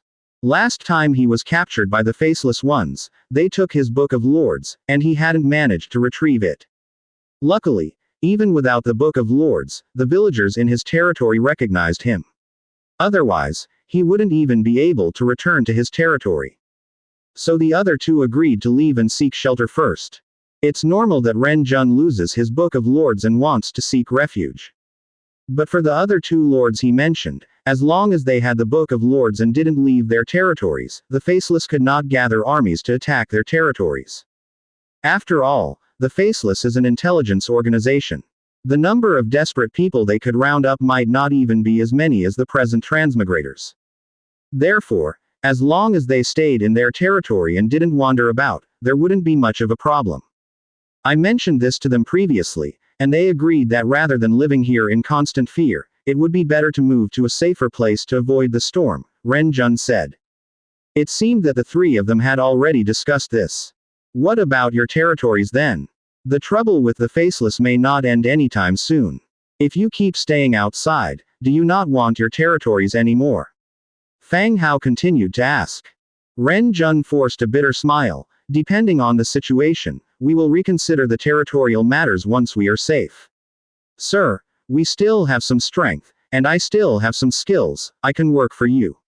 Ren Jun had experienced an interrogation by the Faceless. Even though he survived by a stroke of luck, he was left traumatized. This experience was something he definitely did not want to go through again. Now that another transmigrator had died at the hands of the Faceless, even within his territory, he was living in a state of constant tension every day. If he didn't leave here, he feared that he would either die at the hands of the Faceless or go mad. Today, having met Fang Hao, he made up his mind to try and see if he could join Fang Hao and leave here temporarily. Since you have made up your mind, I can temporarily provide you with some help. How many people do you have? Fang Hao thought and said. Providing some help to the transmigrators was not much for Fang Hao. All he needed to do was to let Fu Lei arrange for some people to take them to the fishing village. There were plenty of villages there, which would be enough for them to live for a while. And with the strength in Fang Hao's hands at present, even if they were given 100 lives, they wouldn't be able to cause any trouble. Hearing Fang Hao's agreement, Ren Jun's face lit up immediately. He quickly thanked him. Thank you, sir. Thank you very much. We are 3 people. As for the people from our territory, we'll see. We may not necessarily bring them. All right. No problem. We'll leave it at that for tonight. You go back and prepare tomorrow morning, and I'll arrange for someone to escort you away, Fang Hao said. All right. All right. Ren Jun nodded and looked at the sky outside. At this time, the city gates were closed. He had nowhere to go. Winnie. Fang Hao called out. The innkeeper, Winnie, came in. Sir. Winnie, arrange a room for him, a house near the Knight's Core, Fang Hao said. Yes, sir. Winnie agreed, turned and walked out. Ren Jun kept thanking Fang Hao, and followed them out. As he was leaving, Fang Hao reminded him, Ren Jun, there are many rules here, don't come out at night. Yes, I understand. Ren Jun agreed and left the hall with Winnie. After explaining everything, Fang Hao, along with Angia, returned to his room to rest. Early the next morning, Ren Jun returned to his own territory under the escort of 10 Lionheart Knights. He also went to inform the other 2 lords. At noon, they waited outside the north gate of Lis City for Fu Lei to come and pick them up. After Ren Jun left, a new guest arrived at the mansion. It was originally thought that Rebecca had sent the order for the armor, but when he saw the person, he found out that it was an assistant priest from the temple. Mr. Fang Hao, Priest Miriam asks for your presence, the assistant priest said respectfully. After all, Fang Hao was the temple's biggest benefactor. The donations he made in 1 month were enough to match the amount donated by all the wealthy businessmen in the entire city in 1 year. Now, everything used in the temple had the mark of the bone. Do you know why Priest Miriam is looking for me? Fang Hao asked curiously. Priest Miriam, the old woman, was rather traditional. He wondered if she regretted the fact that he had sent so many apprentices, and now wanted to go back on her word. I'm not quite sure. If you have time, could you please visit the temple? The assistant priest said. Fang Hao nodded. He went back to his room to change his clothes and then followed them out of the mansion and got into the carriage. In the carriage sat Angia and Demetria, and Aseti along with 20 Lionheart Knights were on either side of the carriage. They soon arrived at the temple. Fang Hao went into the temple, and under the guidance of the assistant priest, came to a room. The Lionheart Knights instantly secured the room, and guarded it rigorously. Not long after, Miriam also entered the room. Are you afraid that I'll harm you that you brought so many people? Miriam said as she walked through the door. Compared to the 20 golden armored guards outside the door, and the 3 heroes in the room. Even if Rebecca came, there wouldn't be such grand arrangements. I can't help it, Rebecca said there are many who mean me harm, so I need to be careful when I go out, Fang Hao said helplessly. Miriam was aware of the recent events in the city. These squabbles among the powerful merchants and nobility didn't interest her at all. Right, what did Priest Miriam want to see me about? Did any of my people break the rules? Fang Hao continued to ask. The orcs among the people he had sent lived different lifestyle habits and found it hard to control their emotions. I'm afraid that some of them might lose control and cause trouble. It's not these matters, doesn't Mr. Fang Hao have a mercenary troop? I have a task here, but I don't know if Mr. Fang Hao is interested. Priest Miriam spoke indifferently. A job. This made Fang Hao glance at Miriam again, confirming that she was not joking with him. The temple holds a special status within a city. Any dangerous or peculiar tasks are usually handed over to the city lord's house for handling. There's no need to issue tasks to mercenaries. But since she mentioned it, Fang Hao needs to clarify before responding. What kind of task? Miriam, please elaborate so I can confirm whether the mercenaries are capable of carrying it out, said Fang Hao. At this time, the door was knocked, and an assistant priest walked in. He placed several cups of fruit tea in front of them, and then quickly left with his head bowed. Not until the door was closed did Miriam continue, it's not an ordinary task. Some rats have appeared in the temple's backyard, which require someone to handle. Priest Miriam, now is not the time to joke. My men are tough guys, and rat extermination really isn't our forte, said Fang Hao with a troubled look. Hiring mercenaries to catch rats. Although they had taken such tasks before, things were different now. Fang Hao wouldn't do such a thankless task, even if he has idle manpower available. Mr. Fang Hao, don't rush. I'm not talking about ordinary rats. Miriam picks up her fruit tea, takes a sip, and continues. The backyard of the temple has an entrance to the underground tunnel. An assistant priest, while cleaning, discovered rats stealing things, and even saw rats reading the temple's books. Rats reading books. For a moment, Fang Hao is reminded of a time when they hid in a cave. And they saw several rats in clothes, carrying nightstones for travel at night. It happened near Lis City. Yes, so I feel this matter is somewhat strange, and I thought I'd have Mr. Fang Hao take a look at it to prevent potential dangers in the future, said Miriam. Why don't you report it to the city lord's residence? They should handle this matter. After all, it is more convenient to inform the city lord's residence than to involve him and his men. But, for some reason, Miriam came to him. With the relationship between the undead and the god of light at stake, and the entrance of the task being in the backyard of the temple, it's somewhat difficult to proceed. I have already reported it to the city lord's residence, but the city is in chaos, and this matter will probably be delayed for quite some time, said Miriam.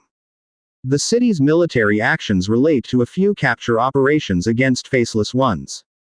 These activities have got Rebecca on pins and needles. The task of dealing with the rat problem in the temple will definitely be postponed. As for the faceless one, they are not so easy to deal with, taking a year or more to end. Miriam's idea to find Fang Hao is understandable. Can you take us to the backyard to see? If it isn't too dangerous, he is considering helping Miriam to resolve the issue. After all, his 200 citizens are still learning in the temple, and more citizens will be sent here in the future. With such a relationship, it would be hard to refuse. Of course, this way please. Miriam stands up and leads Fang Hao out of the room. Outside, the Lionheart Knights standing at the door see Fang Hao and his group come out. They immediately protect them in middle position of the group. Together, they followed Miriam, heading towards the rear of the temple. They passed through various buildings, and traversed the dormitories and cafeteria of the assistant priests. Miriam pointed to a building and said, "Some books are stored over there." An assistant priest discovered a rat reading a book there. They keep going forward, directly to the backyard. The backyard is spacious, with many busy assistant priests. Those few houses over there are used to store supplies. That house leads to the underground tunnel, Miriam continued to introduce, finally pointing to the stone house in the center. Fang Hao and his group approach and enter the stone house. They see a staircase extending downward. It extends all the way into the darkness. Priest Miriam, what is the underground tunnel you're referring to? Fang Hao asks while looking downwards. Miriam responds, Lis City was built much earlier than we think. Beneath the city is a comprehensive underground tunnel, mainly used for city sewage and drainage. Fang Hao nods. An underground tunnel, in other words, is a sewer system. Meanwhile, Fang Hao notices another thing that Miriam said. Lis City is older than they thought. That is, this city was not built by the first inhabitants. Instead, it was an existing city that the first inhabitants rebuilt and then settled in. In that case, the city beneath them has existed for hundreds of years, or even longer. One can't help but imagine that strange creatures live down there. Fang Hao looks at Miriam and whispers, I will accept this task, but now is not the time to deal with it. I will bring some people here tomorrow, and prepare some items to clear out the rats. Hearing Fang Hao's agreement, a smile appeared on Lis' elderly face. Good. Tomorrow will work. Miriam said. Fang Hao stood up and glanced around, then continued to ask, is there a back door here? When we come tomorrow, there will be more of us and we will bring some weapons. I'm afraid coming in through the front door will cause chaos. Lis thought about it and agreed. Even the guards brought by Fang Hao had already caused quite a stir on their way there. If more people were to come tomorrow, carrying a large amount of weaponry, there could indeed be chaos. Miriam guided Fang Hao and his companions towards the right. There is a back door. It is rarely opened and is always guarded. Mr. Fang Hao, when you come with your people, you can go straight through this door, just let the guard know. On the right, there was a single iron gate with an assistant priest on guard. Miriam walked forward to converse briefly with the assistant priest. The latter glanced at Fang Hao's group and gave a nod of approval. Soon, Miriam returned. With Fang Hao and the others, the group exited from the main door. I have explained everything. When the time comes, you can come directly through the back door, she will open it for you. Okay. The group made their way back the way they came. Fang Hao and others didn't linger and directly left the temple. They climbed into the carriage and returned to their own dwellings. Lis City, the North City Gate. Including Ren Jun, 3 transmigrators, had packed their belongings, and were quietly waiting at the gate. All 3 were dressed as ordinary farmers. Squatting by the roadside, they looked like laborers waiting for work. By midday, a troop of cavalry arrived, raising a cloud of dust in their wake. Ren Jun and the others were rather taken aback. All of them were 8th-rank cavalrymen, and there were close to 1,000 of them. Compared with the troops in Belisi's city, their momentum was much greater. The person at the forefront removed his helmet, revealing a young transmigrator's appearance. The newcomer was Fu Lei, who had come specially to fetch them. Which one of you is Ren Jun? Fu Lei glanced at the trio, their heads wrapped tightly, only their eyes visible. I am Ren Jun. Ren Jun quickly stood up. Fu Lei nodded, and continued to ask, where are your villagers? Aren't you taking them with you this time? Ren Jun promptly replied, we thought about transporting all of them, but we were afraid it would attract the attention of the faceless. Therefore, we didn't bring them along. But rest assured, there are fields in the city, so there's plenty of food. Fu Lei nodded without saying much.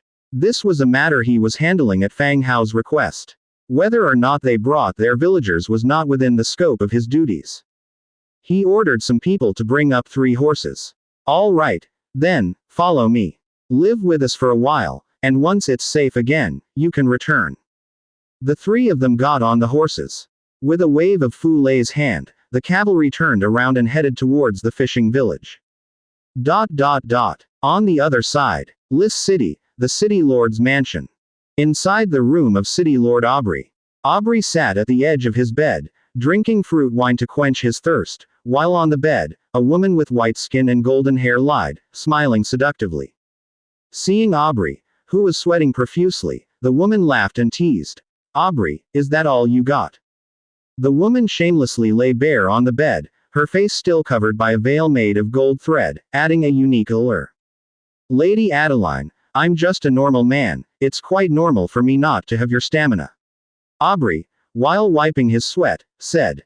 Adeline, the new leader of the Faceless, commanding all the Faceless inside the city, seizing the political power of Lis City.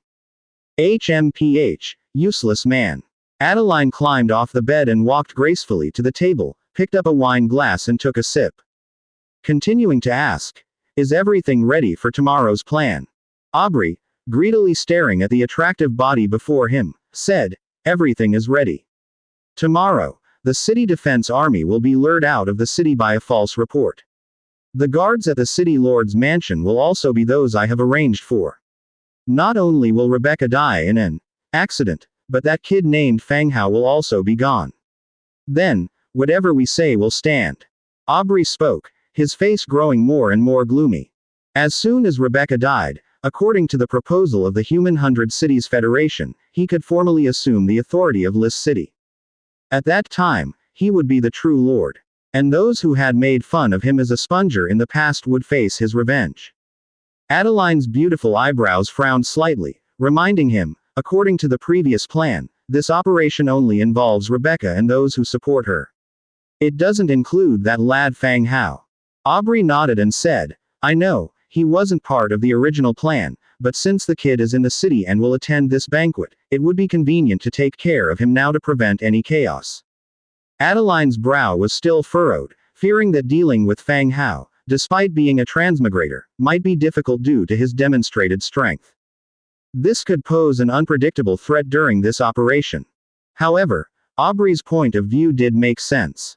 If Rebecca died, Fang Hao would also cause trouble in the city. If he was removed at the same time, it would prevent a lot of subsequent problems. They could capture him alive and extract information about transmigrators from him. As the number one in the region, he should have lots of valuable information to share. Fair enough, but when he entered the city this time, he brought quite a few people, including the beast-eared hero and possibly a lizard man who may be a hero too. We need to be prepared. If anything unexpected happens, the situation could escalate quickly, Adeline warned him seriously. This operation is a crucial step in their bid for the control of List City. They cannot afford any errors. All right, I will prepare for it. Once the boy enters the banquet hall, he won't be able to fly out even if he sprouts wings, Aubrey confidently responded.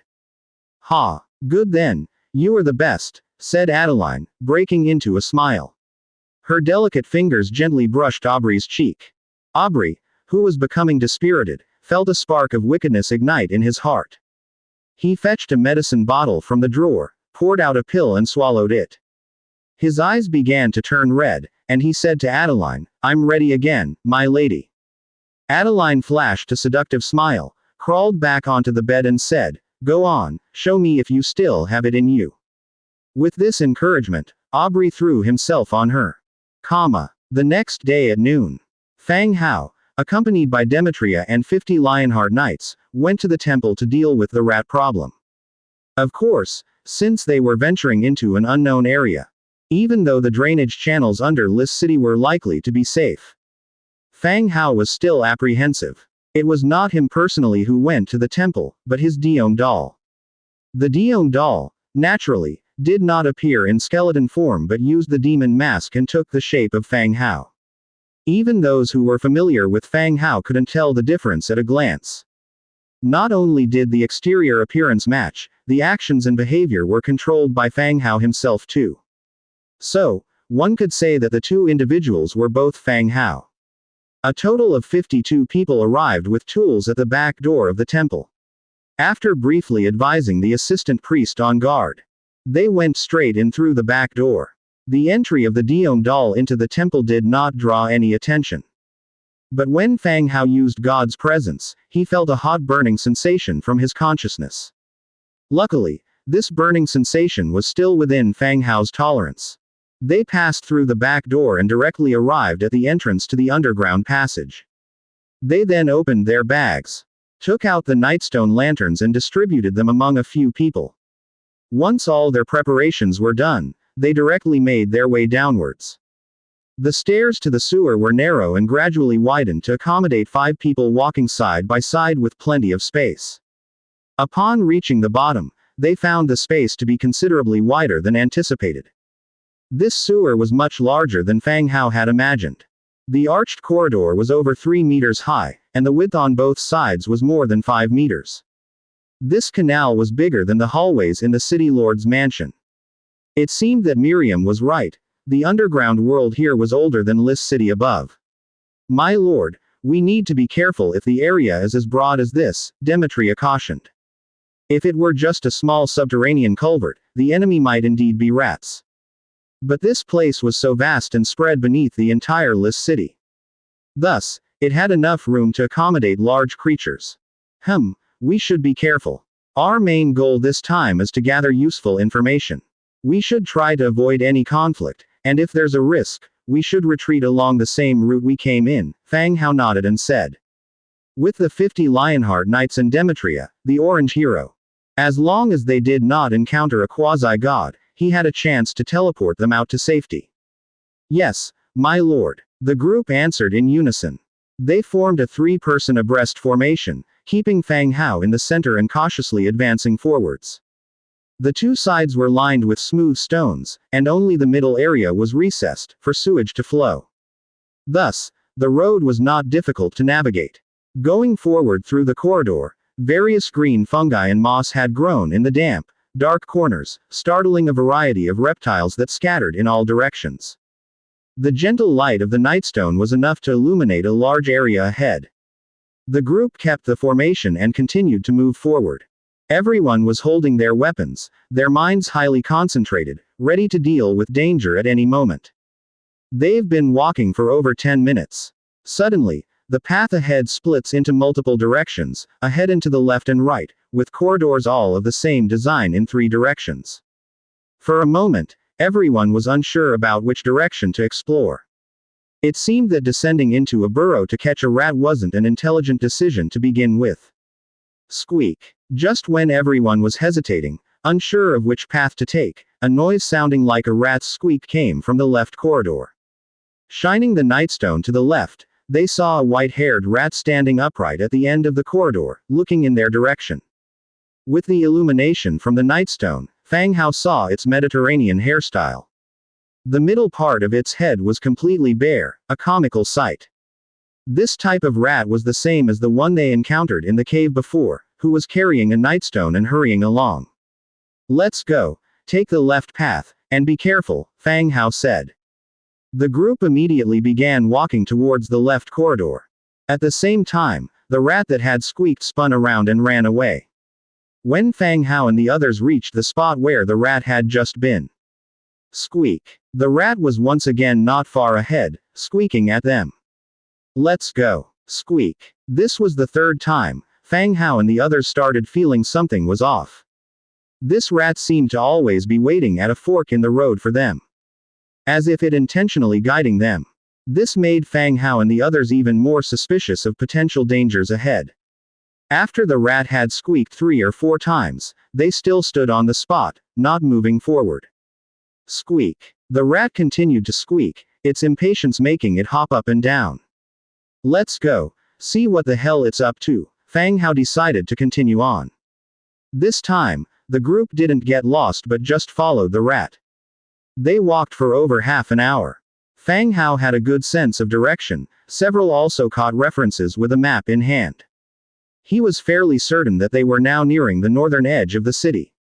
Continuing to follow the rat, they crossed through a round tunnel. Suddenly, a surprising scene appeared before them. On either side of the dried-up paddy fields were cleared farm lands. Even though they weren't vast, the plants in the field had already sprouted tender buds. On the other side, several gray rats were organizing utensils they'd stolen or picked up from humans. Bottles, cans, and even some discarded heels and forks. Each of these rats seemed to have its own role. This place was more like the miniature version of a human city, a small city established underground.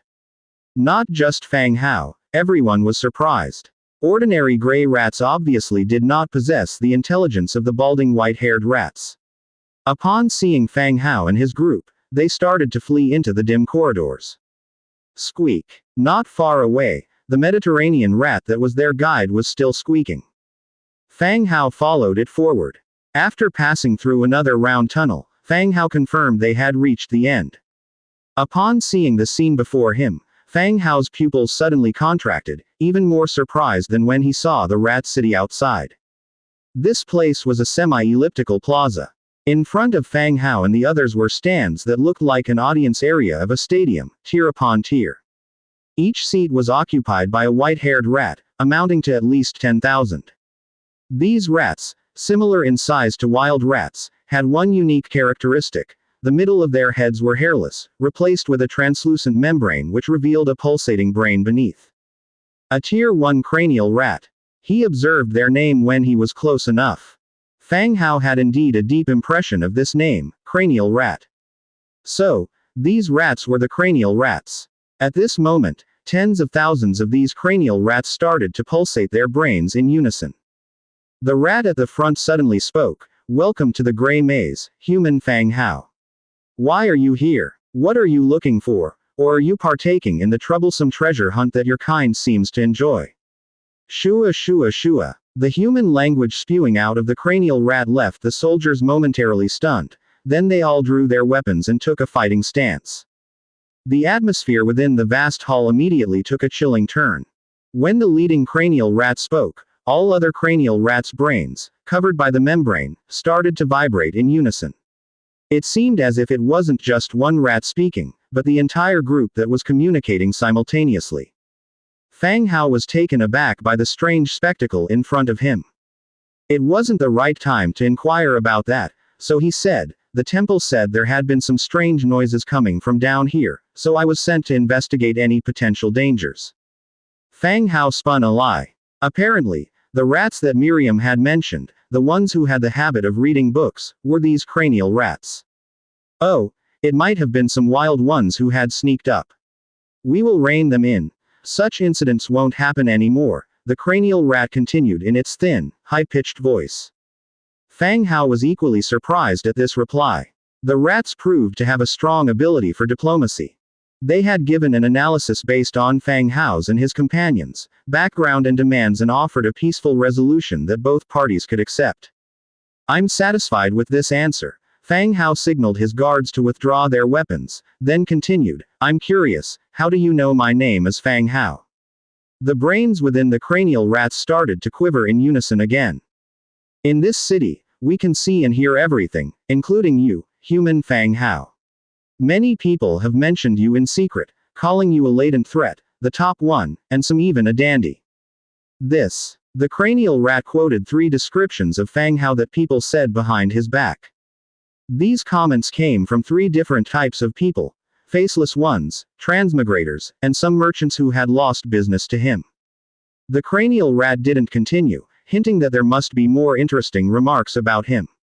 "What you've said is well known among many people outside, which doesn't mean you know everything about what's happening in the city.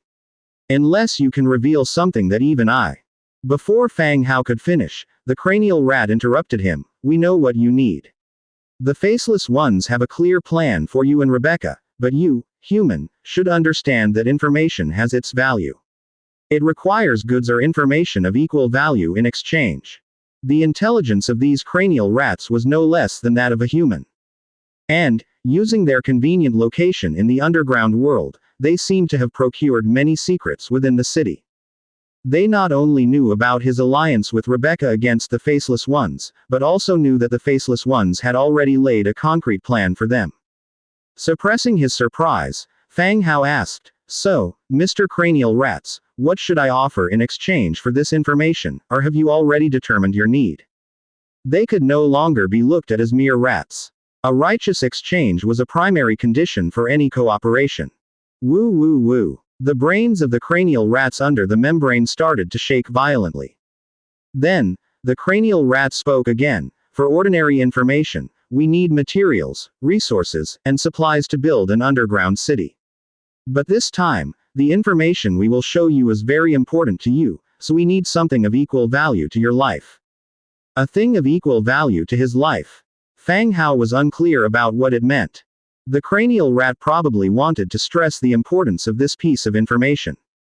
"Tell me, what do you need? We require means to survive. You, possessing a different mindset from the surface world humans, might offer some way to alter our current state," the cranial rat explained.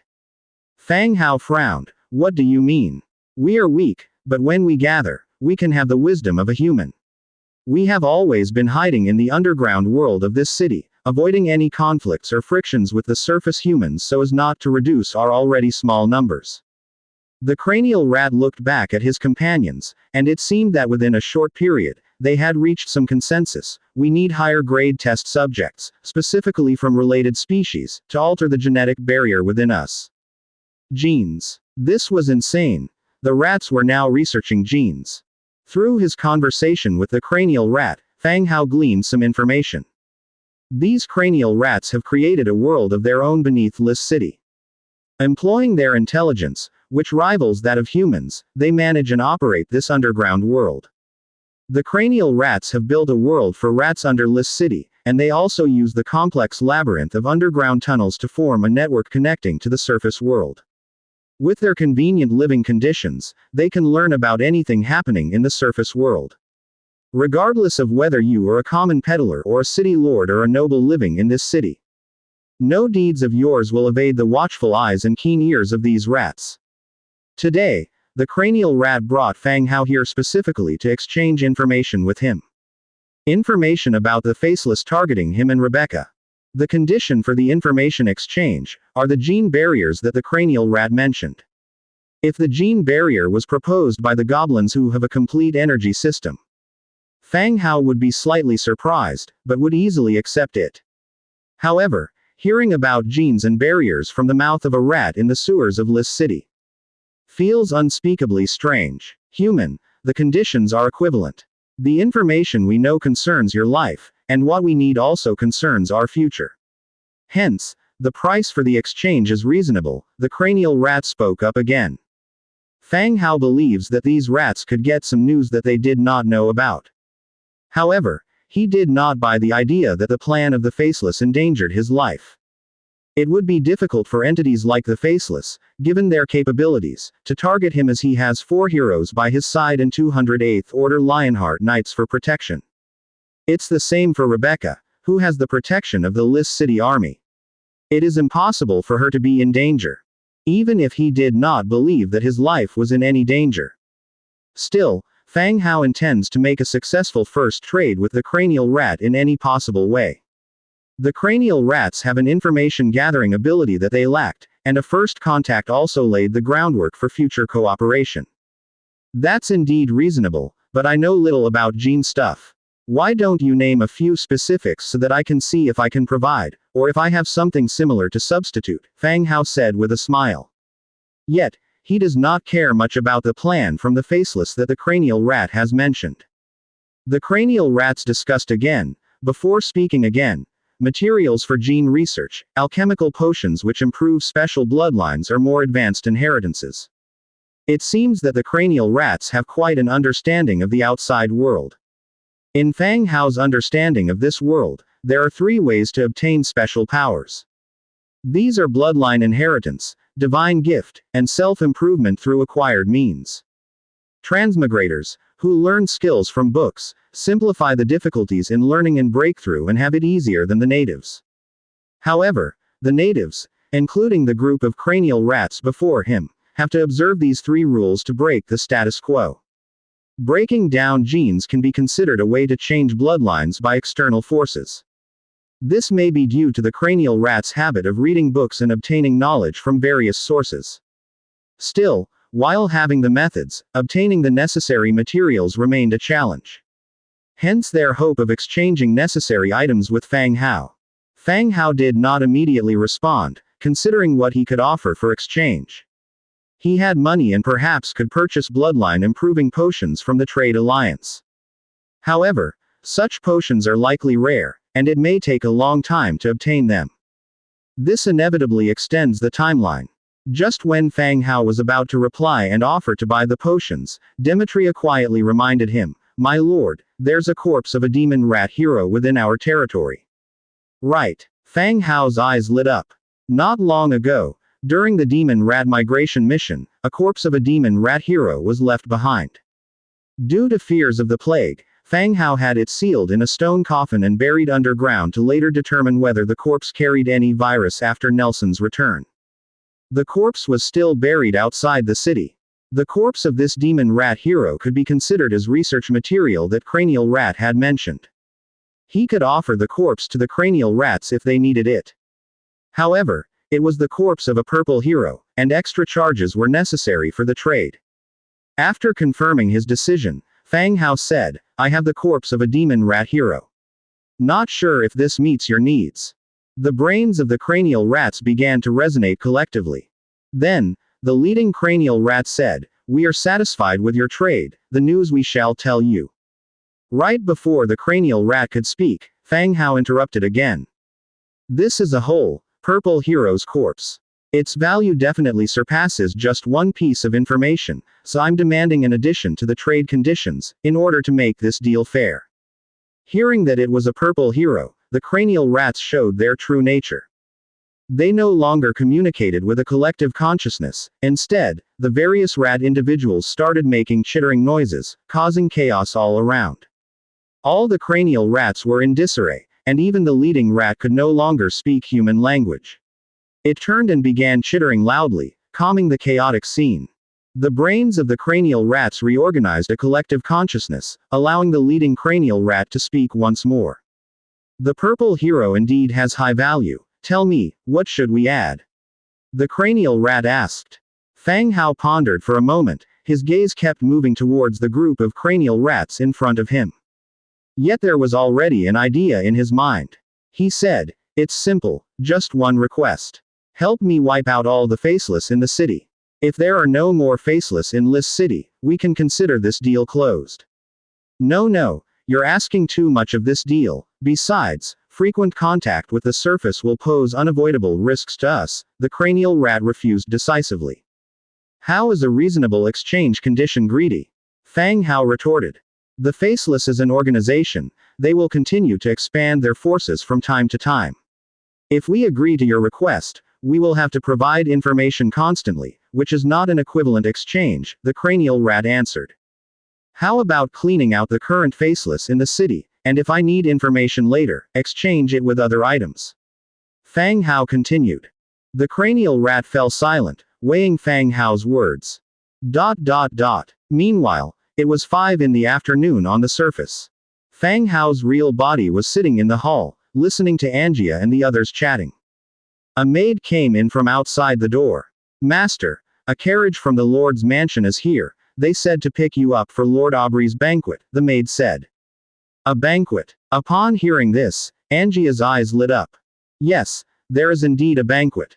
You guys get ready, and then let's go together," Fang Hao said. In the room, except for a few maids, there were only Angia and a settee. Both of them nodded, each returning to their rooms to prepare. Naturally, they couldn't show up at the banquet in full armor. In a short while, the three of them were ready and walked out together. Just then, Rolana also came out of her room, clearly having made herself up. "Rolana, Lord Aubrey is holding a banquet. Would you like to come with us for a free meal?"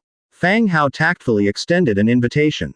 Rolana glanced at Fang Hao and said indifferently, "It wouldn't hurt to take a look." Loyalty of the beauty of the lonely night. Rolana and to bias towards you increased by 5 points, current loyalty is 50. Seeing the increase in loyalty, Fang Hao also smiled. Finally reached 50 points, it was so hard. Upon seeing Fang Hao suddenly starting to laugh, Rolana's cheeks turned red instantly. "What are you laughing at?" "Nothing. I just thought of something interesting. Let's go. It's just the 4 of us in one carriage, it won't be too crowded."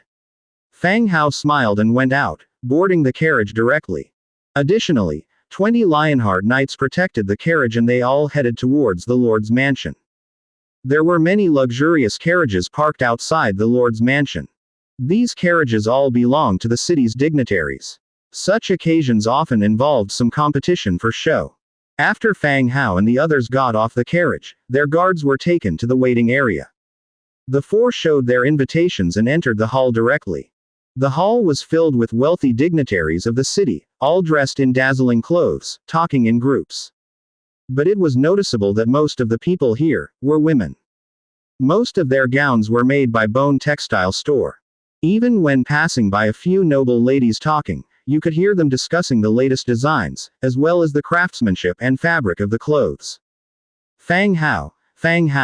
At this time, not far away, a chubby little boy was waving his arm and shouting. The group looked at the sound and saw the chubby merchant, Eric, approaching quickly. Eric walked quickly, his fat trembling slightly. "Fang Hao, you're here too. Then, before Fang Hao could answer, he turned to look at Rolana and said with a somewhat flushed face, Miss Rolana, long time no see.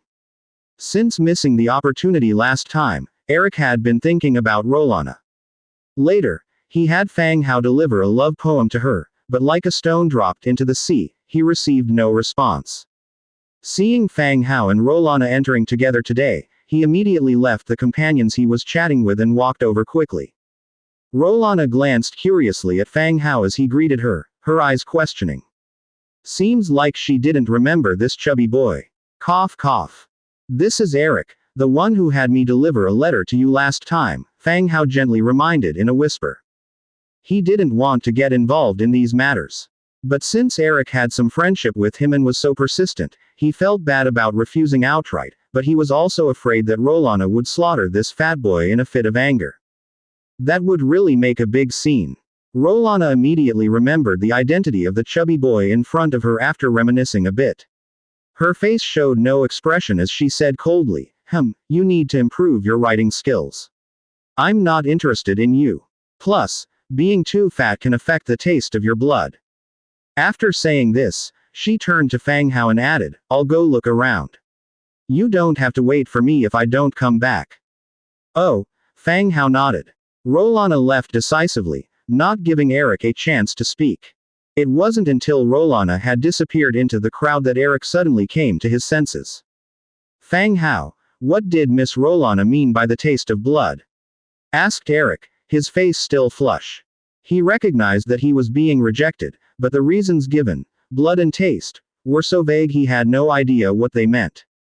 Cough cough. Fang Hao cleared his throat and explained, perhaps they mean you're too plump and need to lose a little weight. Don't take this too seriously. Some girls prefer slim guys, while others like them chubby and comfortable to touch. Really? So, I still have a chance. Eric was still not ready to give up. Eric, with your family's wealth, you shouldn't fixate on just her. I feel I still have a chance. We were getting along really well before. Eric responded. Fang Hao put an arm around Eric and whispered, let me tell you something. I heard that Rolana is taken. Really? Why would I lie to you? As they chatted, the group took their seats at the banquet. Not long after, Aubrey and Rebecca stepped out. As the organizer of the banquet, Aubrey took to the stage and began his opening speech. Although his words were familiar, it was apparent that Aubrey was more enthusiastic than usual today. Despite Rebecca's repeated reminders, he even discussed the city's situation without any restraint.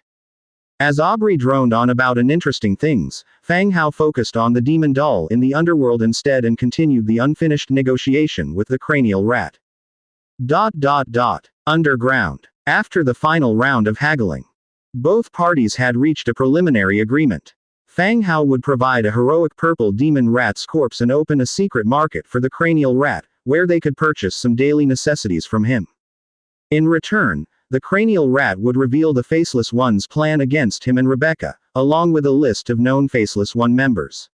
If necessary, the rat would also provide information on the movements of the individuals on the list. However, any further intelligence would require additional payment based on the value of the information.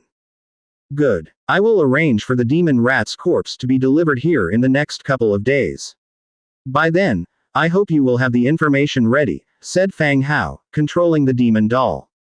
It was evident that the cranial rat was being very cautious in negotiating equal exchanges. To not jeopardize this opportunity to eliminate the Faceless Ones, Fang Hao decided to retrieve the intelligence when the rat's corpse was sent. Exchange money for goods on the spot. For their first cooperation, this seemed like a reliable and sincere method. No, that would result in the failure of our cooperation. The cranial rat suddenly voiced out. This statement left Fang Hao startled. How could it fail? The body is stored in my territory. Transporting it over will take at least a day. I'll notify you to pick it up or try to send it over, Fang Hao said.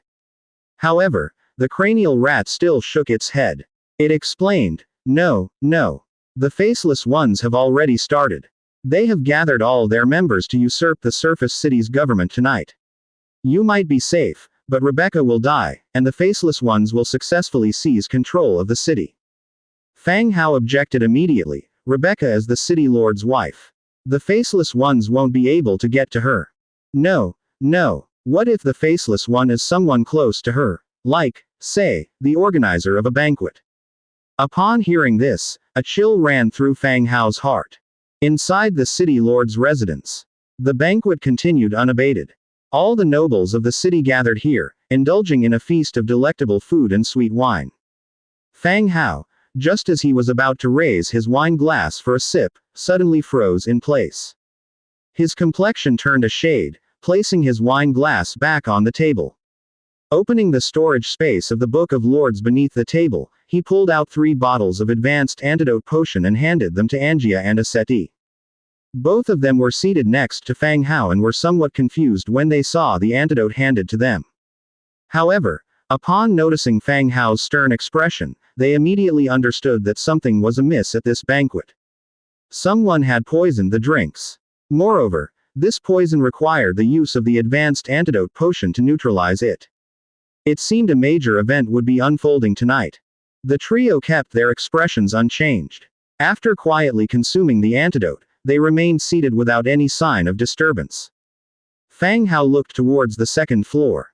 Aubrey and Rebecca were also eating. By Aubrey's side, a blonde maid poured wine for the two. And by Rebecca's side stood an armored guard. The guard wore standard armor used by the city lord's residence guards, nothing unusual about it. However, the maid, despite her beauty, gave Fang Hao a sensation of familiarity as if he had seen her somewhere before. Nevertheless, Fang Hao's attention was swiftly captured by Aubrey, who seemed particularly excited today. Sitting back in his chair, Aubrey spoke animatedly with a smile stretched across his face. However, on the other hand, Rebecca's countenance became more and more gloomy, as if she were holding on to the edge of a precipice of fury. Simultaneously, Fang Hao noticed that the entrance to the hall was blocked by the guards and anyone attempting to leave was stopped. Though there was no overt conflict, the space had become a lockdown from which no one could escape. It seemed that the intel from the cranial rat had been accurate. Aubrey really had set up a feast akin to a trap, gathering all the nobles of the city. He planned to eliminate all those supporting Rebecca in one fell swoop.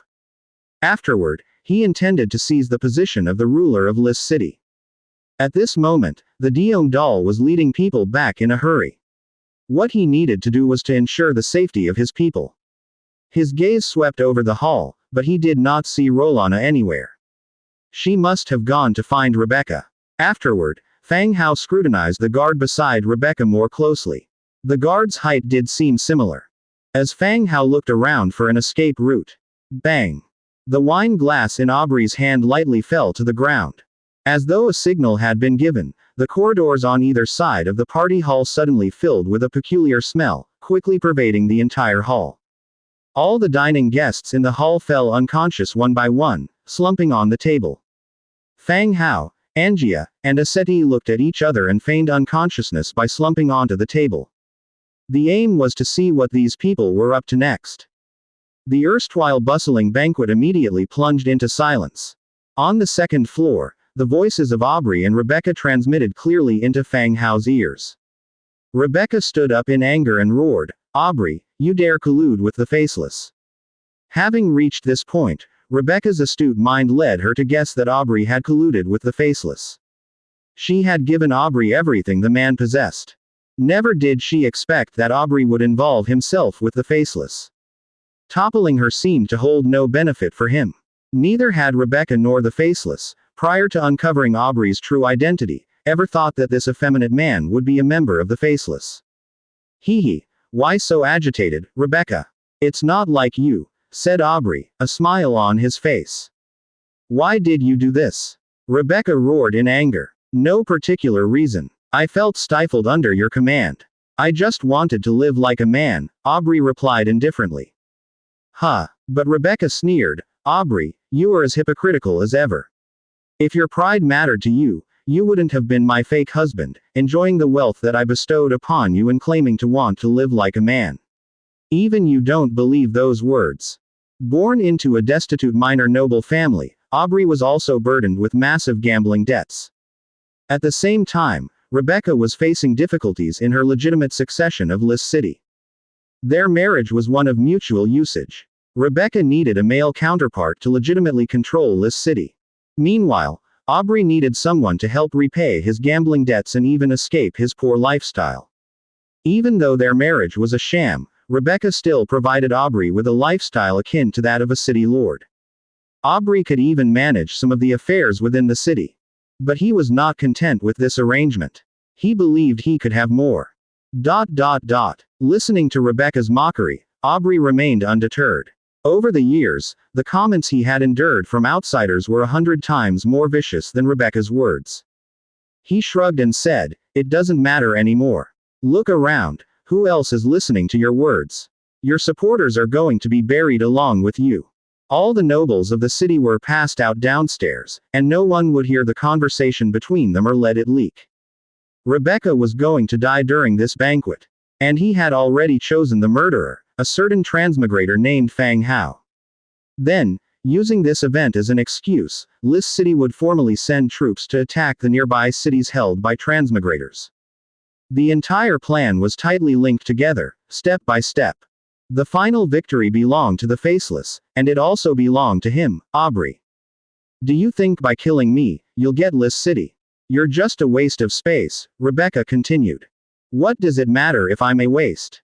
Don't forget, according to the council's regulations, I am the city lord of Lys City, and you're merely the city lord's wife. You're lamenting middle-age widowhood. Do you think the councilors from other cities will care about this? Of course, I will hold a grand funeral for you and symbolically shed 2 drops of tears," Aubrey said nonchalantly. He had been waiting for this day for too long. Watching the first beauty of Lys City at a loss, he felt an indescribable pleasure in his heart. From now on, no one in Lys City would ridicule him, they would only loudly praise their great Lord Aubrey. Keep dreaming. Rebecca looked at the guards in the hall and yelled, "Guards, arrest Aubrey. He's in league with the Faceless." After her order, the hall remained silent. The guards on the first floor. They just stood there quietly, none of them moved to follow Rebecca's orders. "I forgot to tell you, today is the guards' rotating shift day. Why do you think I chose to hold the banquet today?" Aubrey hinted. Rebecca's face instantly turned pale and her body started swaying as she held on to the table in front of her. "You plan to kill everyone in here." Rebecca looked straight at Aubrey. "Only your supporters will die, most people will still survive in a coma. By then, I'll announce that you were assassinated and unfortunately died. Oh right, I should thank you. Originally, your little lover wasn't part of my plan, but you added him in, which makes for an excellent scapegoat," Aubrey said, glancing at Fang Hao on the first floor. In the same vein, Fang Hao below also heard Aubrey's words. However, in his heart, he thought Aubrey was talking about Rolana. Disguised as a man and constantly visiting Rebecca, it would be surprising if Aubrey didn't discover her. "Release them. Once I'm dead, you will naturally secure your seat as city lord. There's no need to kill them," Rebecca said through gritted teeth. "Hey, do you think I am not aware of your abilities, Rebecca? Even if you die, these people will still be my obstruction. Therefore, they have to die with you," Aubrey said coldly. Rebecca's eyes flashed with cold light. She grabbed a dinner knife from the table and stabbed at Aubrey's neck. Aubrey's face turned pale, but he was unable to dodge.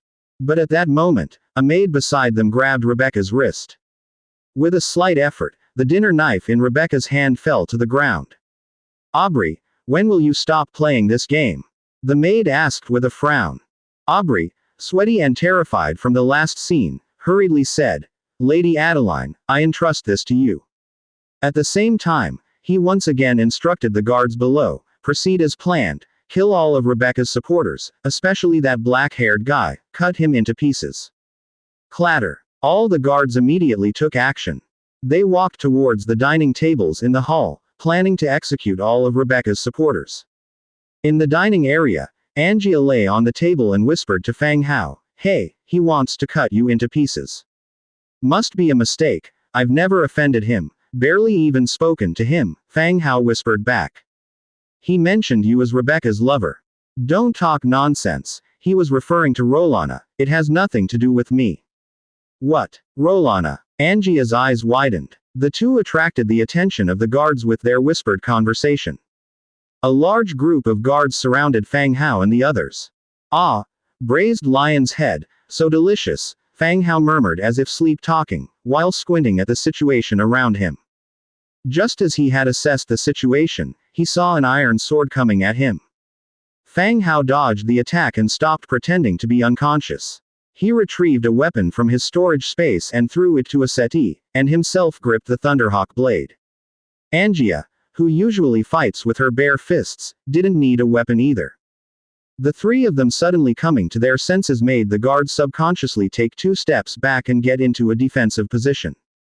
Fang Hao used this opportunity to conjure a thunderbolt javelin in his right hand and threw it at the window diagonally above him. Crack! Under the impact of the thunderbolt, the window shattered instantly. Without any hesitation, Fang Hao took out a flare from his storage space. He launched it towards the window above his head.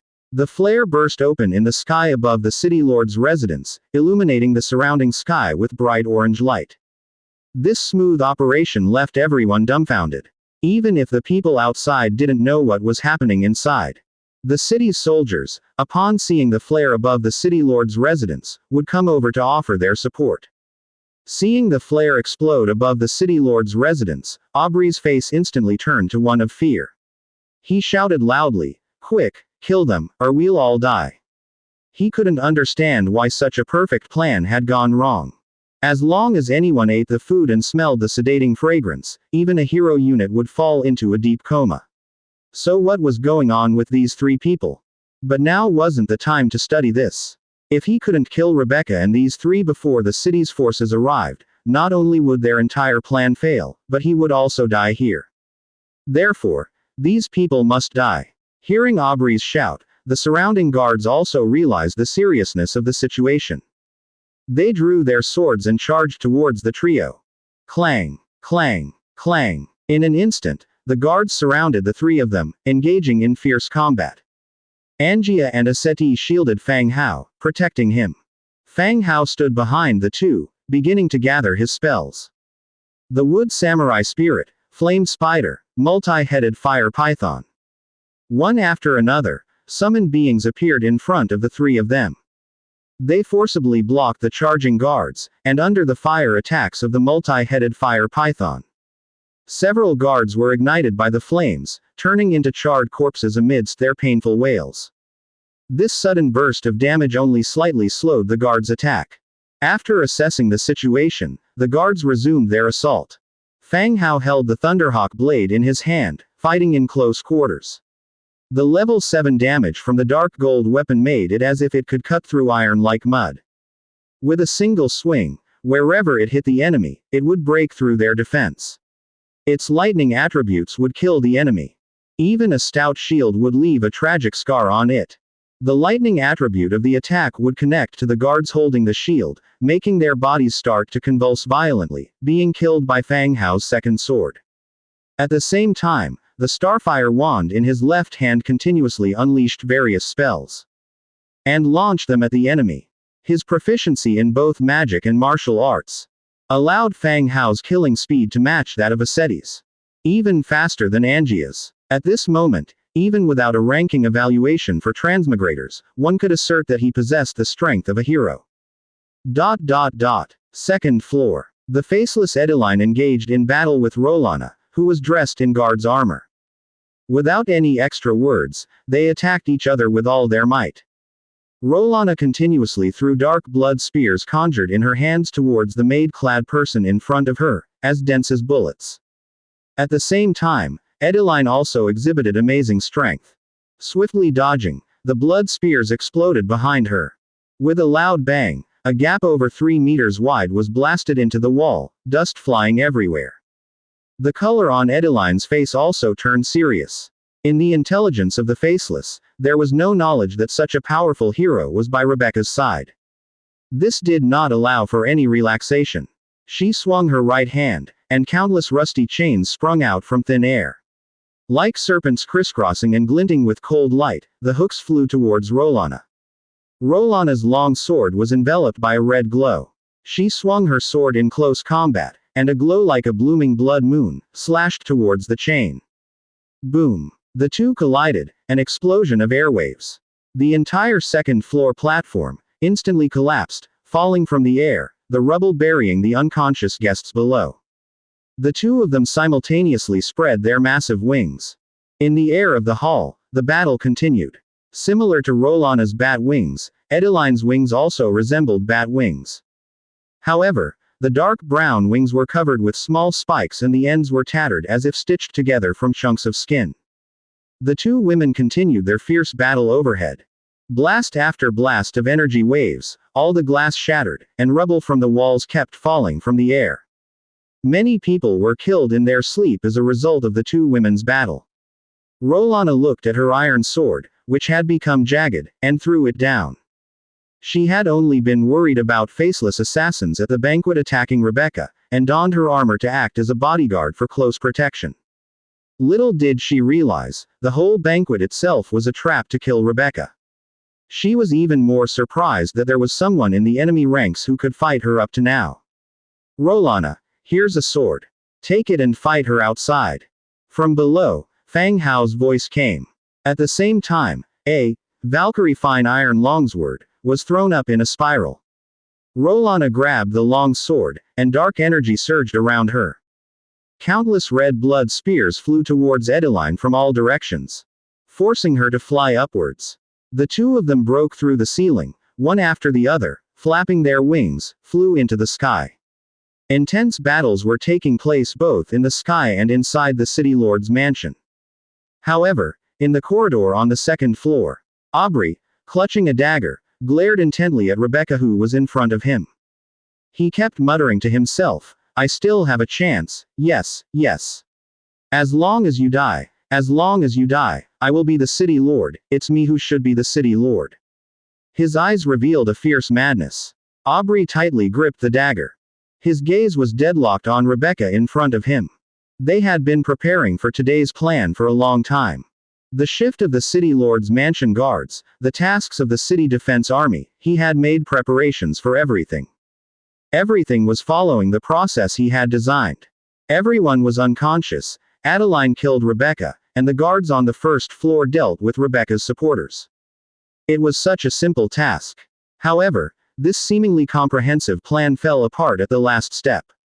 Not only did Fang Hao's group of three not fall unconscious, they also demonstrated strong combat abilities, stopping all the guards on the first floor. Not only that, the guard following Rebecca utilized an astonishing amount of strength. Adeline unfurled giant wings just like him, and the two fought from the ground all the way up to the sky, disappearing from sight. Handling Rebecca himself was the only option left now. He had to kill Rebecca before the city defense army arrived. As long as you die, I can blame everything on Fang Hao and his group.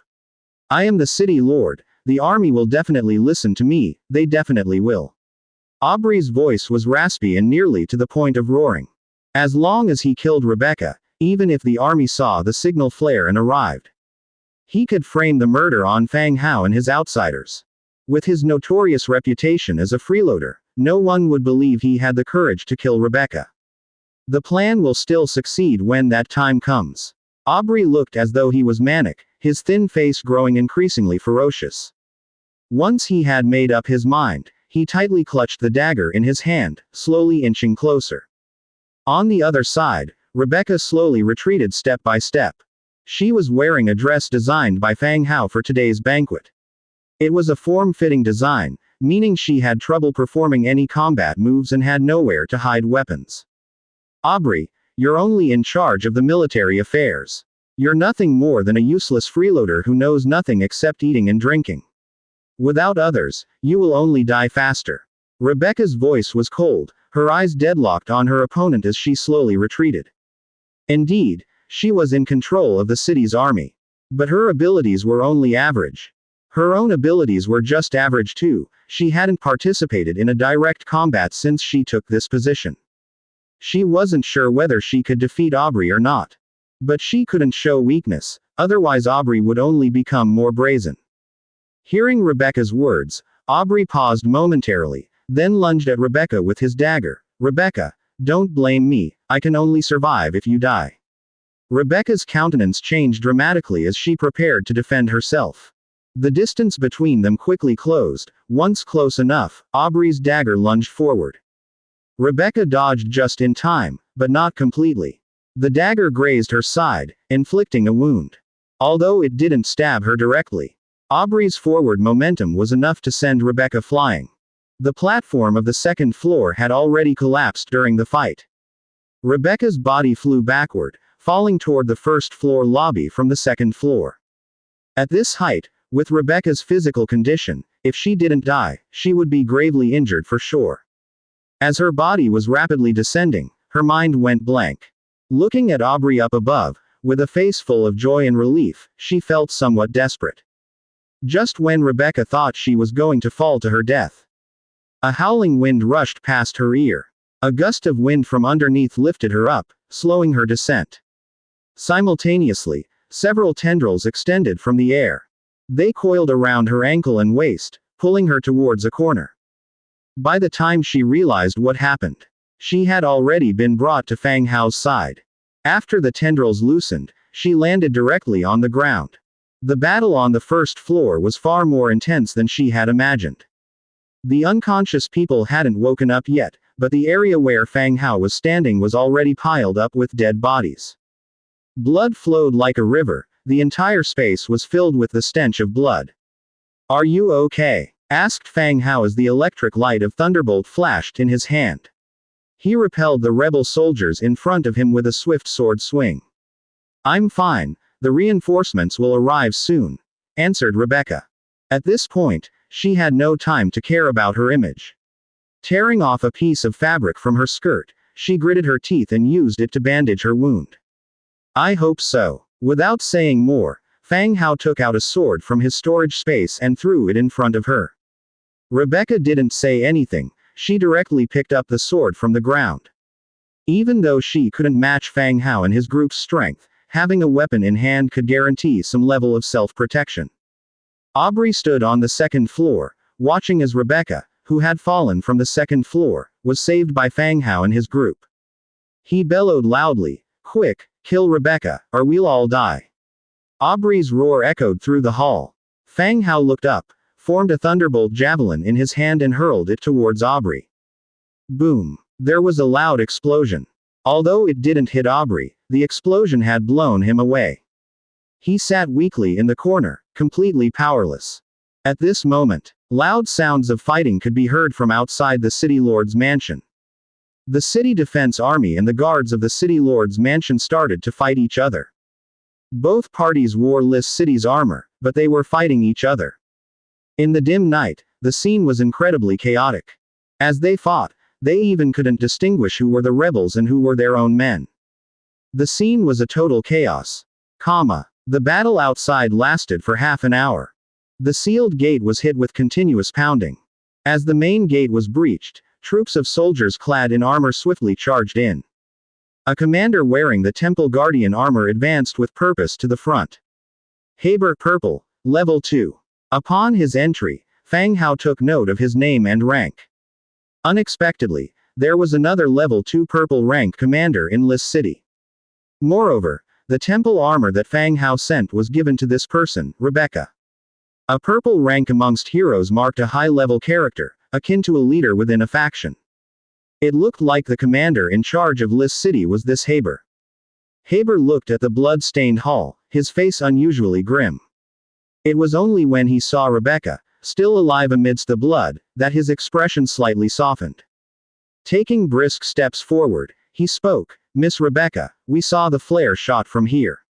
Rebecca threw down her longsword, wiped the blood off her face, and coldly ordered, "Aubrey conspired with the Faceless. Arrest him and seize all the established families supported by him for investigation." "Yes." Haber nodded, giving orders to his soldiers. The soldiers quickly split up to carry out the command. At the same time, a small team started to pursue Aubrey.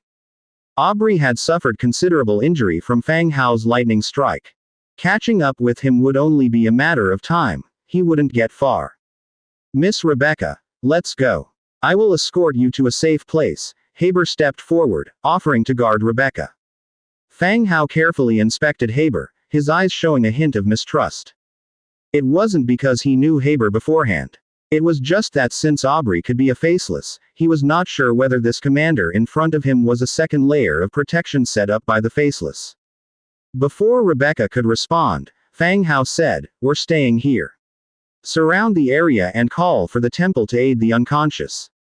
His commanding tone, still unsettled from the recent battle, made the eyebrows of the city's armed forces furrow. Haber's expression mirrored their own, turning his questioning gaze towards Rebecca.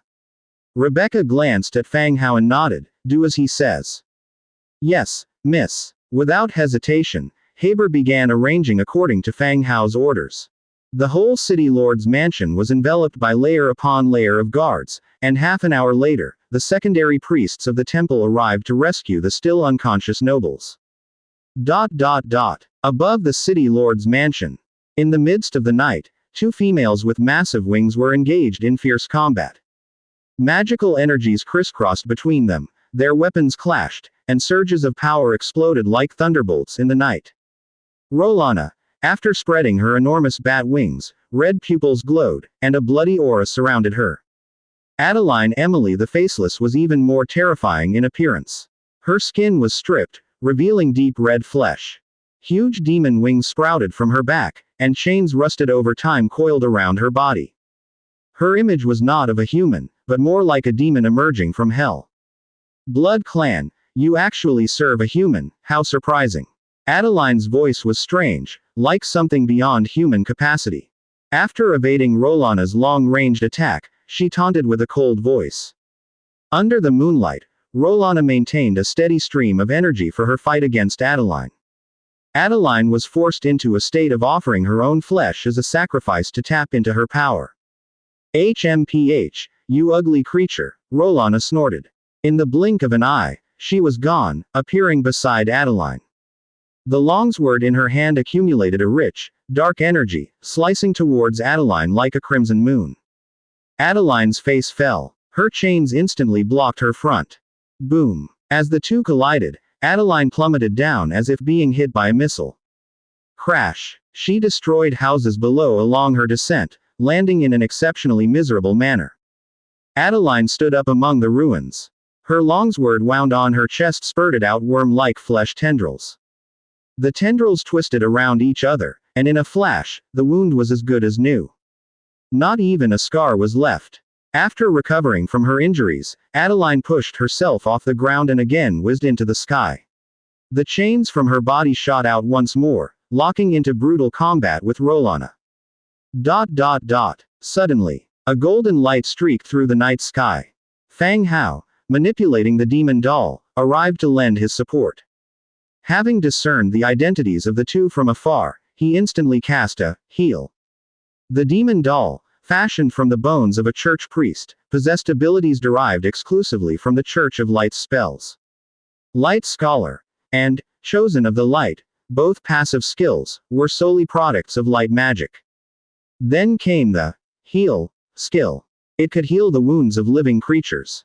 However, if the target was the undead or demon soldiers, it would deal damage instead.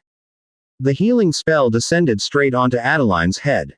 Taken off guard, Adeline didn't have the time to evade.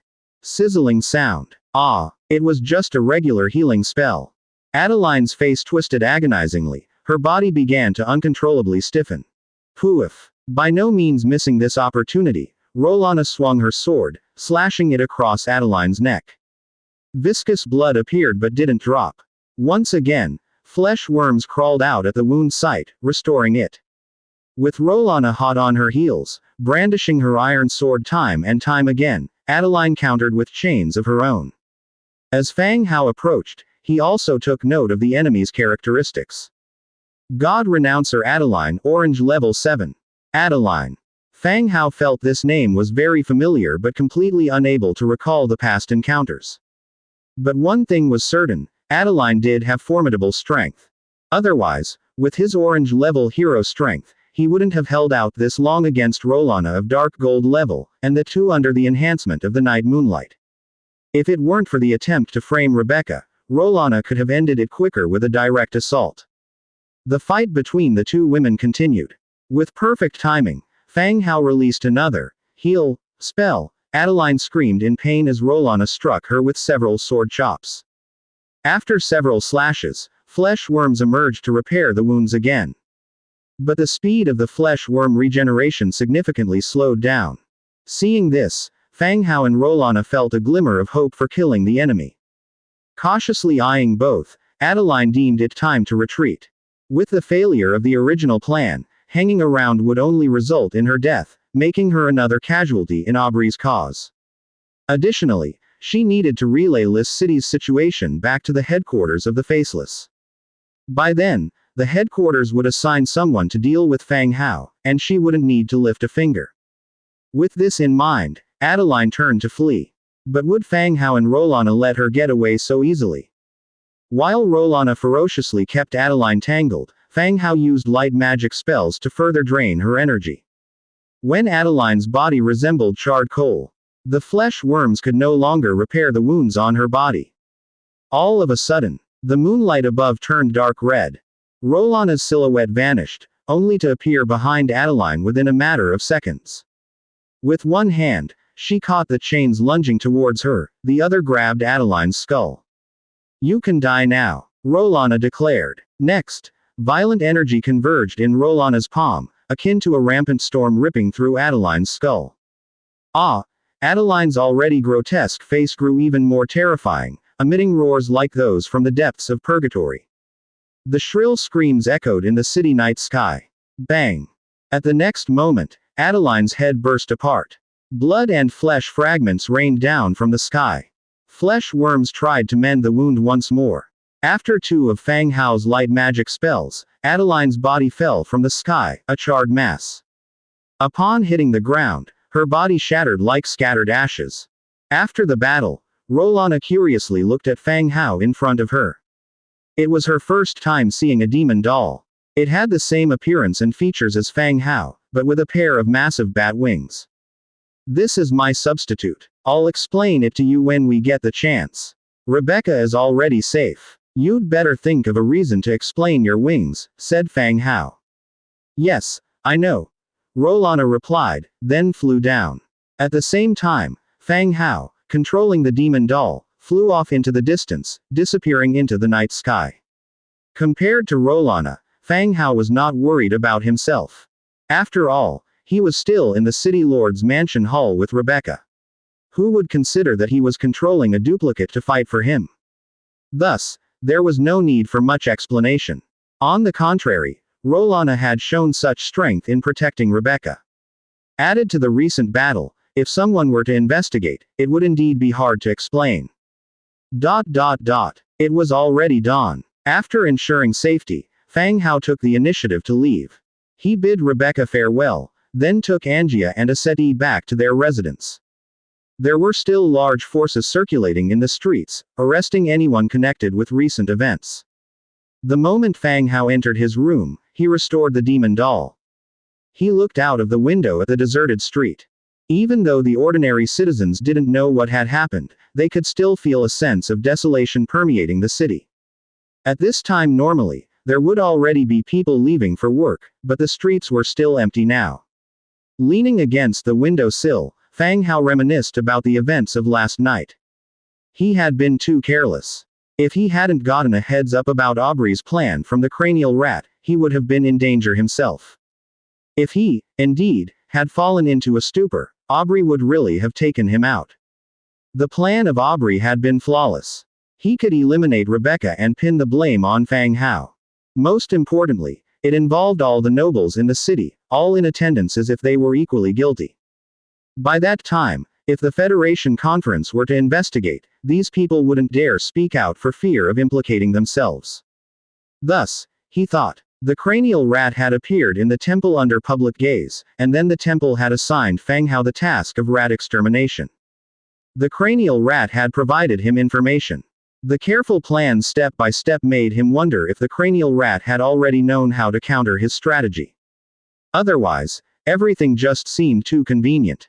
If all of these were meticulously calculated by the cranial rat intending to contact him through this scheme.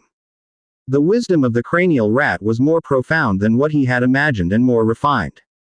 Of course, he had not forgotten his promised token of exchange with the cranial rat. The body of the purple demon rat hero.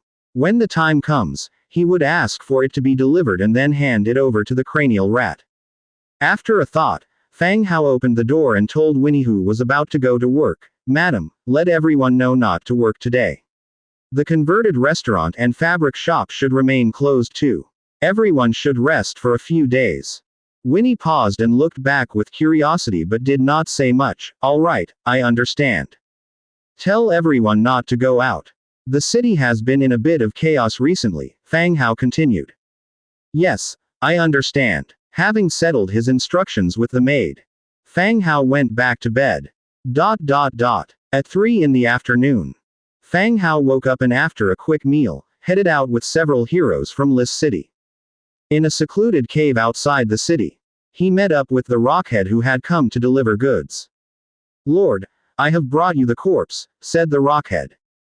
In the cave, there was a body wrapped in linen, lying straight on the ground, like a mummy. The corpse was that of the purple demon rat hero. Nelson had left and done a simple processing on this corpse, removing all kinds of curses and viruses from it. The linen shroud helped in preserving the body for a longer period. "Good, you've worked hard," Fang Hao said, then casually put the corpse into his storage space. In the space, you couldn't store troops, but corpses could be stored. "Lord, if there is nothing else, I will be on my way," the Rockhead said. "Okay, you can go." The Rockhead nodded, mounted the bone dragon, and left. Having received what he needed, Fang Hao returned to his residence. After a brief rest, he set out again with several heroes and the Lionheart Knight, continuing to use the excuse of exterminating rats to enter the backyard of the temple. At the entrance, Fang Hao had the demon doll and the corpse of the demon rat. He used the doll to take the corpse underground. Accustomed to his surroundings, he quickly arrived in the cranial rat's space. A group of cranial rats had been waiting for him. "I'm back and have brought the corpse of the demon rat as I promised." Fang Hao threw the body onto the ground, uncovered a corner of the linen, and exposed the skull of the demon rat. The equipment of the demon rat had been stripped, leaving only the linen that wrapped the body. "I'm glad to see you again, Fang Hao. You have kept our promise," said the cranial rat with a sharp voice. "That's nothing. I've brought the corpse. Can you give me the list of faceless ones that you promised?" Fang Hao continued. The agreement between them had been met. Fang Hao had delivered the body of the demon rat hero. The cranial rat, besides providing Aubrey's plan last night, also had to give Fang Hao a list of faceless ones, helping him eliminate the known faceless ones in List City. If Fang Hao wanted to continue receiving information in the future, he would need to pay additional rewards. The same goes for the cranial rats. If they wanted to get supplies or help from Fang Hao, they would need to provide equivalent information or resources as compensation. "We are naturally prepared," said one of the cranial rats. Another cranial rat next to it delivered a yellowed piece of paper filled with densely written names.